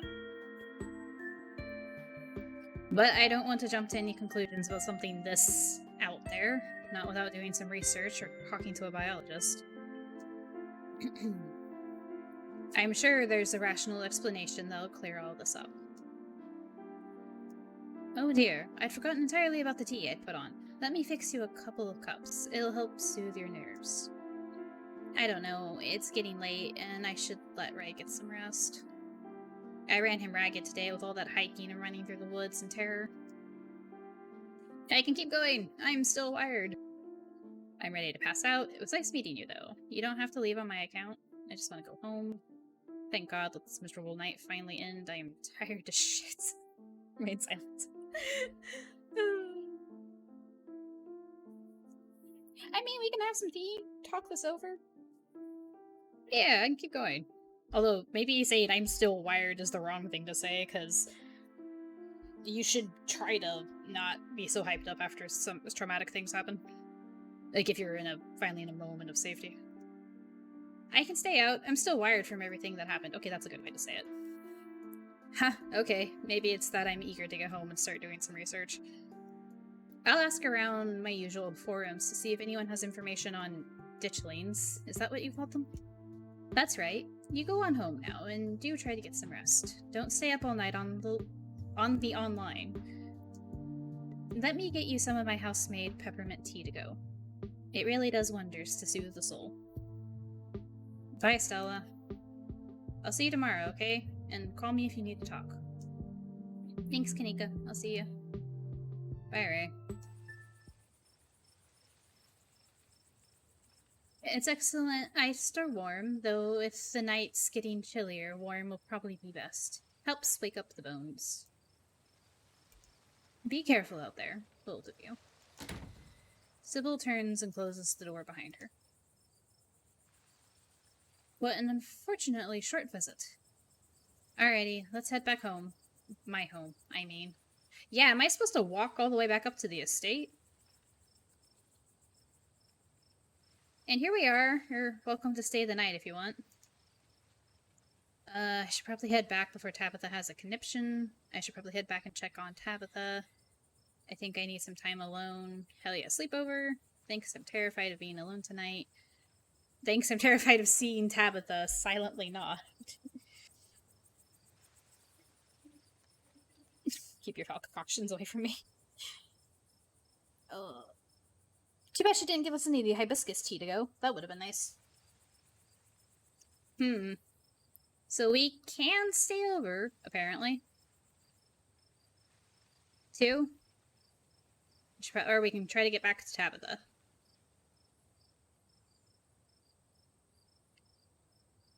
She was pretty worried, and it's weird she didn't answer. Yeah. She also apparently hasn't called back or texted back.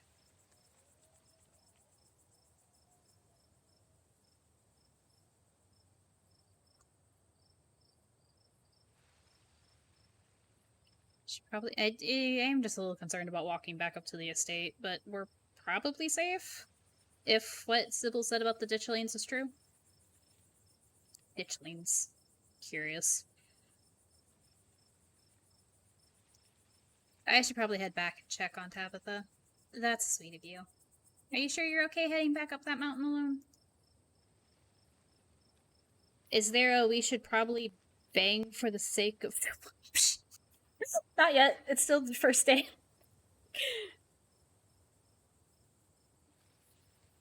No kissing on the first date. Gotta wait until, like, was it date 2 or 3 for that? Does this count as a date? Trying to take a video and then um trying to take a video accidentally murdering or not accidentally catching the footage of someone's death and then we've only been here for 1 day. Oh, but we're only here for a couple of days. I'd still give it closer to Friday then, if it's Monday.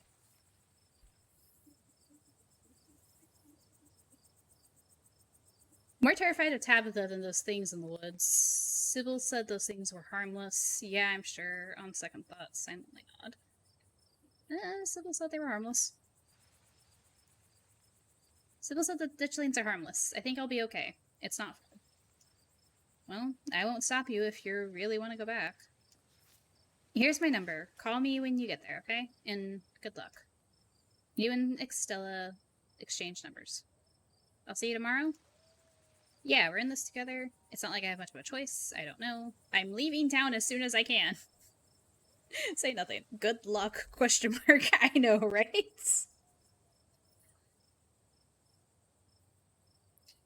This is funny, though. I'm leaving town as soon as I can. Which would still be... Does the bus only pop in once a week? So it would be Monday regardless. Yeah, we're in this together. Yeah, we are. Stay safe, buddy. Good luck, Ray. Aw. You begin the long hike back up to the Scarlet estate alone. Continue down the path. Almost home. Thanks, potato. Yeah, Gretchen's a good potato. Continue down the path. You've made it. She left the light on for us, guys. You could always steal a car. Oh. Grab someone's bike and be like, it's fine, I'll put it back in the morning.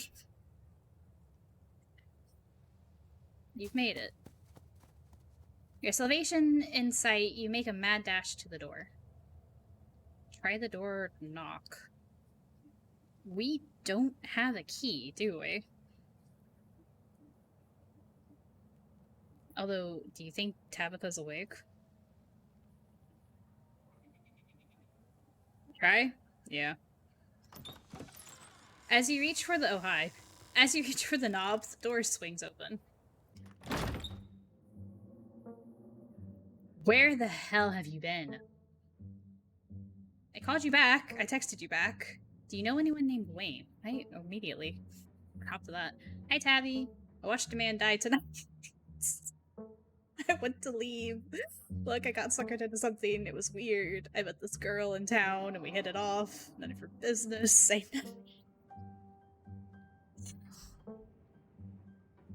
Wayne? Yeah, I'm curious.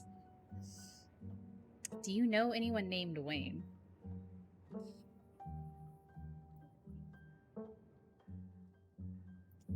I employ over 100 people. I'm sure I know a Wayne. Wrong answer. Be mysterious and chaotic. Oh yeah, Alyssa wants us to make Tabitha's life hell. Right, I remember now.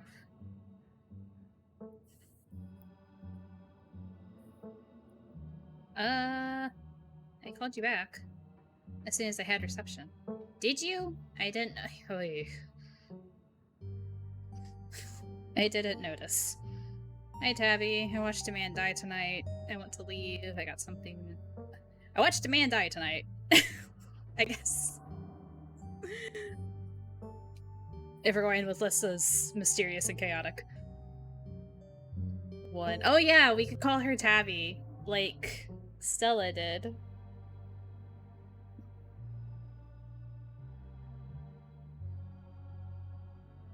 Oh, not hi, you meant to. Okay. But also, one is a good option.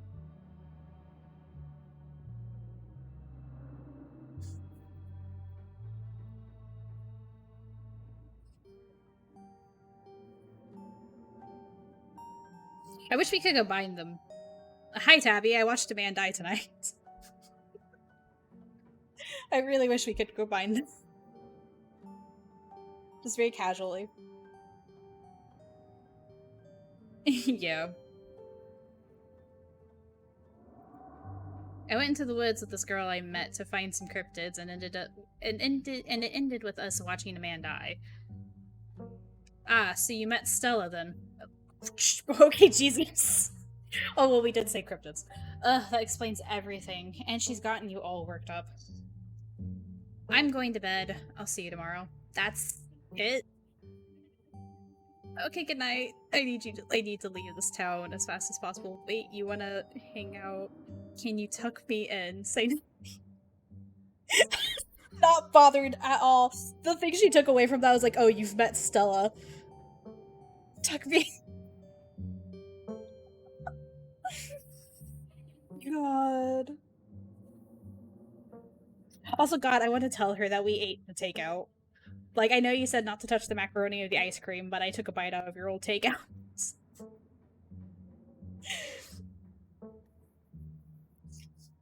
Okay, can you tuck me in? Oh, darling cousin of mine. Is there any left to take out? Yes. We only took a handful out of it. Yes. Feeling a bit picky. I need to go finish off my afternoon snack. Can you tuck me in? Are you serious? Tuck you in? No. Go to sleep.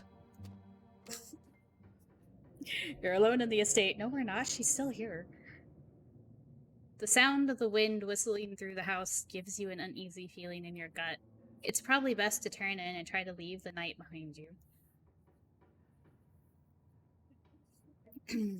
As you settle into your room, you remember that Stella asks you to call her once you got back. Call her, go straight to bed. Check it. I want to check on Dustin. I do.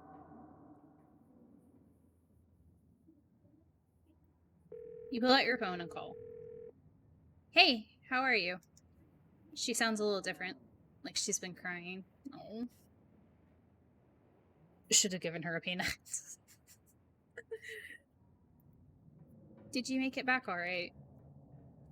All good. Yeah, how are you? Are you okay? I died, actually. God.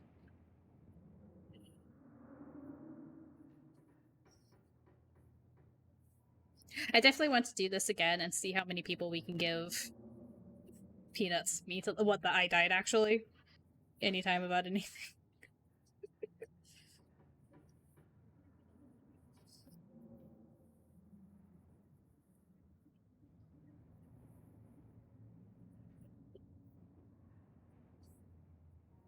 Are we telling her I died, actually? No, too, okay. Yeah, let's ask if she's okay. Yeah, I'm alright. How are you? Totally fine. I mean, as fine as I could be, I guess. You don't have to worry about me. Go get some Z's, okay? I'll see you tomorrow. From the relative safety of this uncomfortable bed, the events of the past evening seem like something that happened to someone else, though you can still clearly picture the terror you felt in those moments. For now, you're safe and you're warm. Eventually, the sun will rise and chase away the monsters, and make them seem like nothing but bad dreams. Maybe tomorrow, if you're lucky, you'll wake up in the normal world and have a boring week in the mountains with your sour-faced cousin. It's a nice thought, but deep down you can't help but worry that things will only get worse.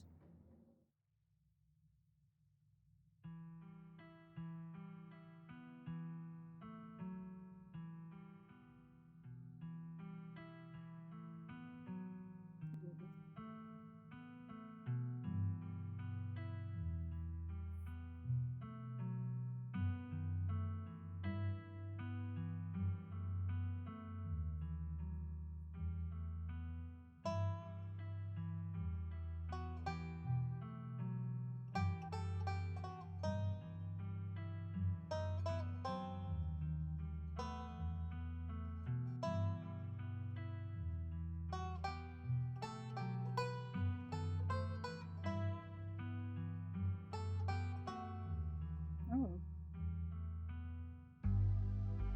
Don't think that was Stella.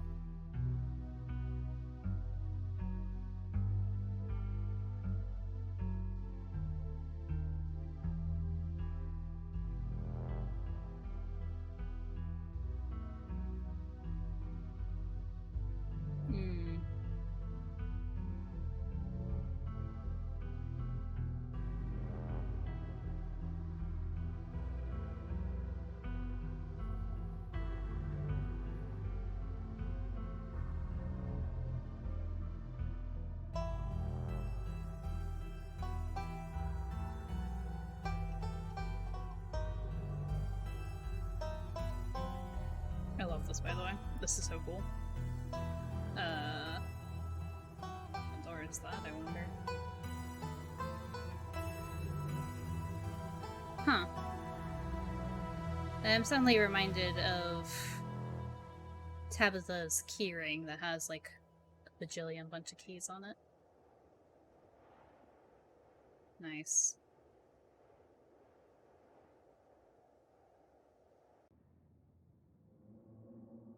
This is the end of episode 1.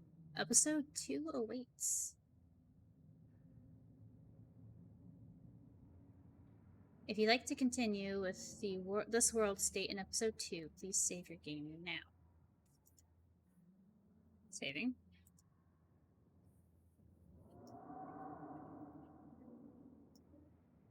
Would you like to see a recap of episode 1 before you start episode 2? Sure. Yes. Is it gonna tell me, like, decisions we made? Okay. The long bus cousin, the bad news, the 26 hours of bus rides, accountants. Oh, does it give me a full... No, okay. Okay. So I guess because the chapters come out... Afraid! Hi, Dustin! Like, just in case... Because like, there's only up to chapter 4, and so we do have 3 more chapters, so...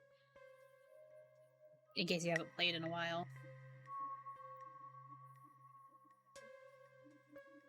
And this also lets you see, you know, who you've met, how they feel towards you about certain things, probably. Oh, yeah. Get to have... There will be 7. Yeah, there's 7 chapters. It's very concerning.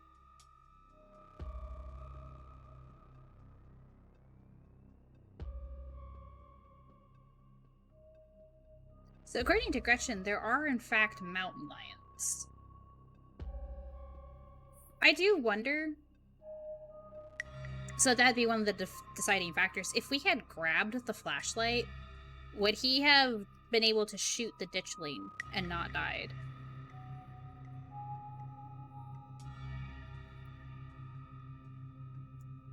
But would we have lost Gretchen? Would that have been the trade-off? Gretchen or Duke?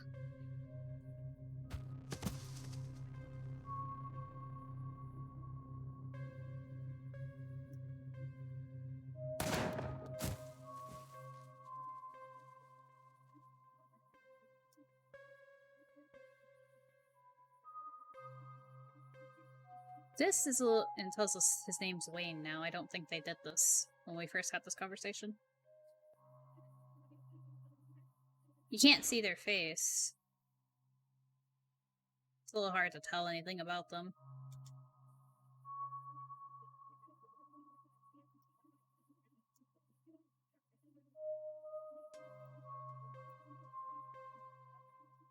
Tuesday morning awaits. Okay. As much as I desperately want to keep playing this, I have been streaming for 4.5 hours, and it is 1:30 in the morning for me. We're going to save here. And cut stream. Hold on. So let me do that real quick. Save. Yes. Okay. I will be streaming more of this tomorrow after Sushi's stream. I don't know if we'll be... Oh, I'm sorry. I mean... I could keep going if you guys really wanted to. I know it's kind of late for everybody. Double the spooks on Monday? Yeah. Whereas, like, where we were able to get through all of chapter 1 on this playthrough, or on today, I don't know if we'd be able to get through all of chapter 2 tomorrow. Where was I going with this? And then Tuesday, I'm going to try to grab the PlayStation and bring it in and stream the Resident Evil 4 demo. If it allows me to. Sometimes oh no, I have a capture card. Never mind, that won't be an issue. Stream the Resident Evil 4 demo. And then, depending on what chat wants, we'll either maybe play Final Fantasy VII, because we haven't been able to play it. We haven't played it in a little bit, or we'll get back to Scarlet Hollow.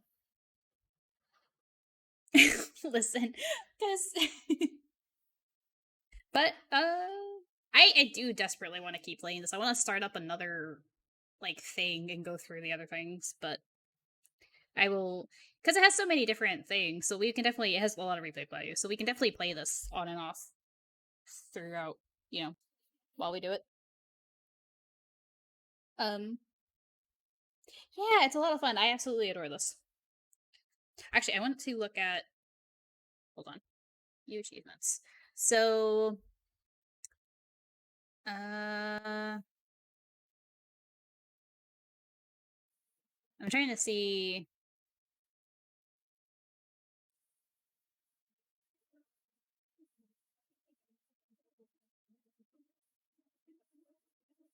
The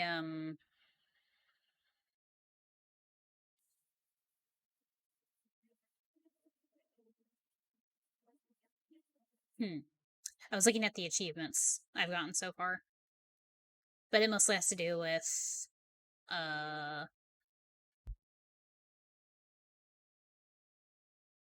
like just decisions we've made. And there's a lot of them because there's so many different options.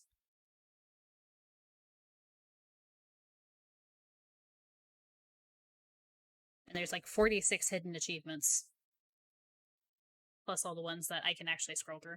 Okay, so we'll worry about that later. Yeah, so we'll play some of this tomorrow after Sushi's Fatal Frame stream. And then we might also play it Tuesday after Resident Evil 4. We'll see. But until then, thank you all so much for stopping by. Thank you, Little Power. I'm so sorry, Limited Power for the follow. I hope you enjoyed stream. Uh, thank you for stream press. Shush you. I will see you all then. Have a lovely evening or time of day that it is for you. And I'll tweet out on Twitter about the time that I'll be going live again. It'll probably aroundish 9 p.m., 10 p.m. Central Time. Around, probably. But I'll let you all know then. But until then, thank you all so much for stopping by. I'll see you next time. Bye!